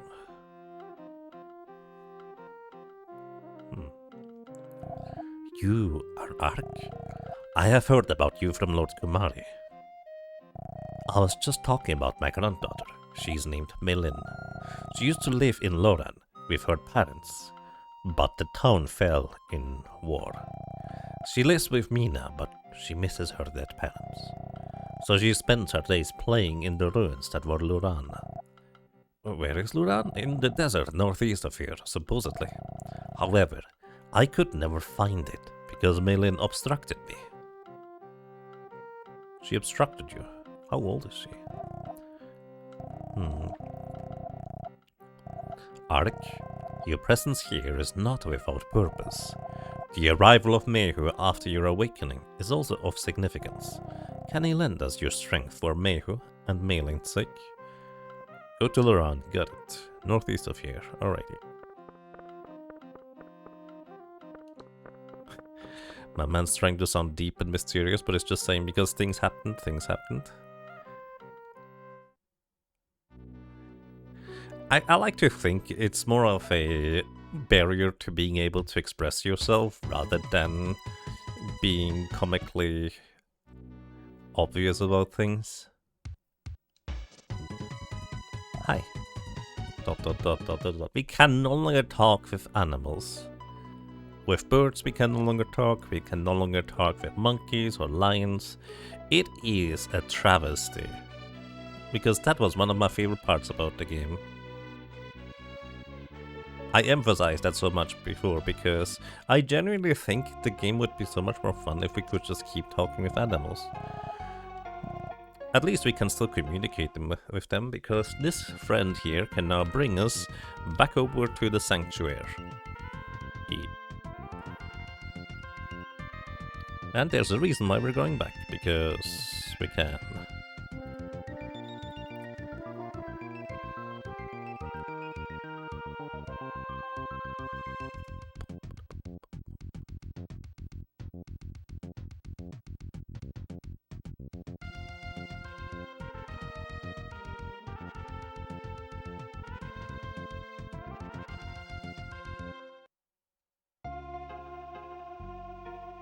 And now for the awkward part. I don't remember which one of these brings us over to Kamui, was it? To Japan. One of these brings us to Japan and one of them brings us straight back to where we just came from. I want to go to Japan because now that humans have decided to wake up, we can find something over there. This is what I was referring to when I said, if you remember, you can actually get some extra little tidbits and scenes by visiting these places.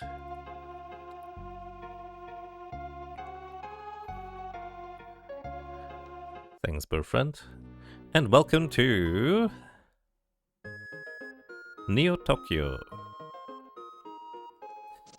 And it's all modern-ish looking. Well, modern for the time it was at least. With suits and glasses. Greetings, sir. No, I can't speak English very well. I wonder what the original is said. Anyways, this is an entire town you can explore and find some magic rocks in. I went over here as if I knew exactly where I was going. I assure you, I have no idea what I'm doing here. I'm just exploring. And they have a cat on TV. Meow. Meow. Meow. Very important cats.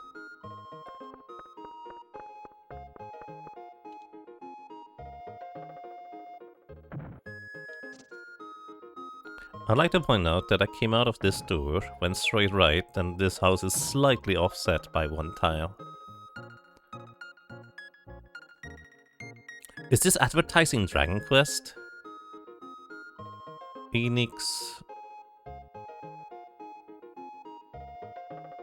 These are Japanese characters you could conceivably translate. This is probably Dragon Quest 6, because the slimes.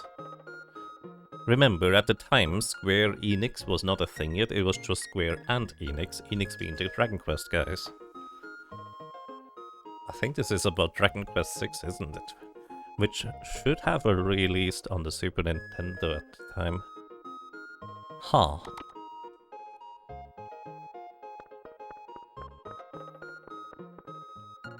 Nobody here. It does mention a 6, so... Excuse me. Dragon Quest 6, right? To ask me on a date? You dress so odd. What?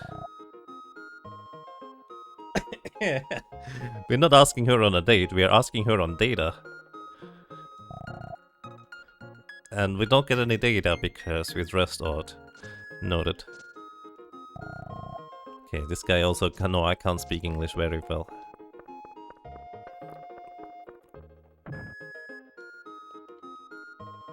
Hello. Yo, welcome. What'll be? 10 gems an item. Japanese sake. 1 sake. Oh, great. Thank you. Cool. What? What? What? What? Is this because I drank the sake? What? I don't think I've ever tried interacting with him after I drank the sake. That's a new one. Grilled chicken. Tasty. I didn't actually know this would happen. Arc too drunk, clearly. I had it. I quit this miserable job. If I could only see that. I see nothing changed in the last 30 years. Oh hey, those pants you wear, they call flares, right? Blonde hair and all, you're one hip guy. There's only microwave food at home anyway. I'd rather eat here. A fair choice. What's this? It says here, do not enter, sewer under inspection. Huh. This might be the only RPG without a sewer level. That's the prize for the Noodle King. Alright, how do you noodle in this game? Welcome to Speed Noodle Eating Contest. Hit A button and B button alternately to eat noodles. When you're ready, find an empty seat and face table. Start.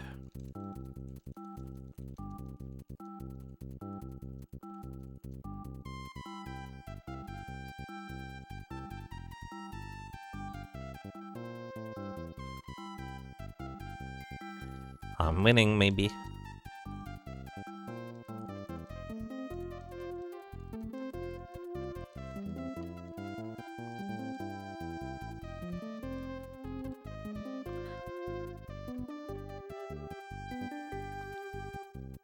Just about. Congratulations! The record is 30 bulls. Arg is the Noodle King. Here's your prize, a beautiful stone. It's a rare item. Nice. Thank you. And we got noodles for free on top of it. Excellent.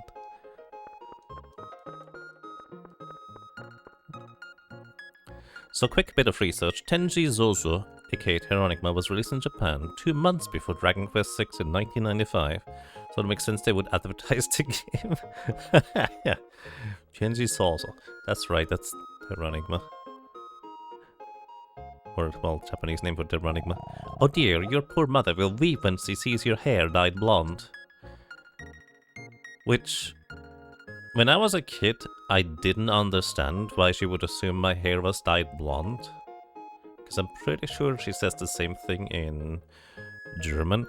But, if you remember, Japanese people, generally speaking, just pretty much almost all have black hair. Or grey, I guess.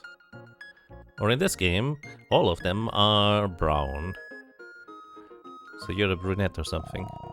I've shaved, I'm happy. I have no religion, don't pray for me. I feel like that probably makes a lot more sense when said in Japanese. That's just kind of my suspicion there. You want a tour? Go to the 2nd floor. 30 bowls of noodles is a lot of food. It is. Don't recommend eating that much. At mosque, there are devoted followers of Beruga, the genius. They believe Beruga can give them eternal life. The genius, huh? Well, we're looking for a genius. Actually, no, we're looking to resurrect the genius, so if he's already alive, then that's probably not him. I'm chasing a hot story about Dr. Beruga, the genius scientist of mosque. What? Who's Beruga? This is a hot scoop, so I can't tell you. Okay. All of us involved in news media must convey the truth. To get closer to the truth, we gather information around the clock. I wish everybody in the journalism space had so much integrity. Beruga is supposed to be missing. Finding him is one of my jobs. Good luck.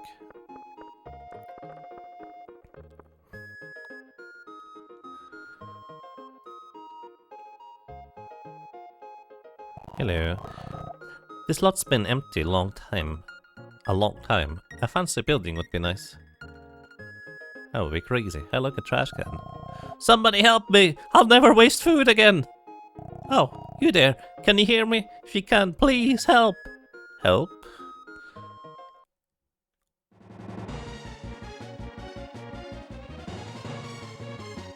There's a sandwich on the ground. I can't eat it. Sadness.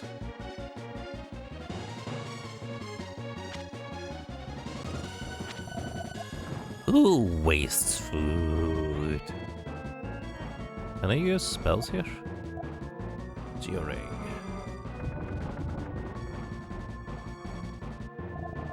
Who doesn't clean up their room? Who doesn't sleep at night? Oh, it's so wasteful.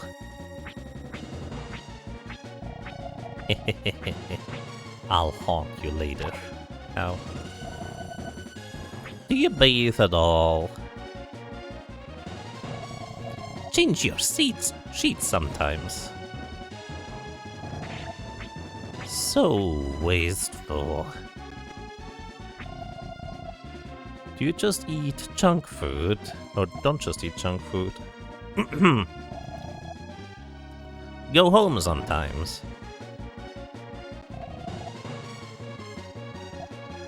Firing. It's such a weird sequence. I feel like this is kind of a nudge towards, you know, Japanese developers at the time and their habits. Wow, actually magic works really well here. That was a lot of damage. Because, well, actually that's not just the thing at the time, but even nowadays where they would work way too much and neglect everything else. At least that's kind of my interpretation of the events here. Snow ring.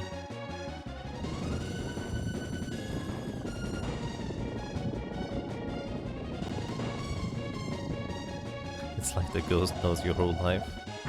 Nah, he knows nothing.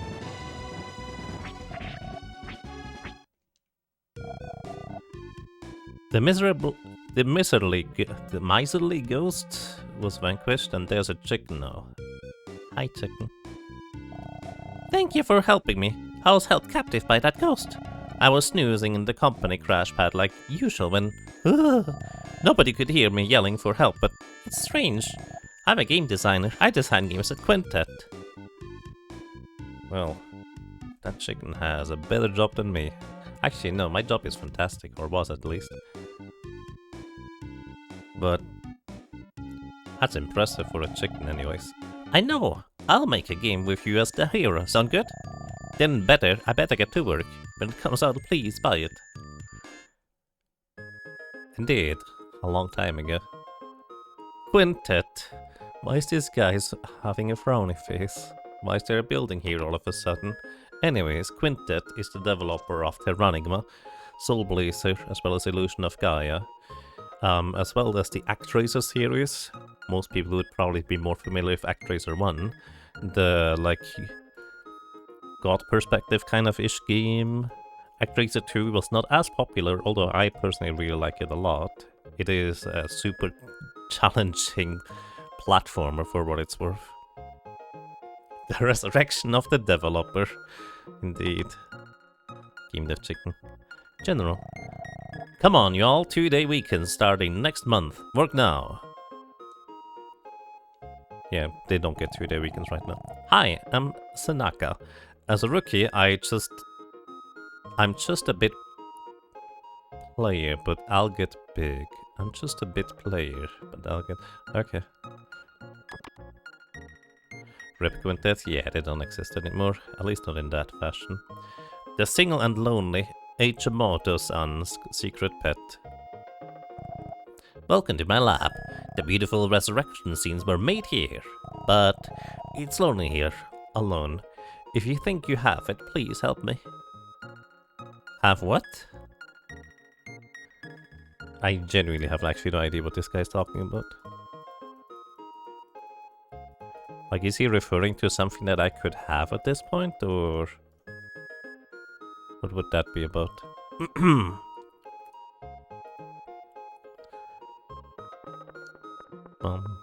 Chickens! Yup, there's the chickens.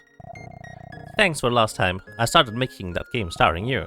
The title is Illusion of Gaia 2. Pretty cool, huh? Yeah, Soulblazer into Illusion of Gaia into Terranigma. Miyazaki-san laid a big tie that he was trapped by monsters. Or a big lie. As the scenario writer, he should come up with better lies. I like how this chicken here doesn't admonish him for lying. It just says, you know, you should have better lies, you know. You're the kind of the creative guy here. Come up with something spectacular instead of amazingly ghost just haunting your dreams and turning you into chicken. Actually, the chicken part is normal, I guess. Never mind. Send your comments about this game to Enix Co. Limited. Thanks. Oh, right. Enix was the publisher, wasn't it? Quintet was the studio that developed it. Oh yeah, Robotrek. That's a fun one. With a bit of questionable music, a final boss music. Battle and theme. Anyways, overall fantastic game. Yeah, I bought another Mx. Mxes are great. I need money. Arf, arf. Mums and rice.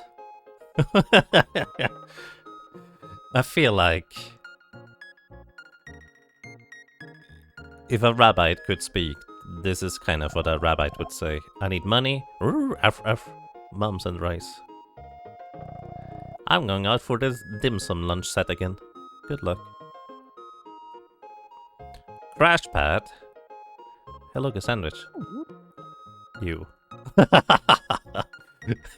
Yeah, I forgot about that part.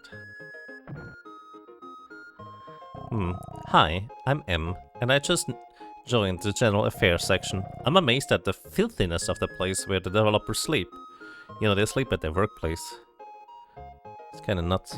At least in our society. For them, apparently it's just Tuesday. Because they don't get to go home until Sunday. If they get to go home on Sundays. Eating spoiled floor sandwiches.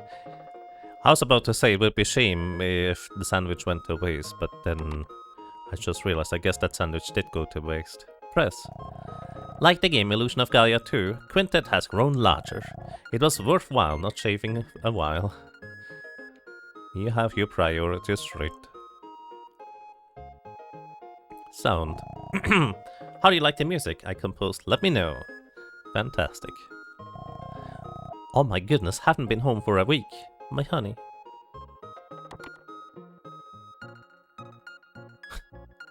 My brain immediately went to, don't worry, honey doesn't go bad. I don't think this is the honey he is referring to. Okay, I think I missed at least one room, didn't I? Because I believe... should be at least one more. There we go. The penguin. Developer department. Penguin buddy. I'm a programmer, penguin. K. Fake name. I'm almost human now. I like how it's just like in parentheses. Fake name. Aha, okay. K is not your name. 2-day weekends? I wonder what I'll do with a whole holidays and 2 whole holidays in a row. Maybe work. Do you remember me? I finally made my debut as a woman programmer. Nice. You love that the sign has a frowny face. Is it supposed to be, instead of a frowny face, maybe actually a mustache? I think it's supposed to be a mustache.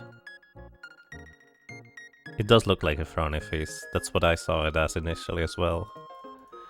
But I'm pretty sure it's supposed to be a mustache instead. Anyways, I think these were the most fun bits of Neo Tokyo. If I missed anything, let me know, but I think we can go. Back to our bird friend, getting us across. Thanks, buddy. The eyebrows make it look frowny. That is a fair point. Exclamation marks galore. Indeed.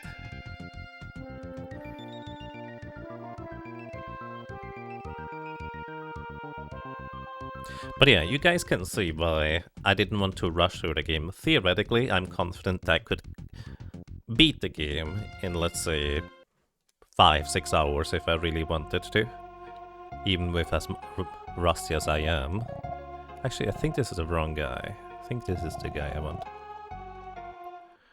But I like this game. I just kind of like wandering inside of it for a while. So I'm hoping I'm doing the game justice, just kind of exploring and pointing out a bunch of little things and fun things along the way that I at least remember. There's a high chance there's a lot of things I don't remember, but I'm doing my best, I guess. And this is kind of the approach I plan to take with all of the games on the list.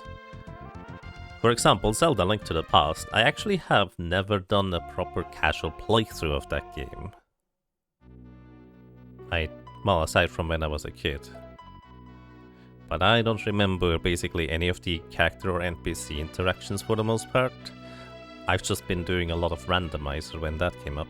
Wasn't there a thing over here? No. There's a thing somewhere around here.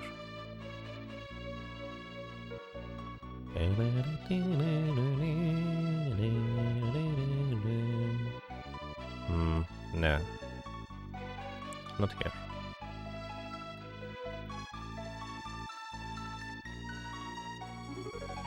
Anyways, if you remember, our current objective is to help Meiho with his granddaughter, Meilin, who is playing in a mirage town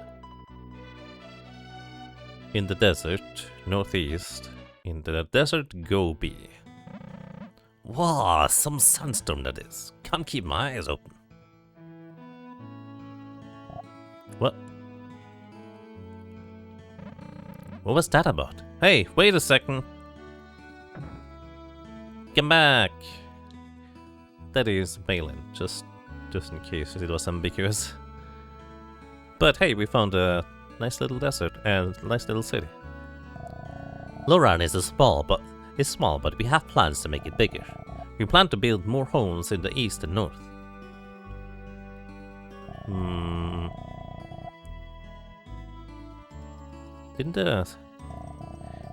This is a lost town? What are you talking about?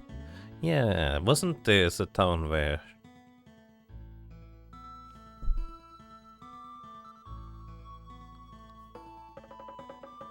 it fell in the war is what we were told. Sorry, I kind of interrupted the middle of the storyline there, I guess, by going back. Should have gone back afterwards, but here we are now. He says the same thing. Are you a traveler? I once trained as a monk while traveling. I get a feeling of impending darkness in the future of this town. Although I am weak, I have stayed to help you. I appreciate that. Yay! Yay!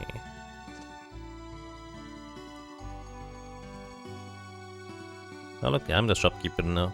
How may I help you? I do not believe there's any point in going behind the counter here.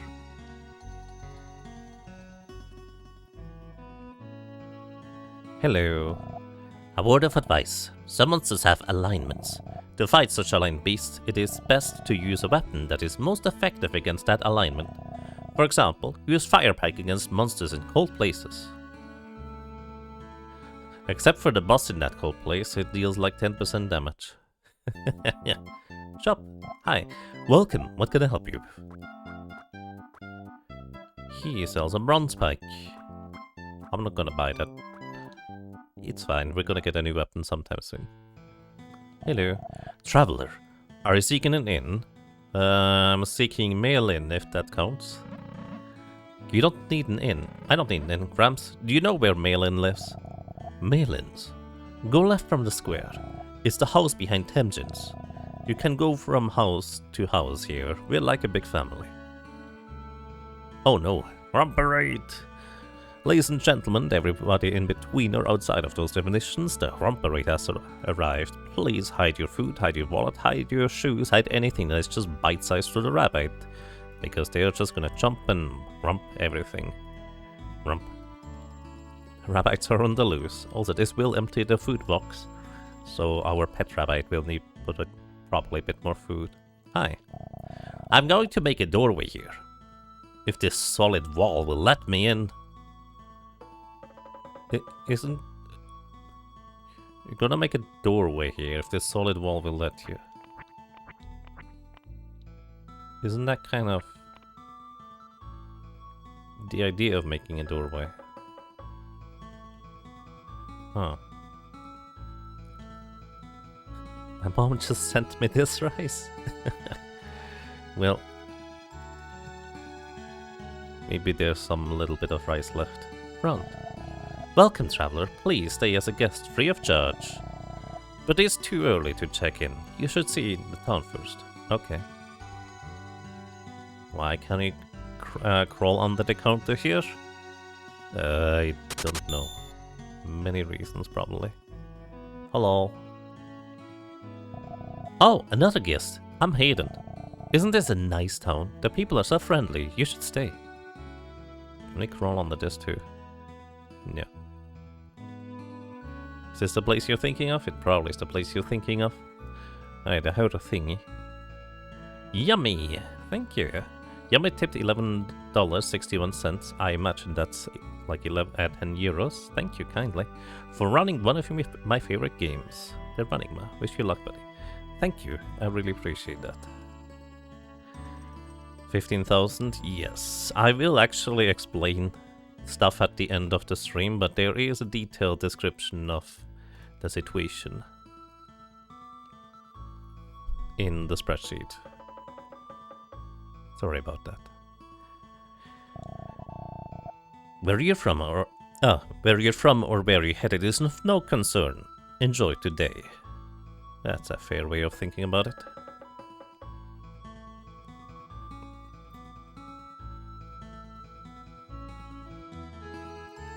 Alrighty, anyways, we're supposed to go to Temjin's from another building.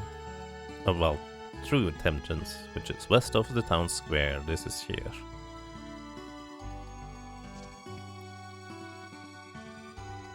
Hello. I am Tenjin. Not to brag, but I am the wealthiest man in all of Loren. Will you hear me, my worry? Sure. What are you worried about? Tell Arka all about it. Well, tell me all about it. I'm worried about what I should do with my wealth.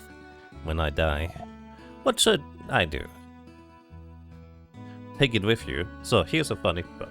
If you tell him to take it with him, you can later find a grave with a lot of money in it. This is what the speedrun does. They actually just claim the money from here.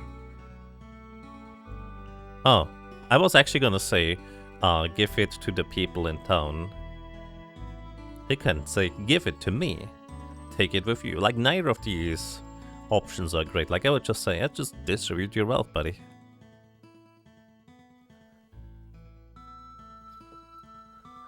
How did we jump from Quinta to Lhasa? It was just a brief jump over to Neo Tokyo. This is kind of where we were in the story before I did that short excursion. Alright, take it with you. That's simple. Take it to your grave. It's your money. That's true. That makes sense. That's perfect. Thank you. Now I won't have to worry about inheritance squabbles.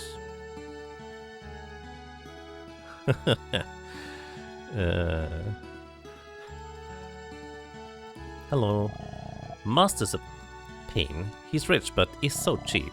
He's addicted to money. I was just talking to myself, so please don't pay me no mind. Millen's house is the one behind here. Go through our back door to Millen's. It's quicker. It's the only way, actually, to get there. Hey, look, a cellar. Nothing's here.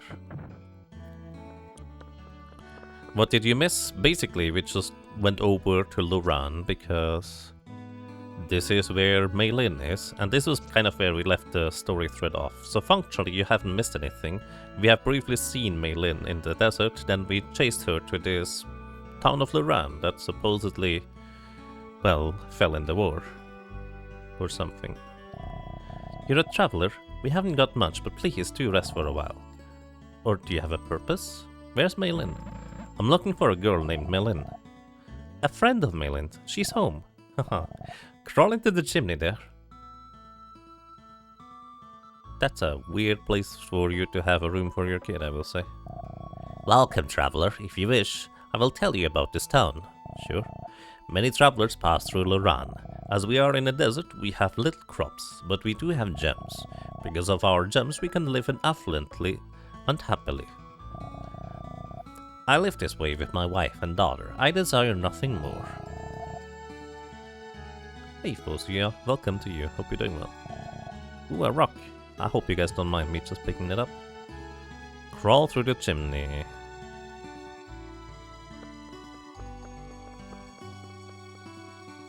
Hey, get out! Don't come back. Leave town now. Turbo, get away from him. Come here. No. What do you want? Who asked you to come? This is my house.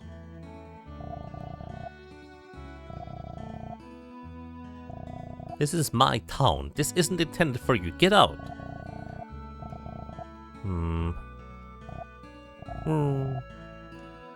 Turbo is not happy, buddy. Anyways, Meilin just tells us to get out. So we get out for now. And we can go through chimneys, apparently. Not this one, though. Yeah, imagine some guy just running through your house and immediately starting to crawl into the chimney. I would be very concerned.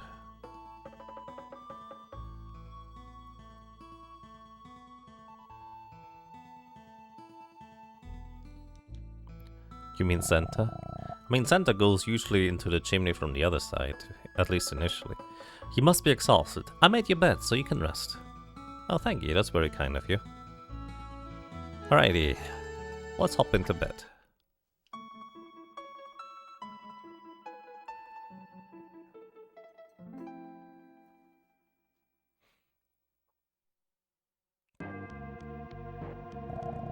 Ark!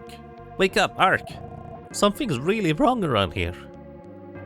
Yeah, it just looks a little bit more dilapidated than before. There's this sickening stench, like rotten meat. I believe this is a medium bulb here. That was probably not where the stench came from. Just a guess. Whoa, walking corpses! Ark, this is Laurent's true form, the city of the dead. They put up a mirage to fool and feast on visitors. Let's get out of here now! I disagree with Yomi's assessment of the situation, but I'll go into more detail on this later. Can you jump down here? You can. Anyways, the zombies need to be knocked out after... Oh, you're poisoned. After you knock out their head. Oh, poison doesn't wear off. Oh, that's inconvenient. We do have poison cure though. I believe poison actually will deal quite a substantial amount of damage, so we're gonna go ahead and use the poison cure. And also equip it. I've never seen the animation for eating a poison cure berry. That table attacked me just now. Maybe it's as a revenge for crawling under all the other tables. I don't deal enough damage. We're on the west side now. If you remember, this was... Well, we just came out of Temjin's home. This is where we crawled into the chimney earlier in order to get to Mei Lin.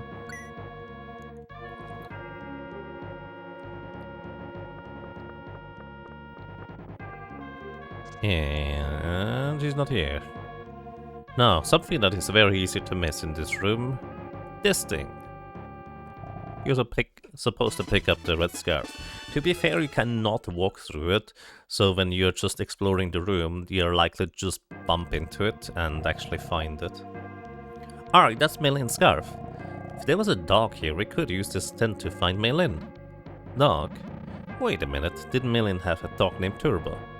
You know, I have the slight suspicion that Turbo would try to find her scent even without you giving him the scarf, but yeah, it's fine.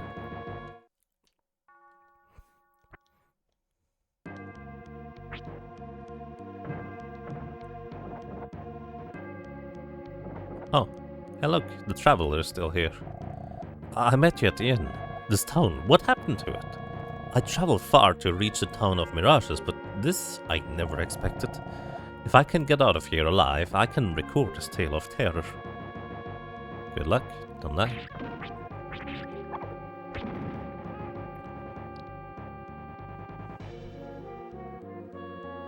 Fun detail, Turbo is also the name of the dog in Greenwood in Soul Blazer. Yes.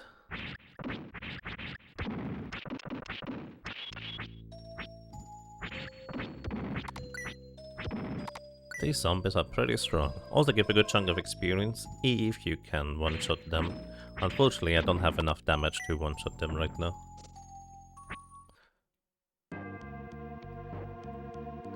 Well, we were in this shop earlier and just bought a few things, or could have bought.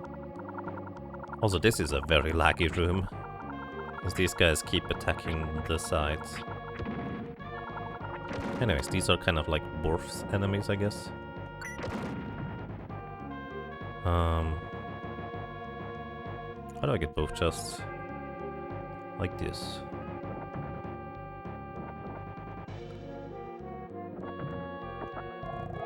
More poison cure. And we get rags.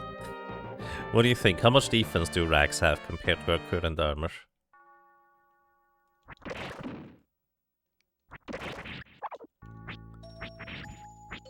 You know, RPG tradition dictates that no matter how silly it seems, like a ribbon or something like that, if you find it later in the game, it's probably better than all the other things you found earlier in the game.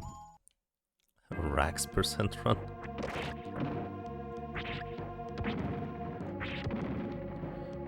Alrighty, to tell you about the rags,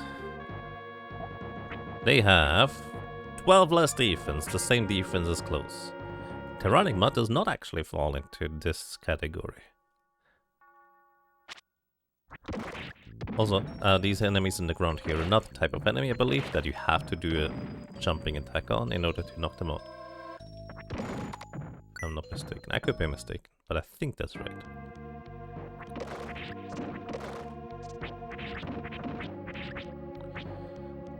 These zombies can just walk around headlessly. It's quite impressive, actually.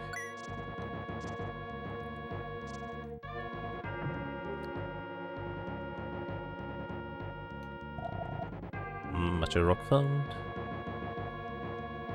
And we get the light rod. This is a weapon the speedrun picks up. And as you might be able to imagine, it probably deals light element damage. A staff with glowing tip. Wait, we picked up a lamp. Yeah, a lantern, I guess.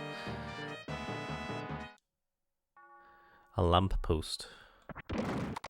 Anyways, it is a decent bit stronger, and the zombies usually get one shot by an attack of this thing. Oh, this is a chon-chon. They can put you to sleep. And apparently, the sleep guard doesn't protect against their sleep. We're still not strong enough to one-shot these guys.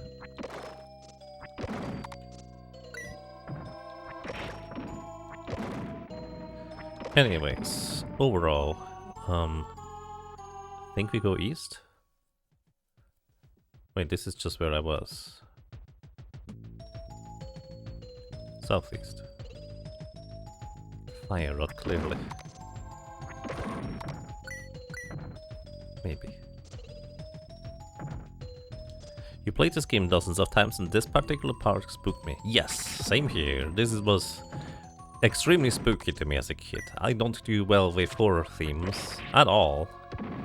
Well, maybe nowadays a bit better than I used to, but as a kid this was super sketchy and spooky. Just like, what the heck is happening here? Stop squeezing. That's a lot of damage. How rude.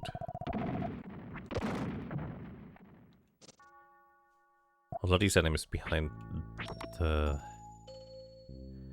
thing were quite hard to see, huh? Eat the bulbs. You still dislike zombie stuff? Yeah, it's not my cup of tea either, for the most part. I don't mind it as much as I used to, but it's still not necessarily my preference. So we can defeat these guys. Uh-oh. Ghost appeared from the armor. We reached level 17, which is nice. However, here's a problem. I wanted to run through them. They basically just kick you out back to the square. That was an unfortunate level up, because I couldn't move afterwards anymore. Oh well. Did the eye wall dungeon Ziggurat Manals mess you up? Actually, no, not really.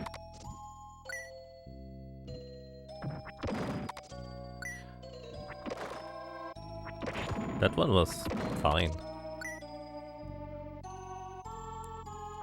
I think to me this town was particularly scary because of the context of you see the people walking around, you see everybody reasonably happy, you can talk with them, there's a shopkeeper. And then just kind of the introduction happens where you go to bed and suddenly everything is zombies and monsters. Like basically the connection between these sort of used to be living people and then now they're dead was kind of what made the sketchy part for me as a kid.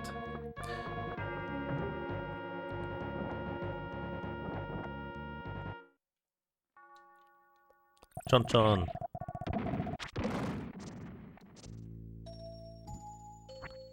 I mean, still kind of is pretty messed up.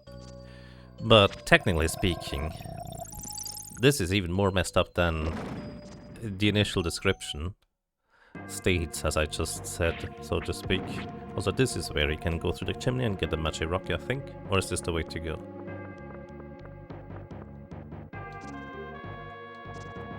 Huh, Hayden. I met you at the inn. This appears to be a writer's room. There are many interesting books. For example, this is an account of Laurent's fall. It appears monsters destroyed the town. So monsters were the one waging war. But how would somebody write an account of the book and then put it here after the town has fallen? I feel like that's weird. Maybe that's just me.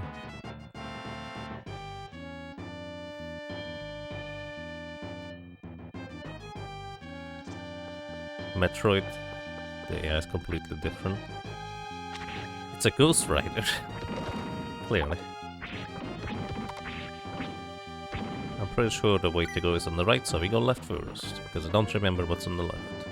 More of these guys. Ah, I see. That's why the way to go is on the right.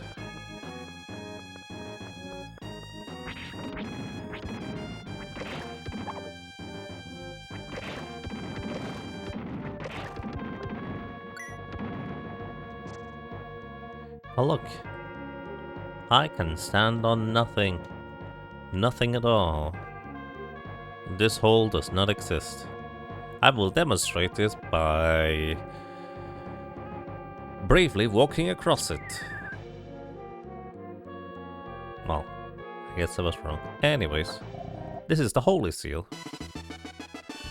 While you have this actively equipped, the Holy Seal will prevent you from getting transported back to the central square by these ghosts. Now the funny thing is, you actually want to get transported to the central square by these ghosts here, because it's a bit of a shortcut to where you want to go. Has some generous coyote time? That's one way to put it.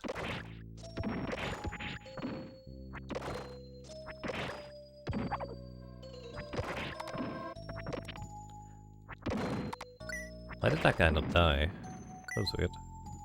Because normally you need to just deal enough damage to deplete the zombie's HP in one hit. That way not just their heads are gone, but the entire zombie.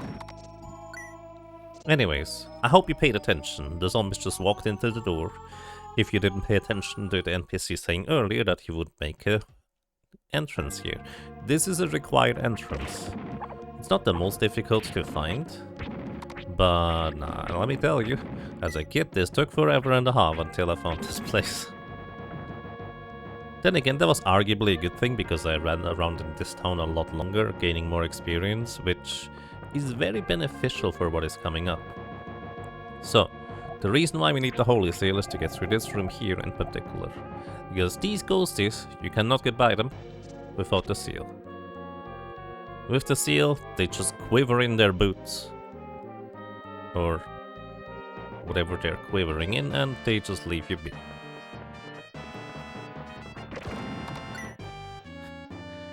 I believe these two dwarfs also, while he's in the flurry, he's literally invulnerable, so you have to wait until he's done with his flurry. It's kind of rude to interrupt your, attack, so we need to respect them having invulnerability time, so they respect us having invulnerability time. It makes sense. I might have died to the dwarf's flurry because I kept trying to attack them while they were invulnerable. At some point.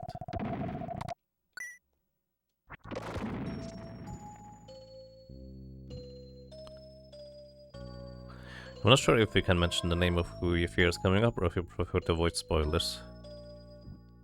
I mean, so here's the thing. I think, generally speaking, I would prefer avoiding spoilers. Like, I know things. Okay. But I think if this might be the first time somebody is watching this game, I think it would be kind of nice if you don't reach too far into the future, or preferably at all, honestly.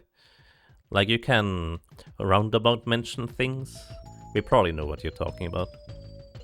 This area has no boss, does it? That is accurate. We find 178 gems. Yomi shouted from the box. Ark!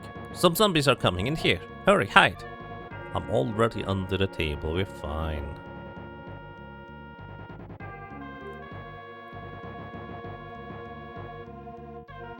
Oh. Both Ark's butt is poking out. Zombie A. A stranger is among us today. I hear he beats us up the instant he sees us. Well, we shouldn't just take it. We better find and catch this person soon. What was that? There was a commotion outside. What do you know? So much for my break.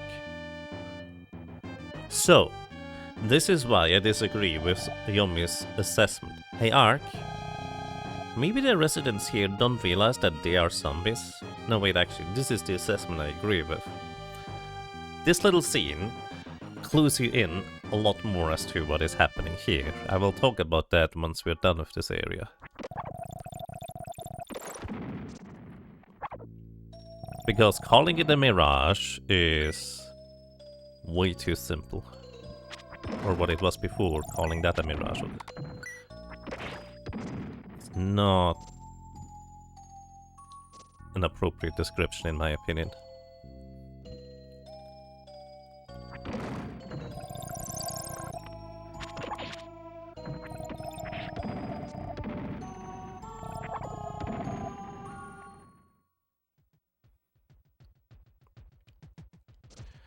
Let's see. I think I need to do stuff outside here first before we go in here. I believe also this is our first big bulb in here in the chest, if I'm not mistaken. So we heal, I believe, 150 health with this thing, which is quite nice. Also, in case you're curious, there's nothing in this chimney. Yep, there's the L bulb.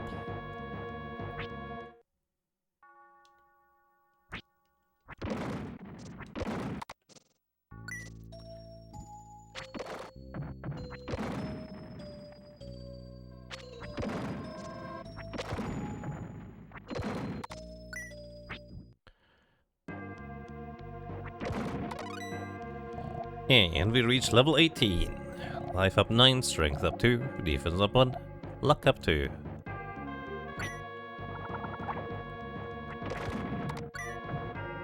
I think 18... No, was it 21 that speedrunners tried to reach at this point? It might be 21. So this is the room that you grind in a speedrun in order to get a bunch of experience fairly quickly. Plus, you want to pick up this chest here anyways, because it is an extra strength potion. That is +1 strength, so you deal even more damage.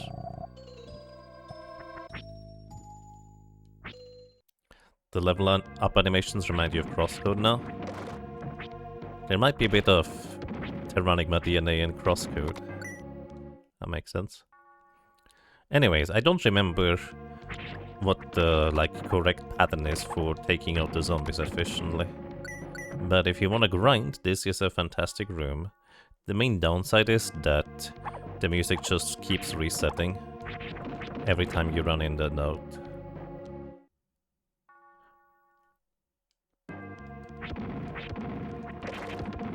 Actually, this looks like a good pattern right there. Dash to the right. Then up, then jump left. I'm not gonna worry about grinding around right now though.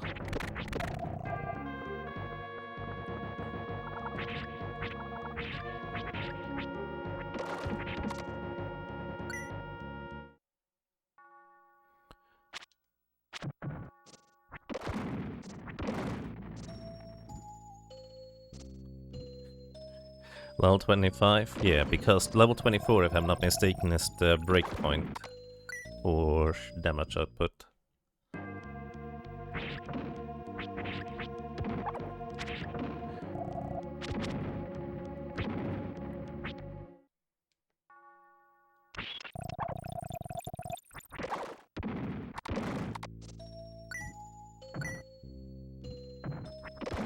A mod to remove grinding would be quite nice for the game, but it's hella old.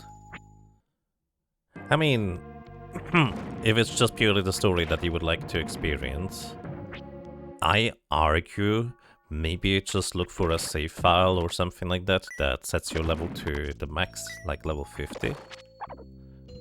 Which I think would kind of accomplish about the same purpose. Which honestly, if you just want to experience the story, that seems like a good way to do it, I would say.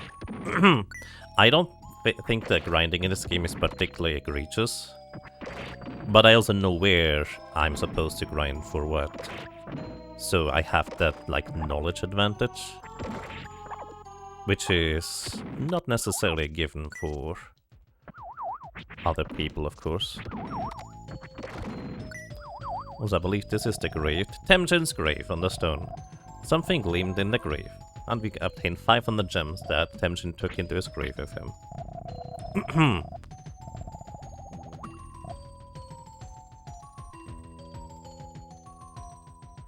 They usually fight the bird boss, so this actually might be a thing nowadays. Like, this is where you used to grind in a speedrun.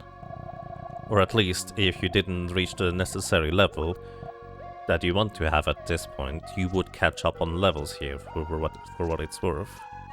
The bird boss, like, optimally, I believe you just get all the levels there because it's way faster, but it's very random whether you get it or not, unless there's a manipulation nowadays, which I think is technically possible, but I don't know about it.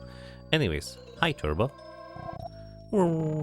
Now I found you. You're Malin's Mutt. Alright, Mutt, take me to your master. No go, the Mutt won't listen. Just call it Turbo, you dork. Be nice to it, come on. Anyways, we remind Turbo of Malin by showing it the scarf. Now I found you. Bad dog, what are you doing here without your master? Okay, Turbo, you let me know that the instant you catch Malin's scent. No, it's not a bad dog, Arik, come on. He's such a nuthead. Let's go for Turbo to sniff on.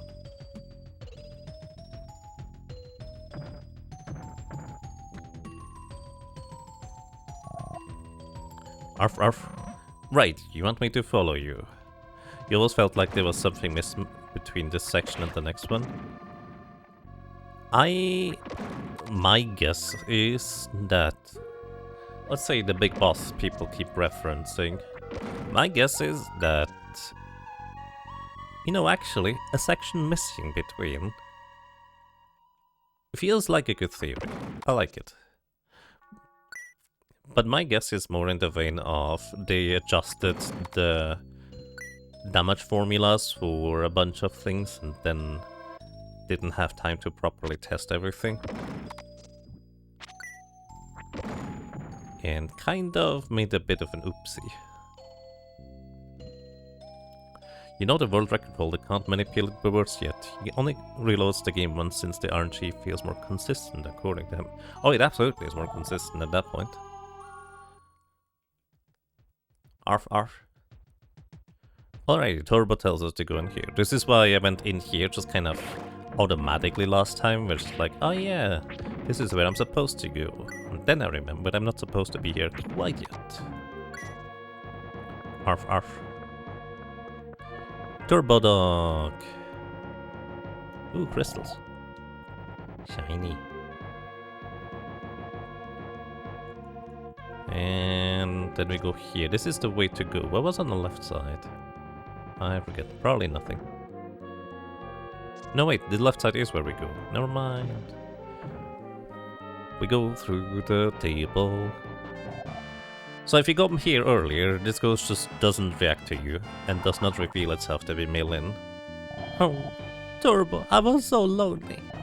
Papa and Mama were gone and I was all alone. Hey, you! You rotten jerk, I hate you. Everything came apart because you came here. The way it was, I could have been with Papa and Mama forever. And then... Malin, do not cause people so much anguish. Mama? Mama? I told you this story before.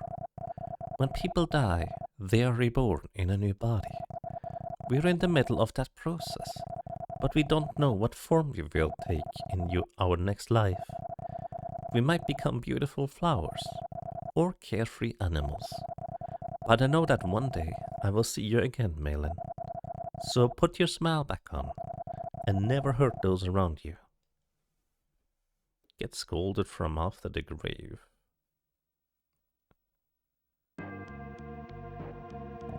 Blah to you. That is, I would say, an appropriate reaction to this situation.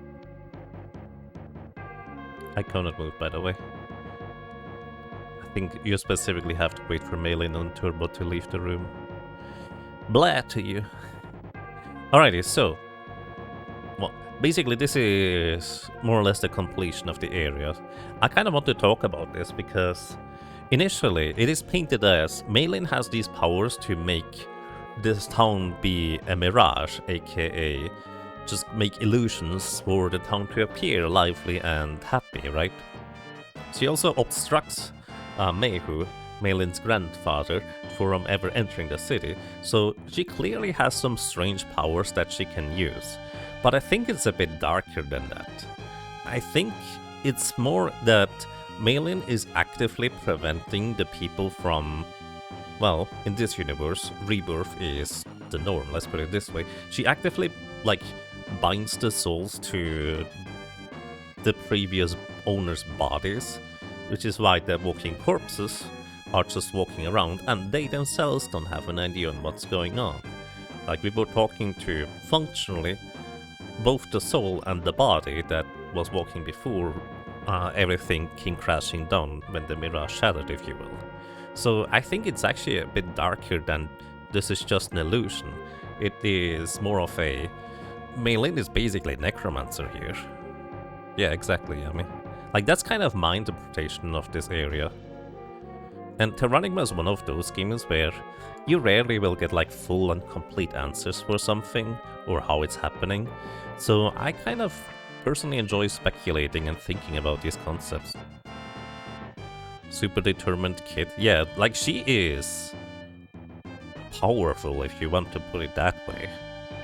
Just not particularly grown up, but what do you expect of somebody who was orphaned because of a war that monsters just eradicated your entire town with everybody you knew? Like, that will cause trauma. But yeah. Have you played the fan-made sequel to this? No, actually I only heard of it today. They recently released the third part. Oh, it's in parts. I would probably play it if people tell me it's worthwhile once it is fully released, because I have to admit, I don't like playing games in parts. In a similar way, in a vein that I don't really like watching anime in parts, I just like watching the full thing in once. But that sounds interesting. Alrighty, where... Oh right, this is the way out, isn't it?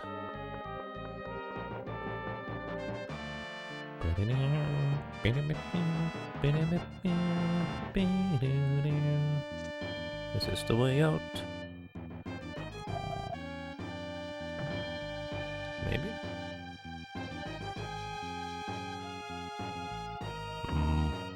That makes you think of a certain later game person who doubles keeping people alive indefinitely. Maybe this was partly his doing as well. That is a... That's a good perspective, actually.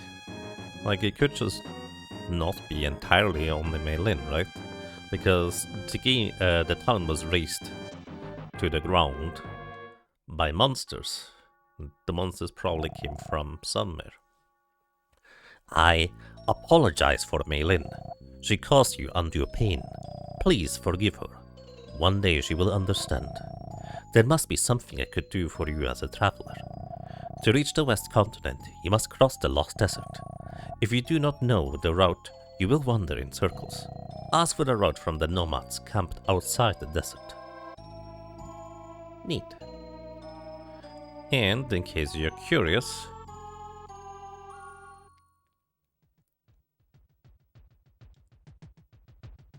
that's basically how you learn. Hi. Hello! So you were safe too. I plan to return to Europe and write my travel journal. On the way here, I stayed with a group of nomads near Taklama. When I saw them, an inspiration came to me.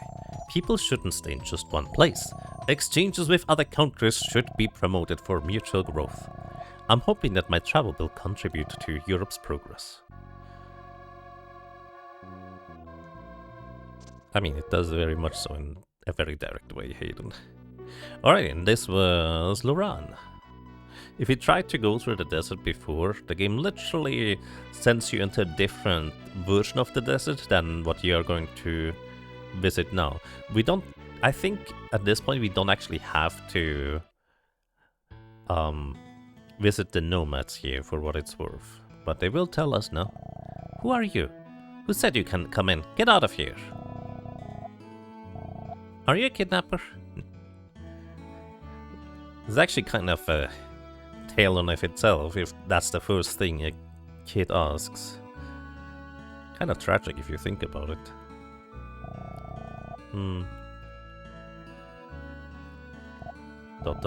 What did you say? A message from Mayo? Any acquaintance of the fine man cannot be turned away without help. You wish to cross the lost desert? Remember these words carefully. Walk west until 3 boulders, we call triangle stones. Turning south, seek boulders arranged as a serpentine dragon. Head northwest, turn north when you come alongside dragon skulls. The exit is near a giant skull. Go exactly as I said, and you will get through the desert. Thank you.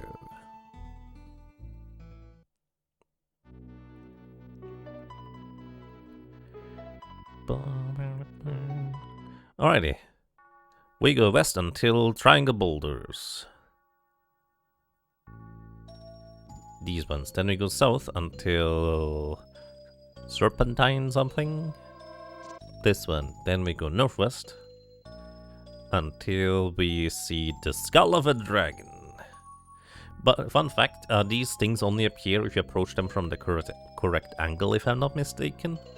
Like, these things literally don't appear. But, funnily enough, if you know exactly where the exit is, also dragons.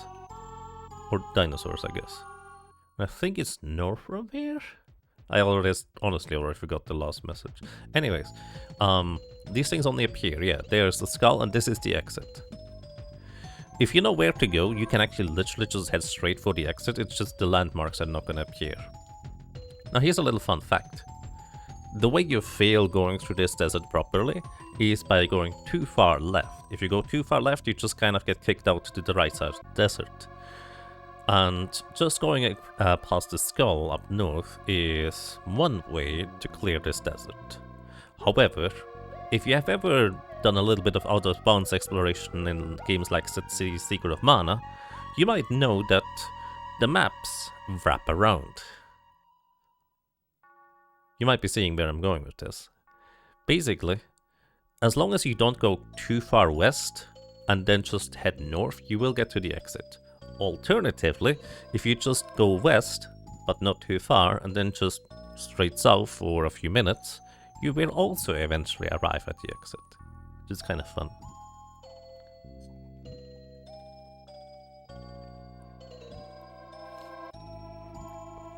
It's kind of funny seeing the translation difference in this version compared to the one you're used to in German. Like, for example, Melin's Bleh took you off guard because in German it just says, have my thanks. Oh, she does? That's interesting. I really need to play that retranslation of Terranigma sometime, because it feels like the translation in this game here is quite literal. I do know that German translations took quite a bit of artistic liberty with their translations,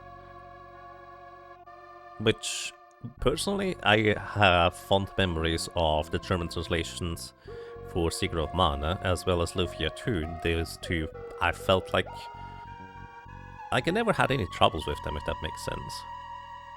Whereas if you look at the English translation for Lufia 2, the translation team clearly had absolutely no idea about mythological creatures in any capacity. So they just did their best with the names that were presented, and, you know, that's kind of how you end up with golems and giant butterflies and wyverns.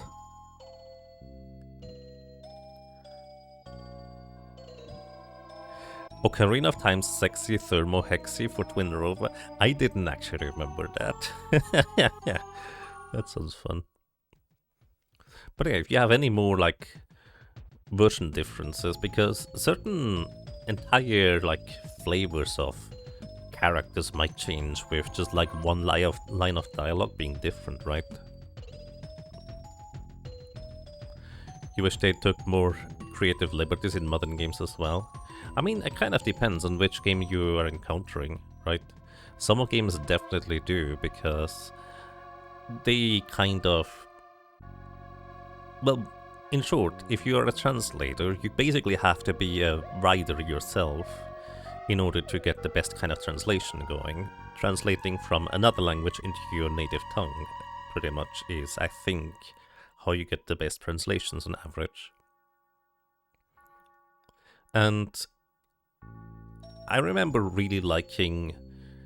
What's the thingy?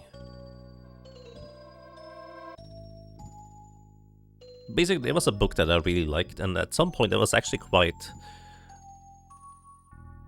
shocked, not shocked, but surprised to learn that the original author actually was English, because the German translation had so much flavor and it was so well written. And that also kind of... Oh, there we go, now it exited. That kind of made me think that whoever translated this must have been like a really good writer themselves in order to be able to just, you know, translate this properly.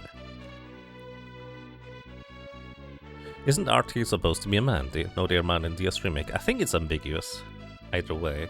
Like, the translator, I think some characters... In Japanese, it's, I think, much easier to just address a character without any pronouns at all, just keep it ambiguous.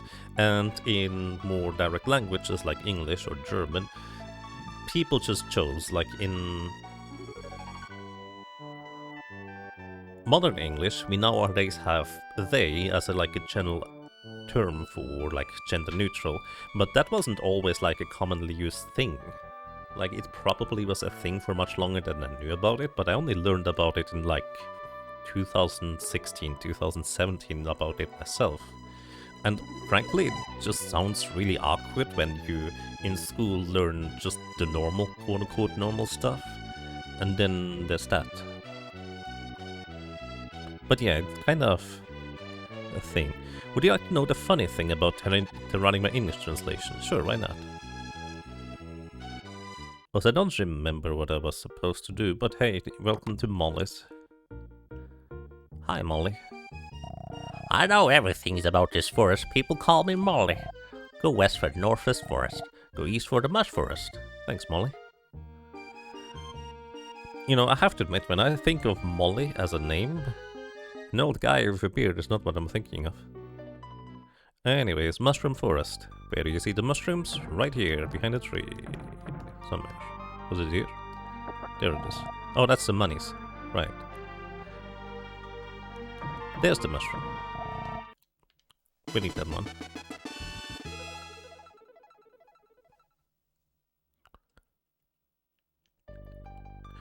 But yeah, the sprite in Secret of Mana is also gender neutral in Japanese, and the remake translation did actually adhere to that concept as well. Because it was called male in the Super Nintendo version for English and female for German. Again, the translators just picked what they thought would fit best in that situation too. Right, we can't do anything here yet. I'm in here too early. The translation team actually came from Nintendo of America, led by Dan Olsen. That's why the English is American, despite it being a European release. That makes sense. I believe this was slated to release in the US as well, but then got cancelled? Something like that. Anyways, welcome to Europe. This castle is in, like, Germany? Did you see the King's notice? Interviews start tomorrow. Interviews for what? Welcome to Loire. Sounds very French to me. Ooh, a flower lady. If you see a flower lady in RPGs, you always need to buy flowers. Buy some flowers? I can't go home until I sell all these flowers. Make even a girl who doesn't talk or a penguin happy with flowers. Just 5 gems each. Yes. Alright, I'll buy one. Thanks. But I have so much left, I can't go home yet. How about another one? Yes. Alright, I'll buy one. Arc obtained pretty flower. Thanks. But I have so much lace, he's just gonna keep trying to sell us. And then, once we have 9, we literally cannot buy it anymore. Because there's a limit on how many you can possibly have in your inventory. And Jay's gonna get mad at us, and there's nothing we can do about it.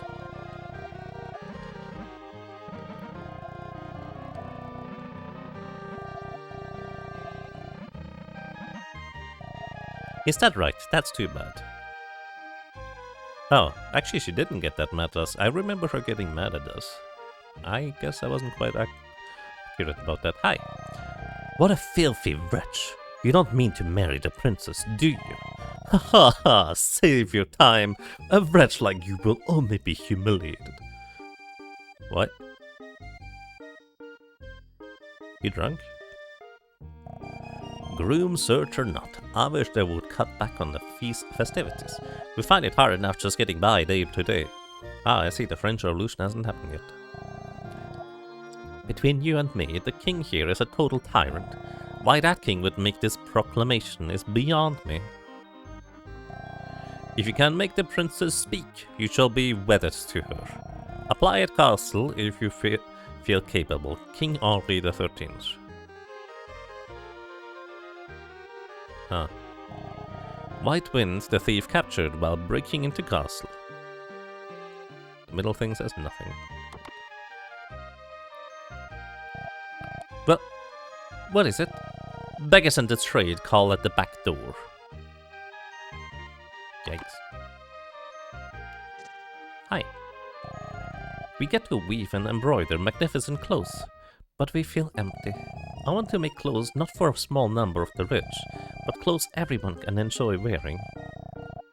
We get to weave and embroider magnificent clothes. Poor weavers. Madame is hysterical and nasty, but she pays well. I put up with her.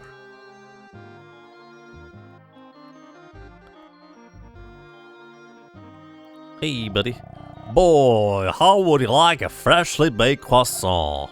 Just 10 gems each. Alright, I should probably give a French accent. It's fine. Wow, that does look good. I'll take one. Here you go. Enjoy. Nom. Some appetite. Make me proud. That feels like a very Japanese expression. The winery. I believe there's nothing in here. Of note. Greetings, sir.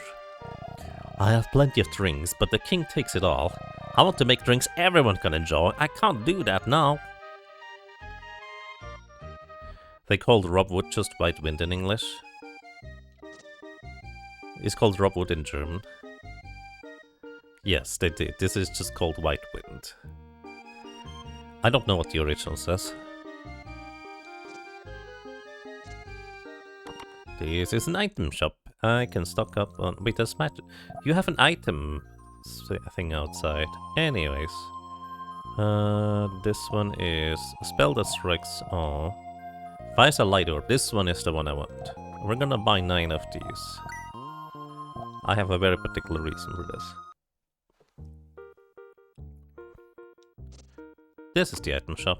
Huh, I guess the pot on the right is something else. Welcome, what can I help you with? Alright, we have all the small bombs. Let's buy medium bulbs. Back up to full. I don't know if there's a single enemy at this point remaining that will poison us. There's probably at least one that I don't remember. Hello. This guy is the weapon and armor smith. He has a bronze pike for sale.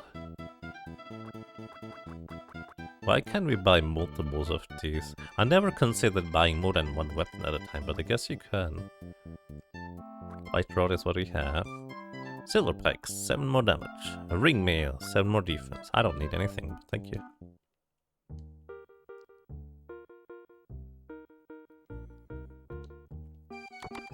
They fumbled the Robin Hood joke. Did they though? Like, was it supposed to be one? Look sis, it's White Wind.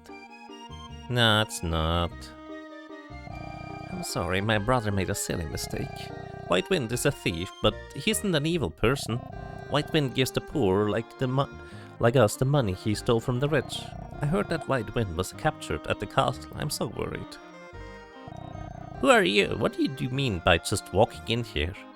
You know, I feel like more NPCs in video games should just ask the protagonist, what the heck are you doing here? Get out of here, I didn't invite you. I'm going to heckle Lush Lewis when he comes out. That seems kinda rude. He's a bit of a drunkard, huh? If you're as hard up as me, you deserve a drink or two. Oh? You wanna hear my story? Sure. You want to get something off your chest? Go ahead, I'm listening. Really? Yeah, you'll hear me out. This could be a long one, okay? I'm listening. I'm all ears. Ark is a caring... Well, I'm a caring soul. Again, in Japanese, Ark is a caring soul is like a fine sentence. In English, it's just awkward. Like, I'm a caring soul. Okay, thank you. I did an evil thing. I used to serve the king, but fell sick of it. The king did order it, but because of me, the villagers were killed. Just because I gave the protect bell to the king. You gave the protect bell to the king. I actually didn't know about that. Oh. Oh, take care. Thank you for dropping by and have a nice evening. The protect bell serves as a guide through Northwest Forest. I got that bell from the summit, claimed to be from Spain. If I didn't give that bell to the king, that village would be unharmed. The protect bell. I wonder where it went after the massacre. The king may still have it, but it's none of my business now. Oh, I had no idea he was actually involved in that. No wonder he's just drinking. He basically feels responsible for the massacre of an entire village. And yeah, again, the game does not pull any punches. This is literally what happened in this universe. But thesis. I don't think that's supposed to be an S there, but maybe that's an artistic choice. Kitty! Kitty cat is even animated. Can't pet it though. 5 out of 10 game. Hi. Hi, did you come to buy one of my paintings? Oh, no? Have a seat, I'll get you something to drink. I would buy a painting. I'm Matisse. As you can see, I'm a painter, and a very broke one. But I don't paint so I can eat. I paint because for me, to paint is to live. I want people to see what I have seen and felt through my art. What do you think of my paintings? It's good. I don't know much about paintings, but I like yours. Really, thanks. That's great, you made my day. Yummy! You were the first person to praise my art. Thanks for the confidence. There's absolutely no need to ever interact with this person like this. But you can. Going already? Okay, drop in anytime. Yeah, you just keep repeating the same thing. But I just appreciate that you can do that. Like, there's so much attention to detail in this game. Turbo? Arf, arf, arf. I don't think it's Turbo. Hello. My grandma used to be a servant to the queen a long time ago.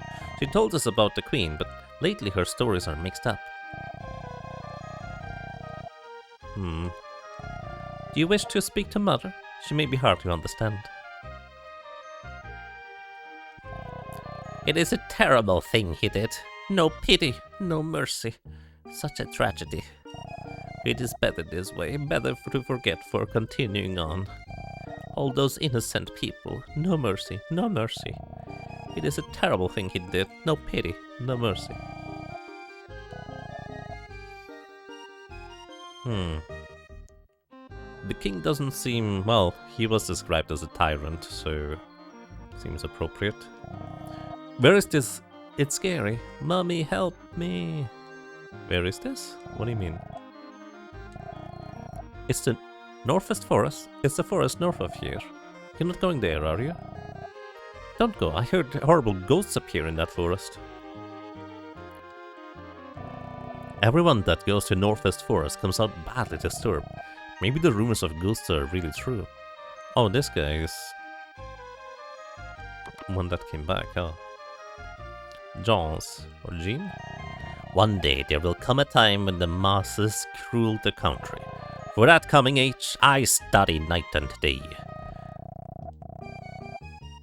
I respect it. Good luck. Very optimistic approach.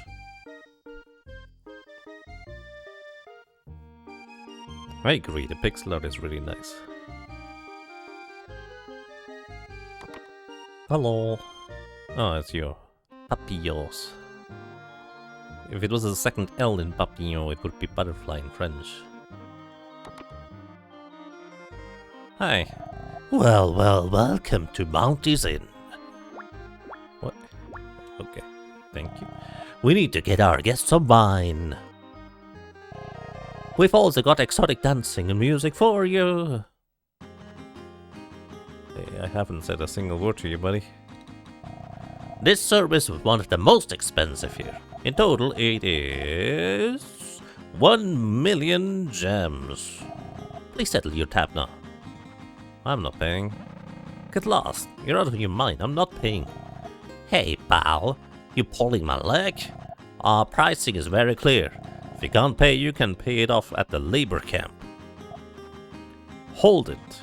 And one of my favorite characters is introduced.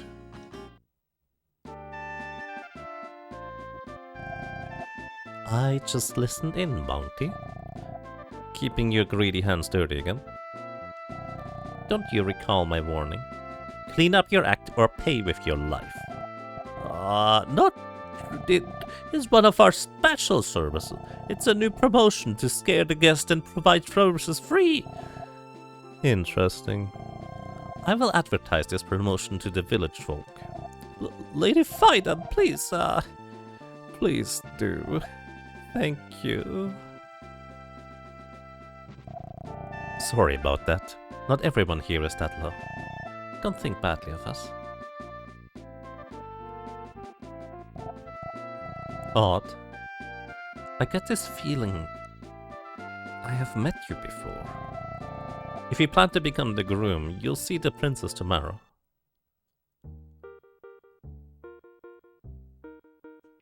Remember that weird cutscene?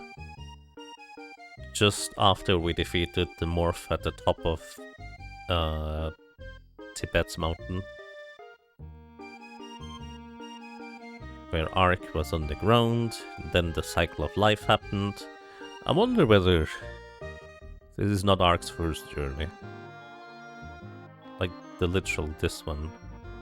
Something like that. Anyways, that's just kind of a drink here. Yeah, it doesn't even taste good. Yeah. Special service, huh? And it doesn't even taste good. What a scoundrel. Okay, I'm sorry. You can stay as long as you want. We're free, darn. I sure don't want to lose my head to Lady Fida. That lady with the sword, she's Lady Fida, who guards the princess. A lady but a fantastic swordsman. She's my heroine. Cool. Does this version keep the joke with the Quattros actually, where you go intent on the dancer lady tells Ark he's too young for her services? And there is something about that stuff, let's put it this way, but I don't think it's as explicit, if you will. Doggy! Can't pet the doggy. Good night, doggy. Wait, that's not my room, apparently. What do I need to... What is it? You staying? Then use the room on the right. If you make a racket at night, you go out. That's probably the wife of the sleazy innkeeper, huh? At least they fit together. She's your heroine. Like, as in female hero, not heroine in terms of drugs. Hello, who are you? I make medicine. My sleeping potion is popular amongst insomniacs. I came to Mush Woods looking for ingredients, but I found no mushroom.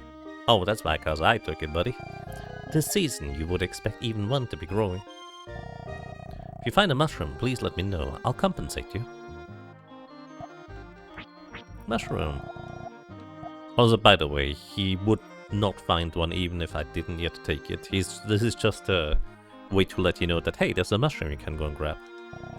I'll make medicine. Goodness, that mushroom. That's a mushroom I couldn't find. Would it perhaps be possible for you to relinquish your mushroom? I will of course repay you somehow. Sure. You can have it. I'm a nice guy. That's such a weird thing to say. Art gave the mushroom away. Thank you. People suffering sleepless nights will be relieved. For thanks, I will make you a sleep potion. It is wildly effective. It will take a small while, so come back later, please. Alright, then we'll do that. Alternatively, this random NPC is just really into Lady Fida. I mean, yes, that is presumably what is happening here.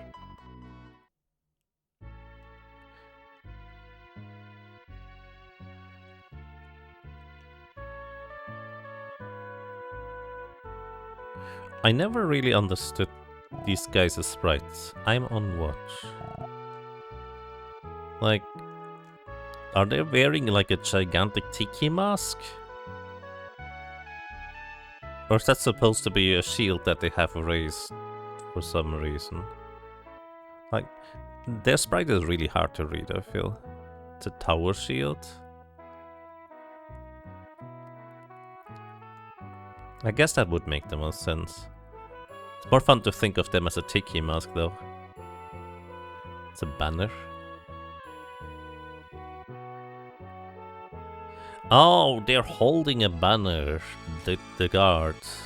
Yeah, actually, that makes the most sense, doesn't it? It's a banner where their pikes are having, like, the flag attached to it.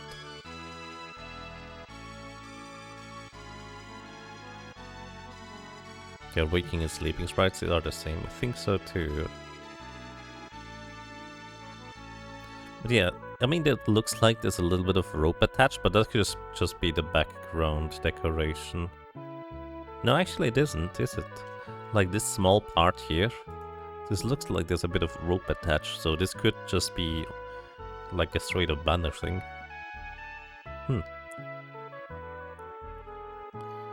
Let's see if we can find maybe more of these guys. So we can maybe analyze some more.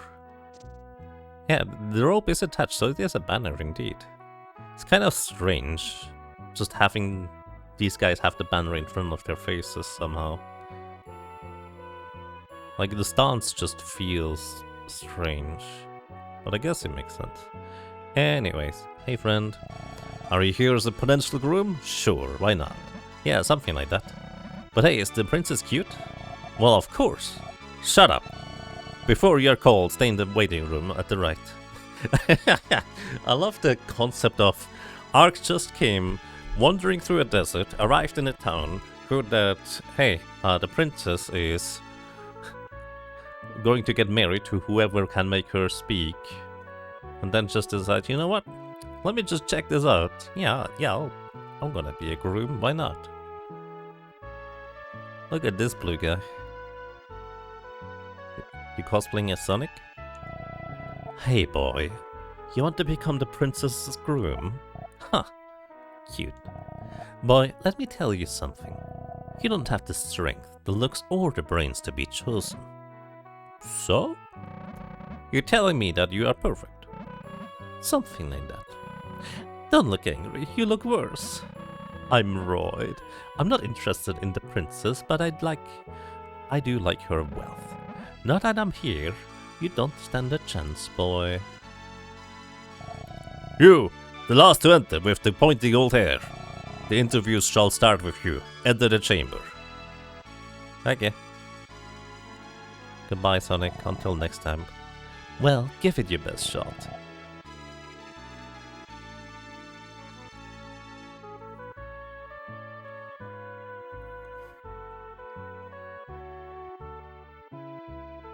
Eventually deal with... But I have no idea what that is, to be honest. Sonic the Hedgehog. Hello. This is your Royal Highness, the King. Behave yourself. Neat.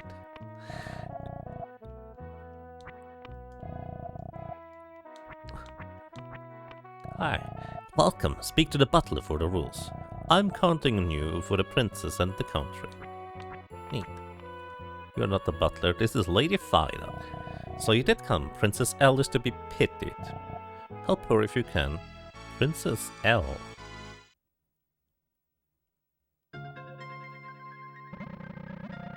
Princess L? She looks identical to the L I know. You know, except for the hair color thing. Even her name's the same. What's going on? Dot dot dot dot dot dot dot dot dot. What? She ignored me. Darn. Totally unlike my L.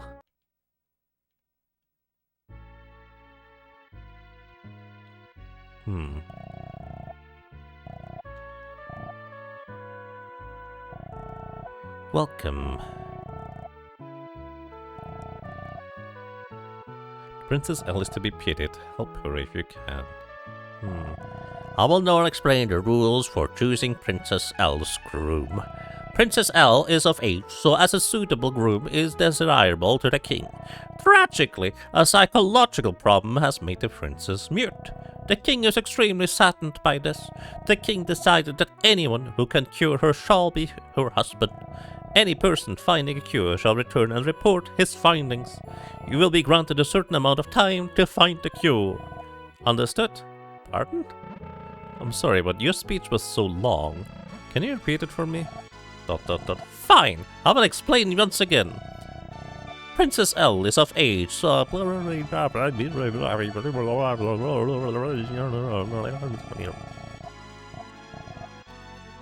Understood? Yeah, sure.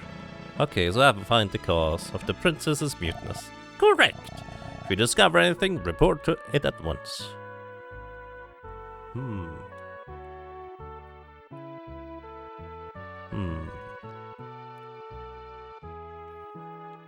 Princess L from Death Note? No, the other kind of L. Like the French female pronoun. I believe it is. Written the same.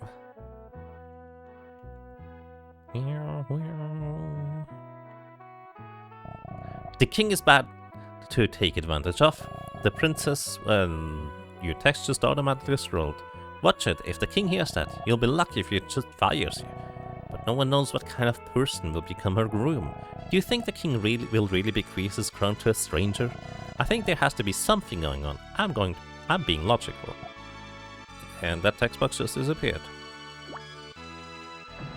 Anyways, apples are too tasty. Maybe we are a Shinigami. Anyways, that lady is definitely onto something. Ooh, apples.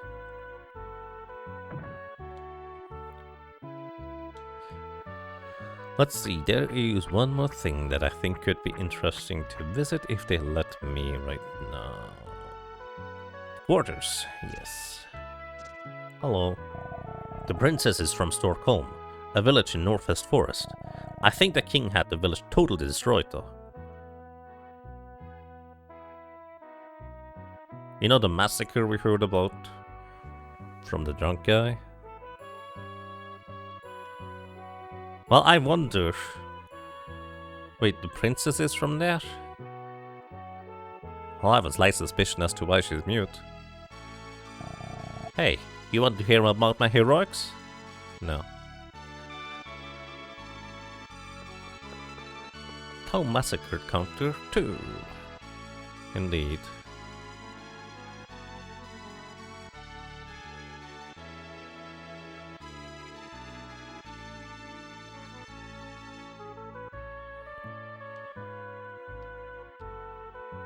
But yeah, I mean, that's kind of pretty severe psychological trauma if the town you're from is destroyed. At least she didn't start making mirages and bind the souls of the villagers to their corpses. Maybe she did. Maybe that's why. Anyways, hi. Yo, brother, don't be so scared. Come over for a chat. Darn, it's locked. But that's a given in the jail, I guess. If you're talking to a prisoner, keep it short. That guy has a shiny spear. She didn't do that yet, so I suppose. Right. Necromancy will come, clearly. Or maybe it already exists. Maybe that's why the people go crazy when they go into Northwest Forest. Regardless, I believe I need to go and talk to this guy. Did you already do the thing? Ah, here's your sleep potion. Even in heavy insomniac will fall asleep immediately. Cooked in the pot, it could put everyone at the castle asleep. Please read the instructions carefully and use it correctly. A bit on the nose with that one, isn't it? Because in the castle, if you try to explore properly, very subtle, indeed, they will of course not let you because you're not supposed to go into the private quarters. So, what if they did let us into the private quarters? Wouldn't that be very convenient? And indeed, it would be, in fact, very convenient. Good thing we found a pot here. Yoink. Ark slipped the sleep potion into the pot. There's dinner ready. I'm busy now, so please leave. Anyways, we get teleported outside. Because the castle is now all asleep. That was quick. Oh yeah, the sleeping sprite no longer holds up the banner, huh?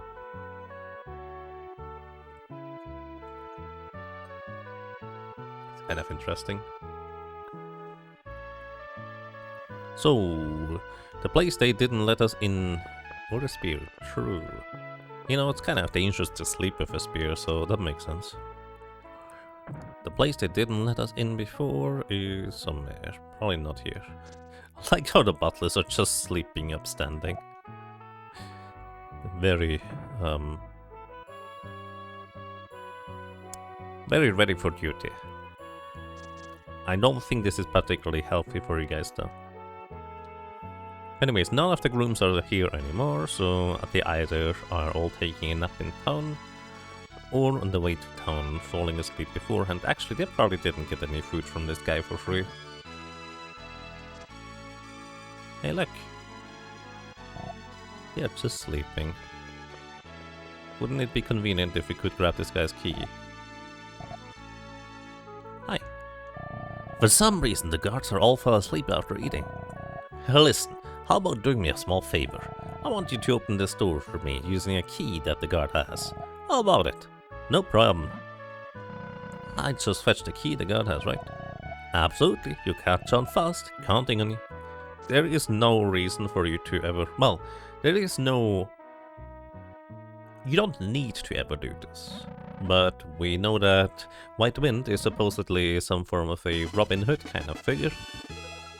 And as such, as the RPG protagonist we are, we of course immediately grab the key and open up the door. Because, of course, that makes the most sense. You used the jail key. Here, pal. You're free. Thanks, bro. I owe you a big one.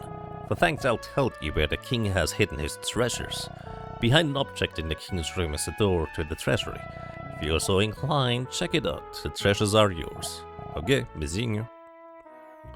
Don't get caught and bring the money to those kids, okay? That's all I'm asking.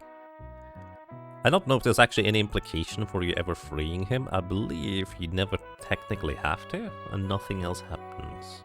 But he basically just gives you, you know, helpful information. Also, just remember, this is the door I didn't go into until now. I just forgot, okay. Ooh, apples. Good thing those were not sleeping pilled. And I think that's the princess's chamber, probably.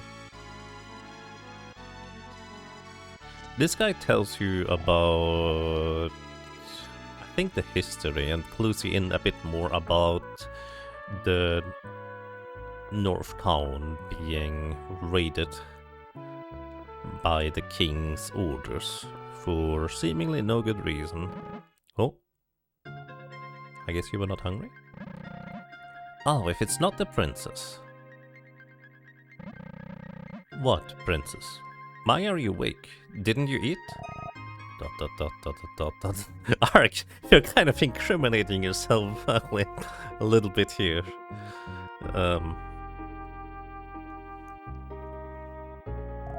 Hehehe, Ark. Looks like the princess dislikes you.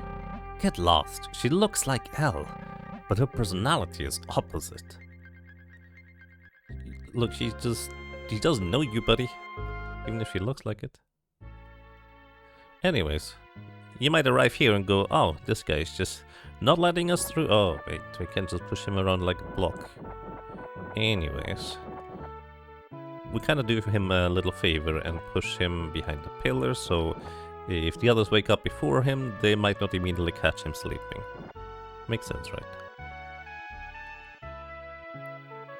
She's mute. What she's gonna do? Write a letter? Silly. The king can't read. Well, we have a pretty good inkling as to Snuffle Snore. Don't touch that statue.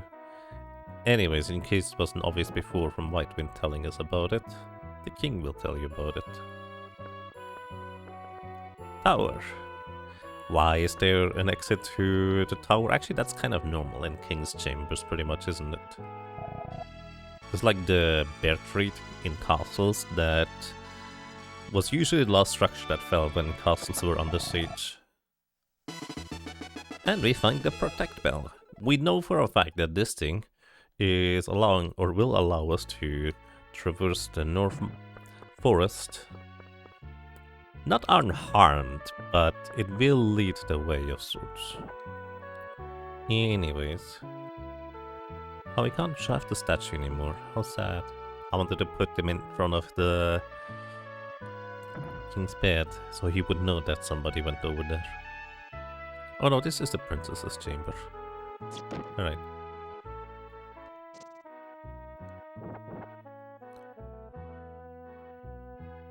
They might not catch him sleeping, they will catch him not guarding the king. The Northeast Forest, which is in the north. No, it's Northwest Forest, not Northeast. Like, Northwest?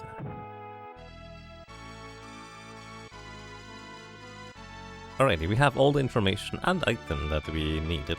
If you try to explore the Northwest Forest before, you literally can't go through. And there's actually even... Actually, you will see that in a second.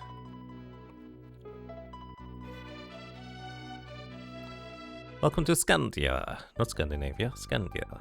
Welcome to Northwest. Hi. Where are you going? Not into this forest. Don't be foolish. Haven't you heard of the fiends in the forest? Yeah, we'll be fine. You really intend to enter the forest, child. You have spirit, at least. Be careful. It's not all fiends that live in the forest. You know, he was the biggest Dorkhead meanie in the castle, but let me tell you, slight spoilers, this is more true to his character, him being, you know, hey kid, be careful kind of guy. Protect bell rang out. You might be wondering, wait, what does that even mean? Why does the protect bell ring out? Well... Oh, we get a ring mail for free, by the way. And I probably should equip it. When's the last armor upgrade we had? From the ice area, I guess. That's not true. Technically, we had the rags from the other place. That is more recent.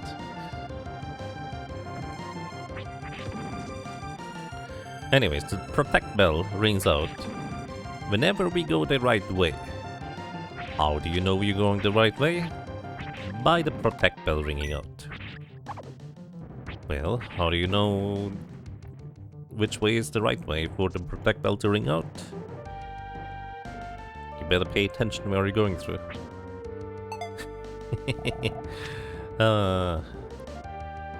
I guess actually you can just straight up backtrack to the previous section and the protect bell will tell you again.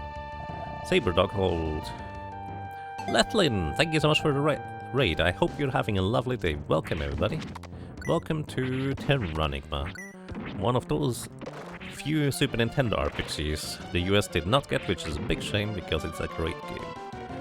And we're just kind of doing a casual-ish replay of this. Also, I don't remember which path to go. I think it's here. I was correct. So this is the screen, actually. I distinctly remember this. In a speedrun, this is where you have to equip the protect bell. Before that, it's not technically necessary to equip the protect bell, but here, if you don't have the protect bell equipped, the game will specifically put you to another screen if you go out to the east. This is the correct way. The protect bell tells us so. And if you try to go here without the protect bell in your inventory active, you just don't get to the screen. You get to a different one and you are going to just circle the forest forever. It is literally required, not just a guidance. No, you have a lovely day, Lethy. Welcome to the bridge. Bridge? What do you mean bridge? Starview Bridge. Stockholm is right across the bridge. Since the bridge is out, we better find a different way. We don't have a choice but to use this animal trail. What do you mean the bridge is out? Ah, this is what he means, the bridge is out. You know, we can swim, buddy. We have flippers. Maybe you know what? Maybe the flippers withered away in the meantime while we were sleeping or something like that, because it is made of plant matter, so we can't swim. I don't know why we don't just swim across. We have swum in far worse conditions before. But it's fine. I probably missed like 2 or 3 items along the way, by the way. I unfortunately don't really know. It's been a while. Actually, does this count as a dungeon? Could I check the map here? I will guess the answer is no, but I never tried. I mean, I didn't really realize the map existed until today. Oh, this is a map! Look at this!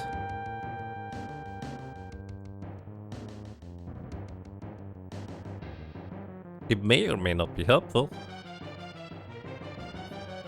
I don't think the arrows go exactly where you think they're going, but... You have a map of this area with this. That is fascinating. I don't think it's terribly helpful. The flippers just dried. Would be a shame to get them wet right now. Fair. You cannot hurt these worms, in case you're curious. Monies. But I'm doing this dash attack just so I get invulnerability frames. Oh. A shadow is following us. I wonder who could that be.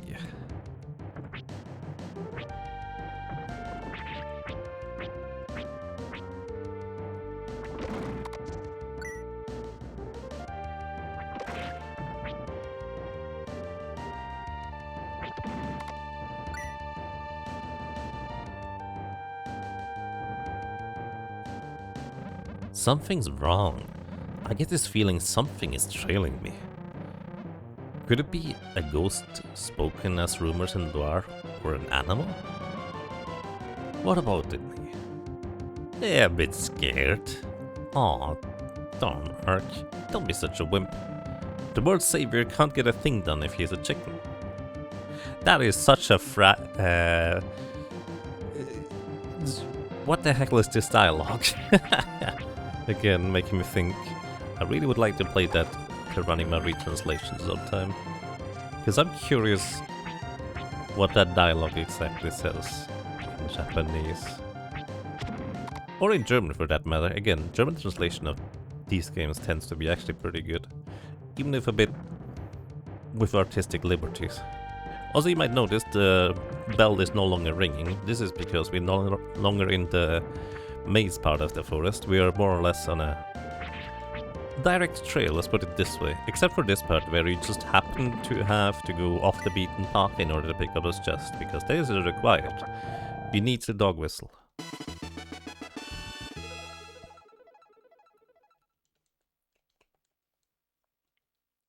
The dog whistle is required to...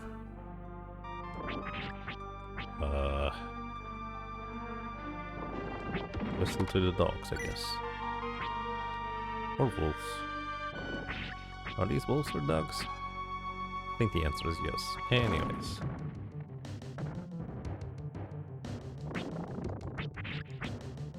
Ow. These guys hit pretty dang hard.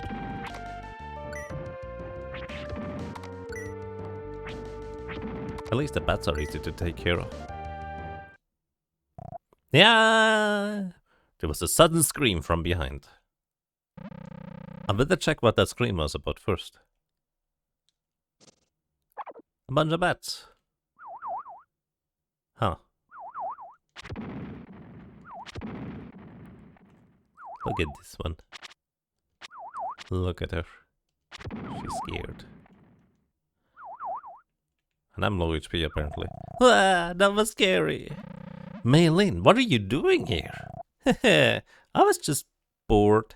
Hey Ark, you're really strong. You're going to Stockholm, that's supposed to be in this forest, right? I'll go with you. I promise I won't get in your way.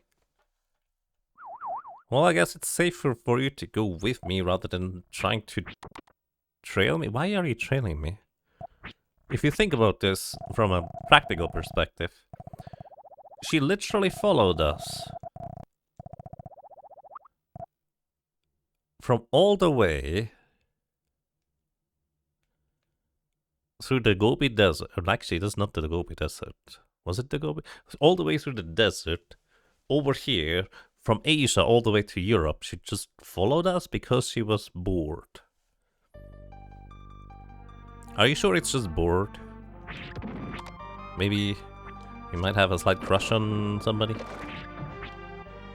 Anyway, that would actually be kind of not be much better, would it? I prefer the board explanation, never mind, ignore the other part.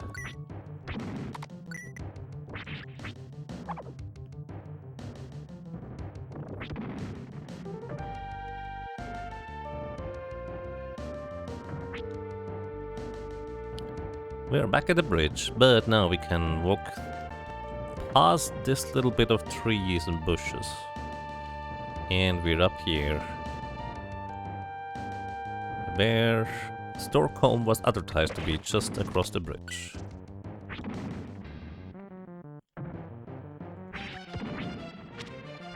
Malin is like a ghost. Is it really a problem for her? Or is she just a powerful mage?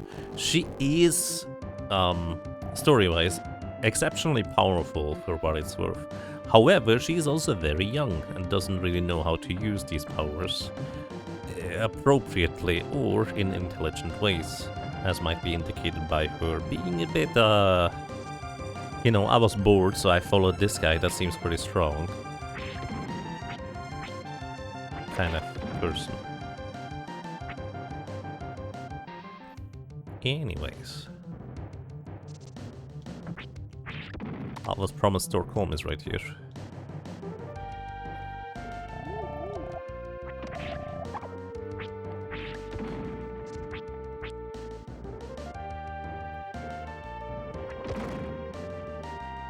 Ah, there we go. 5 meters to Stockholm. Past the fire meters. And whatever these fire things are supposed to be. Let's go. Welcome to Stockholm. What is this? This looks identical to the village I came from. What's the matter? You started running all of a sudden. This looks identical to my village. This can't be. Rural villages often look alike. Isn't it just coincidence? It doesn't just look close. This is what you call identical. You don't have to shout. Come to think, I don't know anything about you, Ark.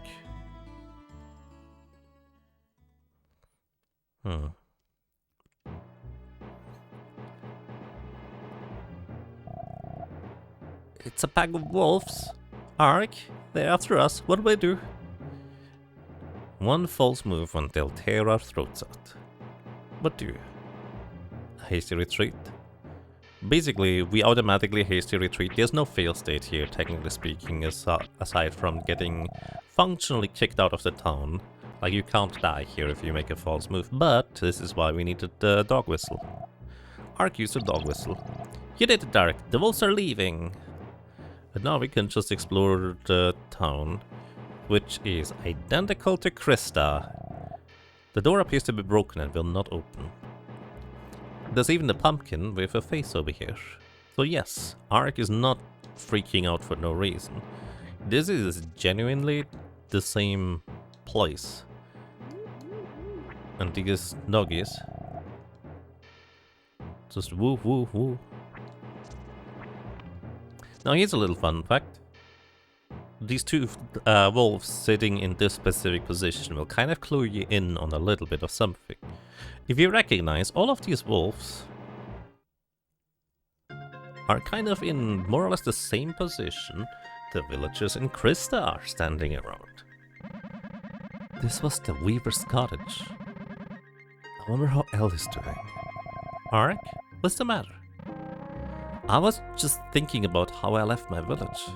Ark, you have many memories of places I don't know at all, but I have my own memories that you don't know, Ark.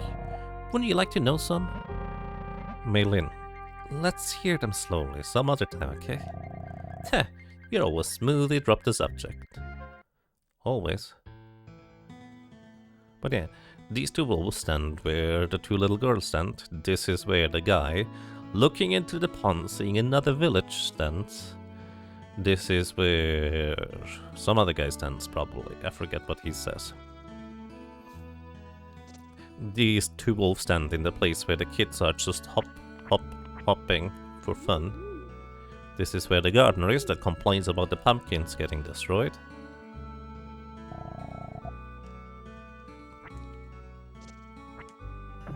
Then there's the fisherman fishing on the little bridge. I think there's a chicken on the roof of this building. Okay, actually there's no wolf here, funnily enough. Woof woof. But I love the attention to detail, is what I'm trying to say. Let's see what the Elder's house has in store for us. I believe this is the only building we can enter. And it's called Elves. Notably, we can't eat these apples. But also notably,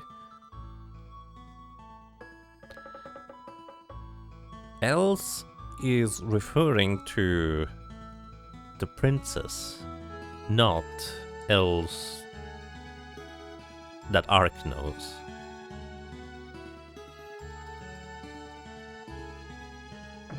Here's a blue door. And it does not budge. Get a medium bulb and a portrait.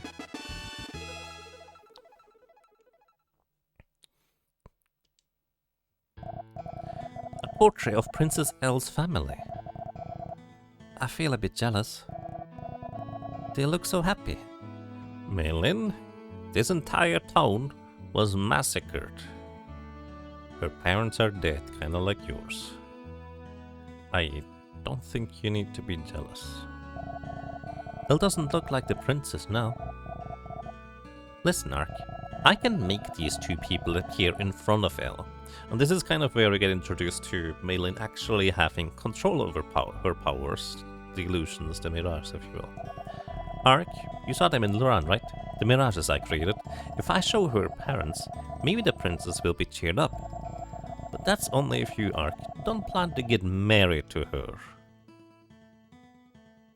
Deal. But at the same time, why would we do this anyways?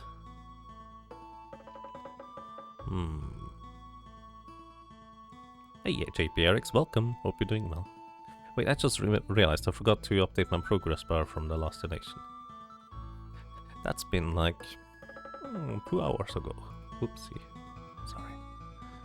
I updated it now. Alrighty. We have a portrait of Elle's family. You cannot closer inspect it to my knowledge.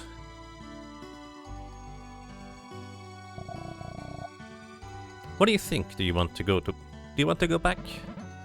Yeah, let's go back. Then let's meet at the castle. Don't forget to bring the portrait before your interview. Ark and Maylin parted at the forest entrance.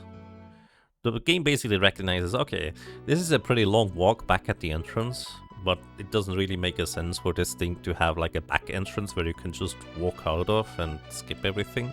So let's just cutscene skip, which I think is actually a nice quality of life.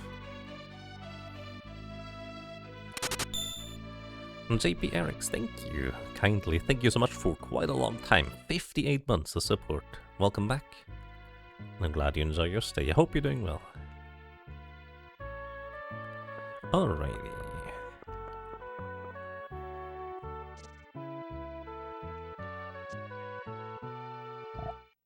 Ark. Yes, Malin, this is what we agreed to. Oh, it's you. What kind of response is this? What do you mean by that? That's so rude of you. Hehe, you have the interview soon, right? Ark, you don't have to do anything. Oh hey, I'll take that portrait. I have to remember those two faces. Malin took the portrait. Are you sure it's okay? I don't know what you're about what you're up to, but be careful. Leave it to me. You better go too. You know. Hey Ark, do you really think showing Elle a lifelike illusion of her own parents after they died is going to cheer her up? I guess, so here's the thing. I was initially insinuating that Malin is going to intentionally, like, traumatize Princess Elle with this, like that's her intention. But no, actually, if you think about it, Malin genuinely might think that, because she was happy in Luran with the town of Mirages, right? Because that's what she did for herself to be happier. So I guess we have just two characters that might not be quite knowing what they're getting into.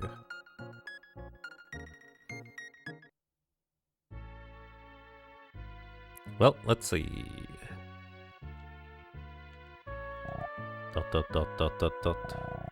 So you found the means of curing the princess's problem?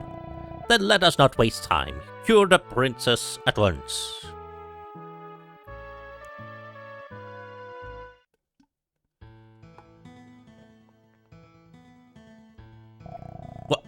What is this? What is happening? Elle?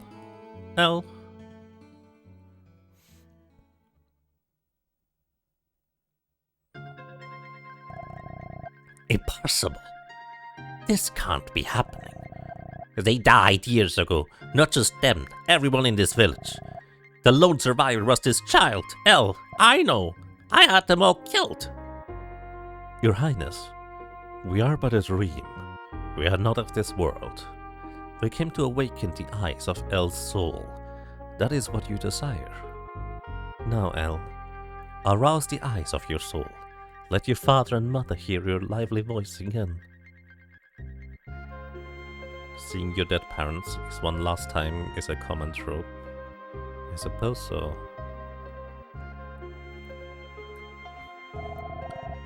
Father? Mother? Ah. And then she screams. I'm not gonna try to imitate that. Princess Elle, are you alright? Snap out of it. It appears the princess is not well today. Today's interviews are cancelled. You wait at the inn. Anyone have this clown thrown out of here at once.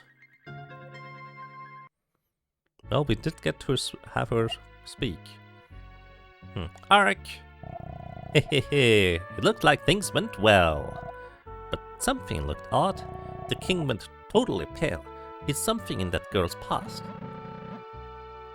Did it really go well? I got chased out of there. That's your concern, Ark? Well, that's fair. No problem. Let's rest at the inn. I'm hungry. And then Ark has a dream. Ark? Can you hear me? It's the elder. The world of humans is still, but in its infancy.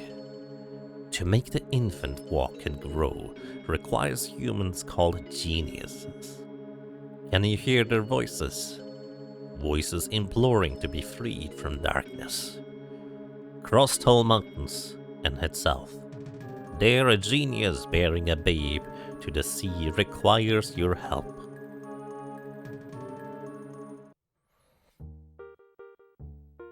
We are in chapter 4, Resurrection of the Genius.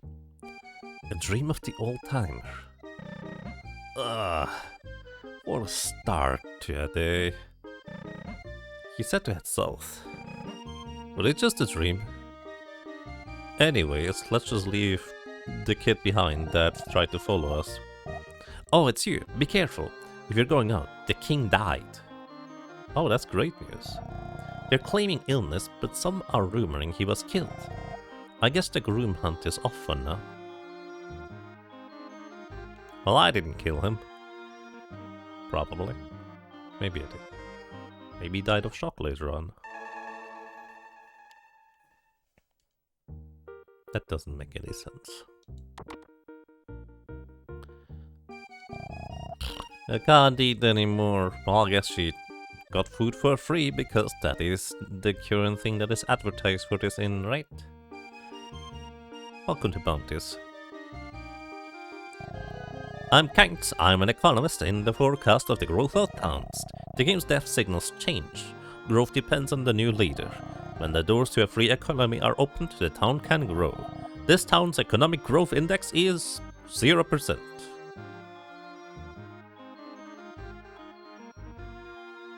That's so weird. You go outside, talk to a guy and tells you, hey, this town has absolutely no growth. Anyways, this is kind of more of a side quest for the player. Because, depending on certain actions, towns will be able to grow.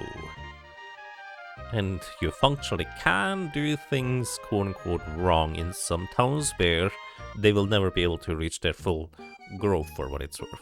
Which, if you ask me, the towns as they look now are usually much more cozy anyways than when they are fully like evolved. But if you know anything about, let's say, ActRaiser, the concept of evolving towns is maybe not that far-fetched, is it?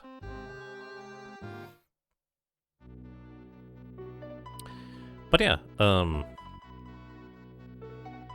you literally just leave Melanie behind, like you just go south because the elder tells you to do, and completely ignore the kid that was stalking you, like the 14-year-old that is probably having a crush on Ark and wants him to not marry, etc. Anyways, welcome to Spain, Portugal, I believe. We're not gonna do this entire thing today, but there's the Cuatros here, the traveling nomads, if you will. Gypsies? What do you call these people, folks?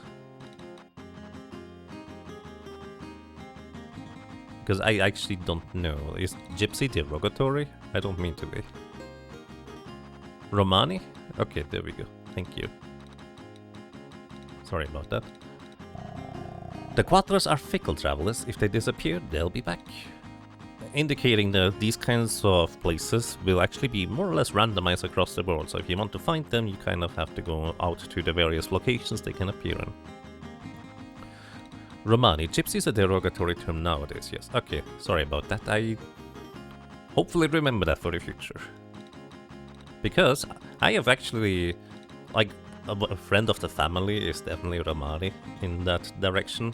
And he occasionally comes by and just sharpens the knives of our kitchen. Much sharper than we are supposed to have them, let's put it this way. It's kind of fun after he sharpens them. You just try to slice the bread and it just goes through. It's fascinating. Anyways, that's entirely unrelated. I'm the head of the Cuatros. I'm Cuatro. This is an oasis for soothing the souls of the weary travelers. Relax. I love the music in here. The Cuatros appear randomly anywhere we travel where the wind blows us. Literally. We're happy just to party every day. You only live once. Wow, that was you only live once before YOLO, huh? Hi. Hey cutie, I dance every day so I get sore all over. How about a massage? Sure. Where? Great, my back, press firmly.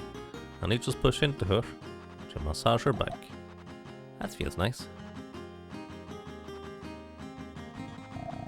Thanks, I feel much better. Here's a tip. Ark obtained 1 gem. You give a good massage, come back again, okay? You can try to massage her from the front. She's not quite as receptive for that. And... What? Don't get fresh. Ark just runs away in shame. He just tried to give you a massage from the front shoulders. What else do you think he was going for? Anyways. Hey buddy, wanna play? Play! Sure, I'll play. What are we playing? Oh, well... On a second thought, playing with a guy. What? Hey buddy, wanna play? Sure. He says the same thing. Anyways, I think that's everything we can do here for now. You thought Romani was a derogatory, but no. Anyways, we don't mean to be mean to these people, okay? Oh, they're literally gone. I think Ark trying to massage from the front kind of left a wrong impression. Welcome to Litz. Is that Lisbon or is that an entirely different wrong place of the world? I don't know. I'm not good at geography. Hey, this clown. We meet again. Maybe we're alike in our thinking. Listen, have you seen Loire's princess around? You see, after the king's death, the princess disappeared from Loire. I thought just maybe she eloped with you, Sonny. Why do you think she would choose Ark? What's that? You don't like me. Your expression gives you away. You're still a child that way. Again, he is categorically a good guy, but he knows how to play a jerk. That's the short version. I escaped from Spain, the bordering country. It was horrible. A ghastly killing light flared from the castle. I managed to escape with my life, but my wife and child. Oh, that's dark. Jeez. Because when we tell you spoilers, there's not really a whole lot of people alive at the castle anymore. Well, maybe it kind of depends on your definition of living. I've never seen you around. Where are you from? What? On the ground? I've heard some tall tales, but there was this guy who used to come and talk about his big dreams. Name was Columbus. Said he was going to search for a new continent. He went off to Spain to tell that tall tale and doesn't come back. By the way, Spain is just a castle. That's the entire country of Spain. Tasty. Tasty. Why can't he just eat all the food and leave bones behind? Nobody's complaining, that's why.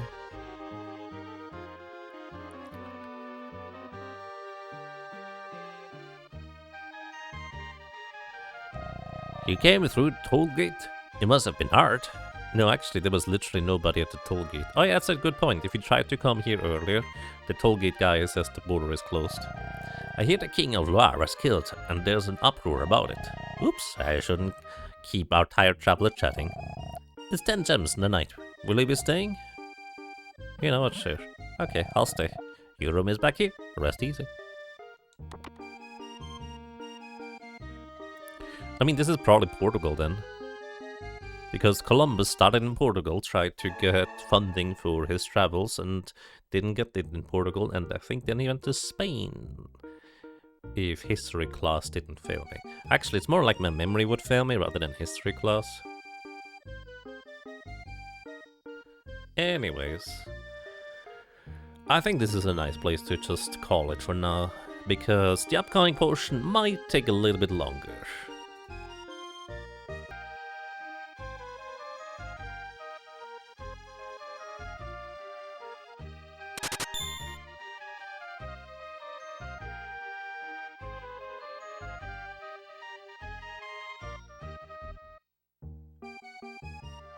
Oh my god.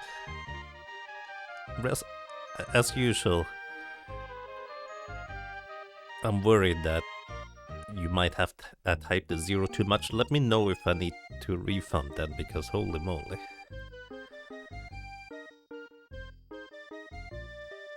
Are you sure about that? Anyways, Rusted Grail. Thank you. I see. Thank you kindly.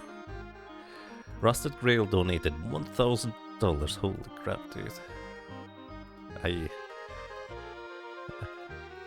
thank you.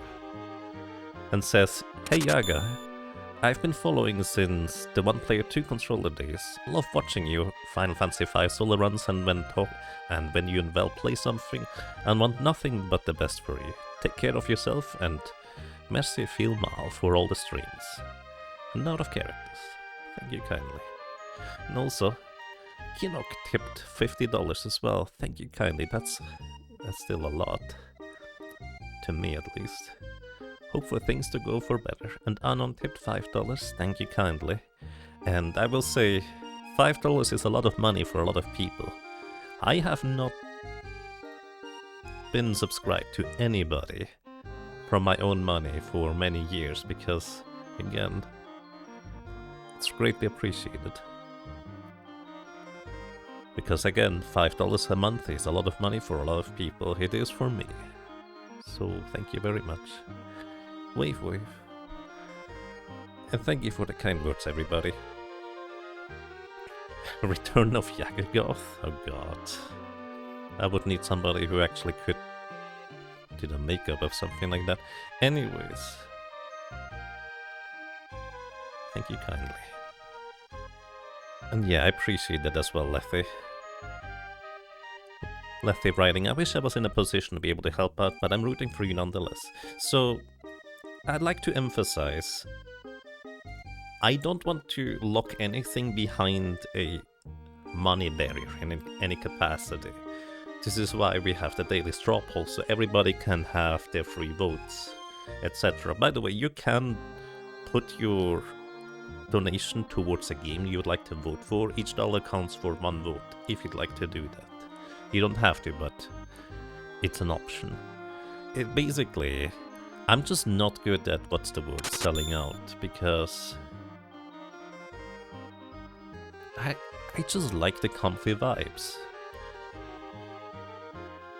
Like, nothing intrinsically against streamers that consistently get donations and bits, etc. I just like playing the game, focusing on the game, probably a bit too much, and forgetting to read chat in between, and then getting to talk and respond to you guys. It's been really nice. Again, thank you so much for a long time of pleasant company, really. Also, I forgot, did I add the 50? I don't remember. I did not add the 5 and the other 5. Anon tipped $5 and said for being my favorite streamer. Thank you. It's really nice of you. And whoa, it's Tony tipped also $5. Thank you kindly. I wish I could give more. Much love, friend. Your streams have helped you through many dark times.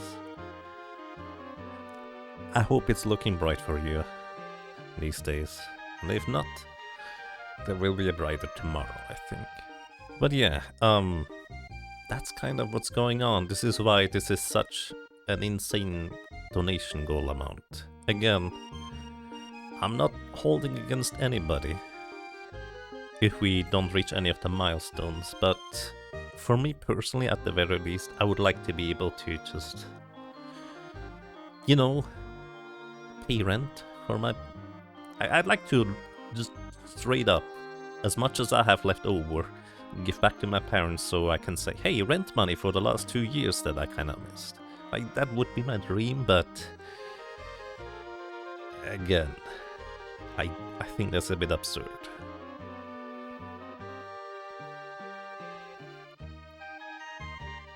I've been in an amazingly lucky position in so many different ways. I have, you could argue, the best supportive parents you could wish for. I managed to just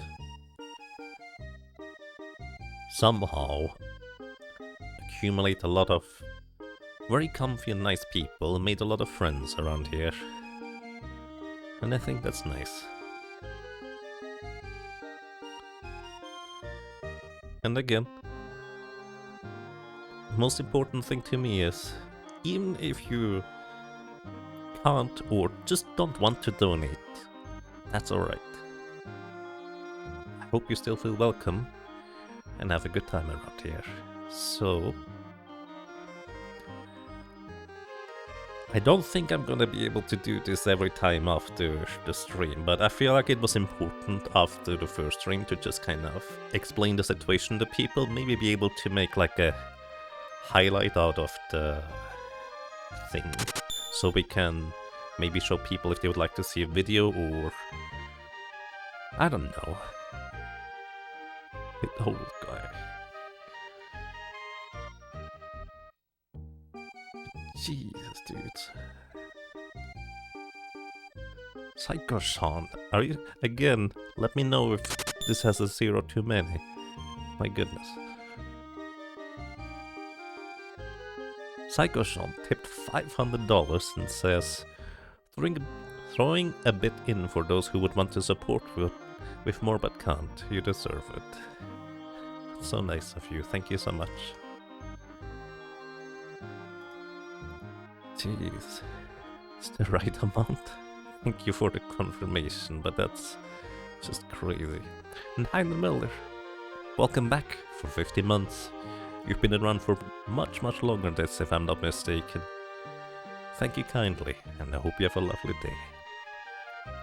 Legendary Day 1 support. I agree. Thank you kindly, everybody. Once again, no matter what, let's make this a pleasant month to remember, and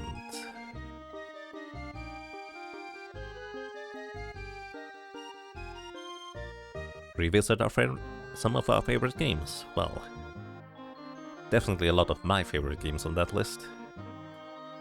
Thank you kindly, and I wish you good night. Take good care of yourself, and, well, maybe until tomorrow. With more Terranigma. We'll probably finish Terranigma tomorrow, and whatever will be voted afterwards is gonna be the next day. Good night.